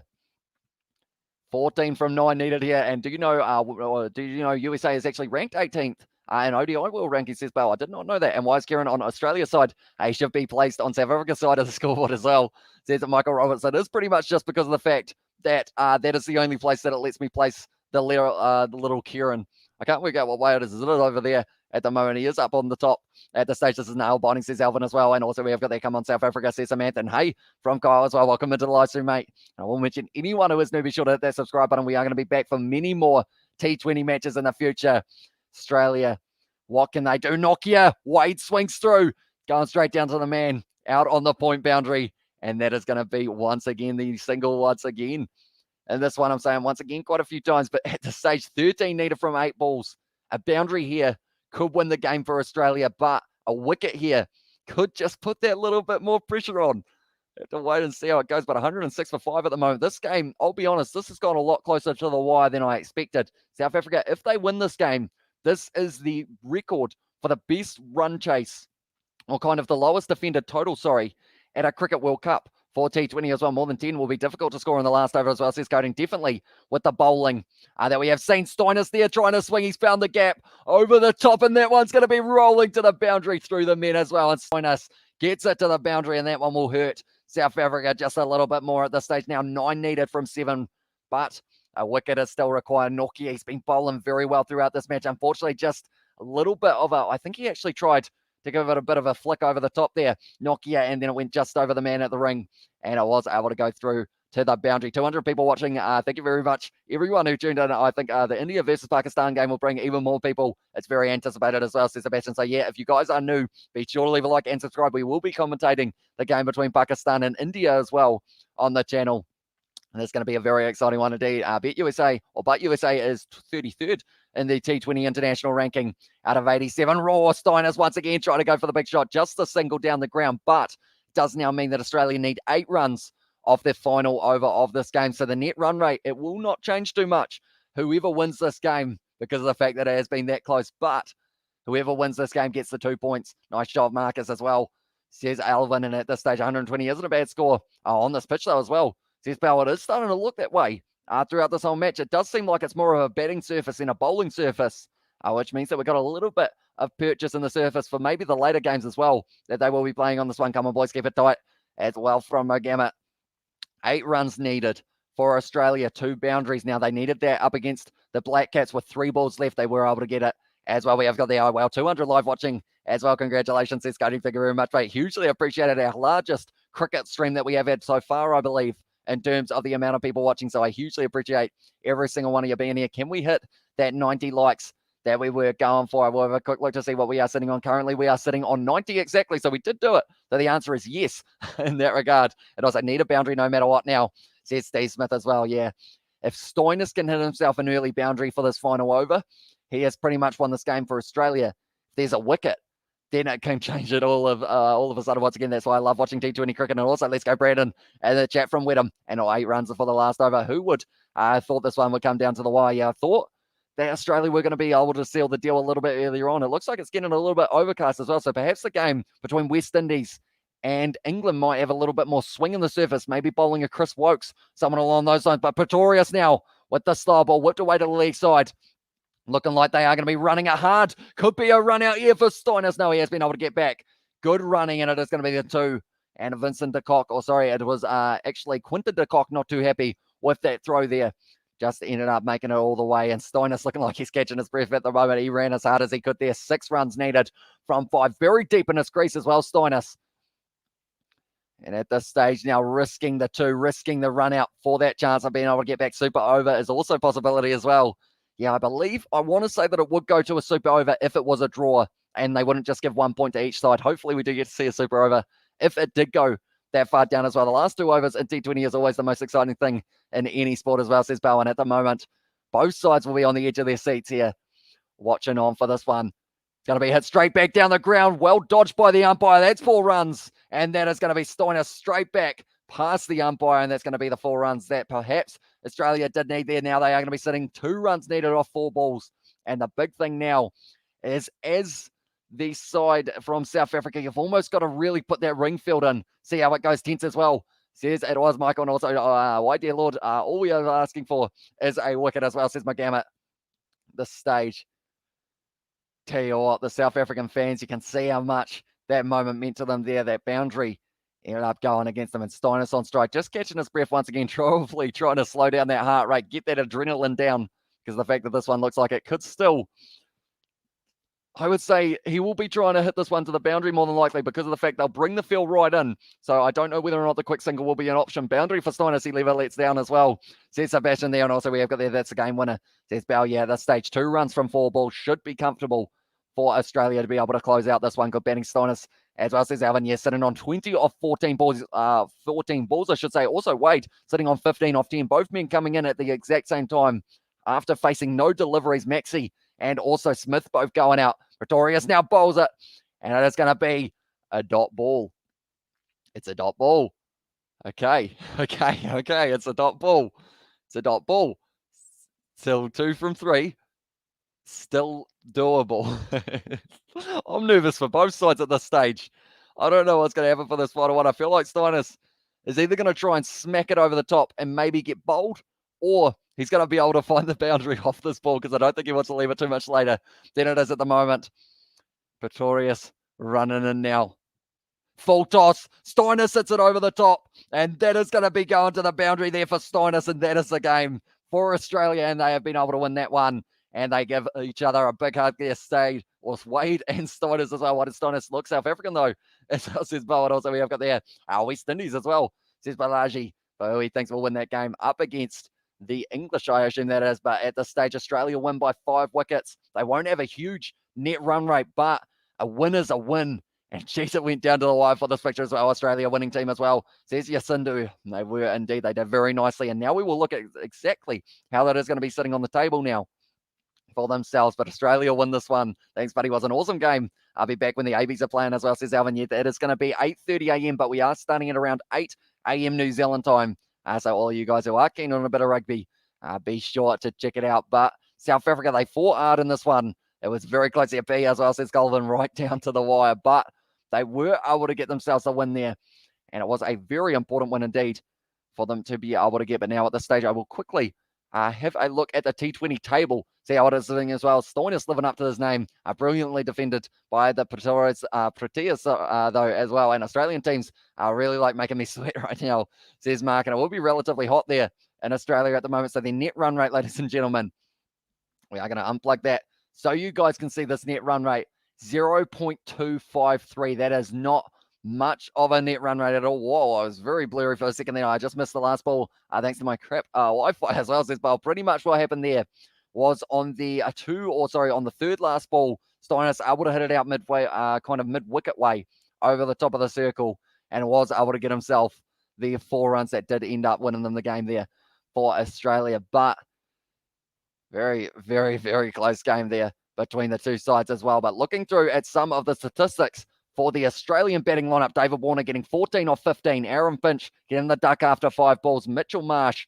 then ending up with 11 off 17. Decent innings from Steve Smith. Really never quite got going in terms of getting that strike rate up, but didn't need to because of the fact that they weren't chasing an absolutely huge total. Glenn Maxwell then 18 off 21. And then also Steinis, very good finish to this game for him. 24 off 16. Matthew Wade, 15 off 10 as well. Very good bowling from a few of the South Africans, though. Nokia was doing very impressively with that economy rate. Also, Maharaj doing decent with the spin bowling. And then also Shamsi is another man to look out for how well that he bowled in this game as well. But very close fixture and a lot closer than I think it was expected to be going at the end of this one as well. That game was too close as well, says Steve Smith. Yeah, absolute nail biter for the later stages of that one. Even though it was a crap game overall, it was a good finish as well, says Paul. And also we have got the missed Term 2 of 2001 before I even knew the new principal. There was an old angry lady. It felt like I was in LA watching YouTube at 4 before school. Different vibes, sunset as well. Says James Gordon down. Thanks for the live commentary as well. Says Balaji, thank you very much for tuning in, mate. We are going to be back for India versus Pakistan tomorrow night. I would have absolutely loved to do a game between West Indies and England, but I will have to try and get myself some sleep before we go into that All Blacks match that has taken place tomorrow morning. Come on, Australia as well, says Ed.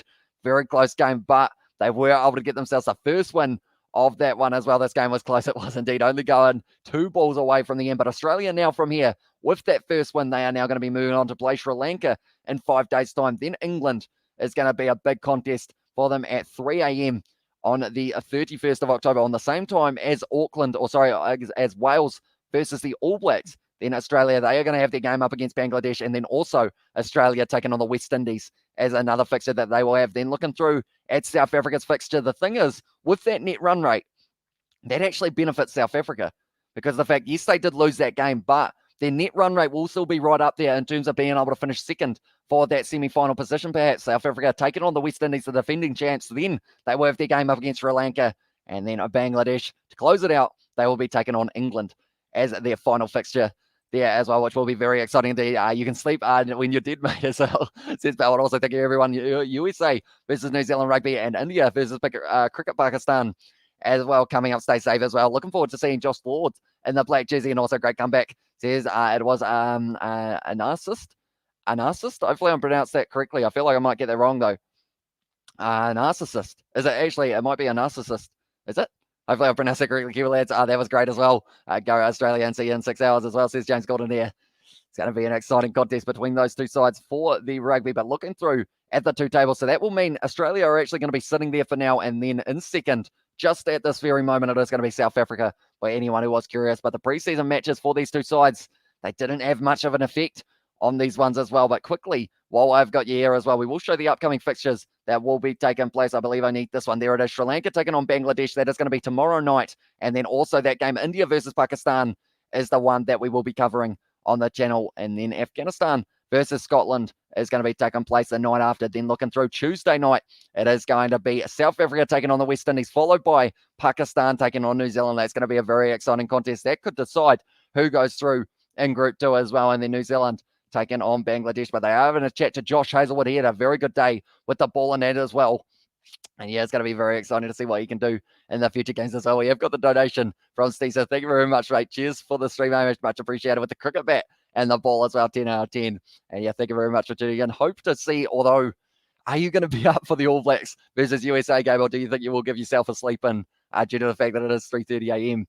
for that one? It's a little bit of a late night, or a little bit of an early night, depending on how you look at it as well. But yeah, this stage, we will see at some stage, I'm sure. At some stage in the future, we have a look at that. I'm watching England versus West Indies now. Thanks for the live chat, mates, as well, says Bell. And also we have got there the 10 out of 10 from Steve Smith, or to Steve Smith from Sebastian. Also, South Africa are useless at cricket. They are such chokers as well. Said Narcissus, they got very close to being able to sneak this one. Unfortunately for them, though, right at the end, it didn't quite go their way, the way that they would have liked it to. Sadly, Kiwi lads, one of the best cricket games I've ever seen, as well, says a narcissist. And yeah, it certainly went down to the wire. It could have been going either way right at the end if that wicket of Marcus Stoinis had happened, rather than going down the ground for a couple. Who knows how that last over would have finished. But yeah, this stage, it certainly had me on the edge of the seat for the whole time, even though I am, of course, in Abu Dhabi. I'm not in New Zealand, by the way. A hint in that regard. I actually, tell you what, I can do something here. You guys quite enjoy this picture, so we'll put it back up for the later stages of this one. So me and George, we are both waving to everyone. South Africa can't beat us in rugby, can't beat us in cricket as well. These big spot there, but nonetheless, I will thank you all very much for tuning in. If you did enjoy, be sure to leave a like and subscribe to the channel. And I will see you all for the next one, where we will have the All Blacks taking on the USA, and then the game of T20 Cricket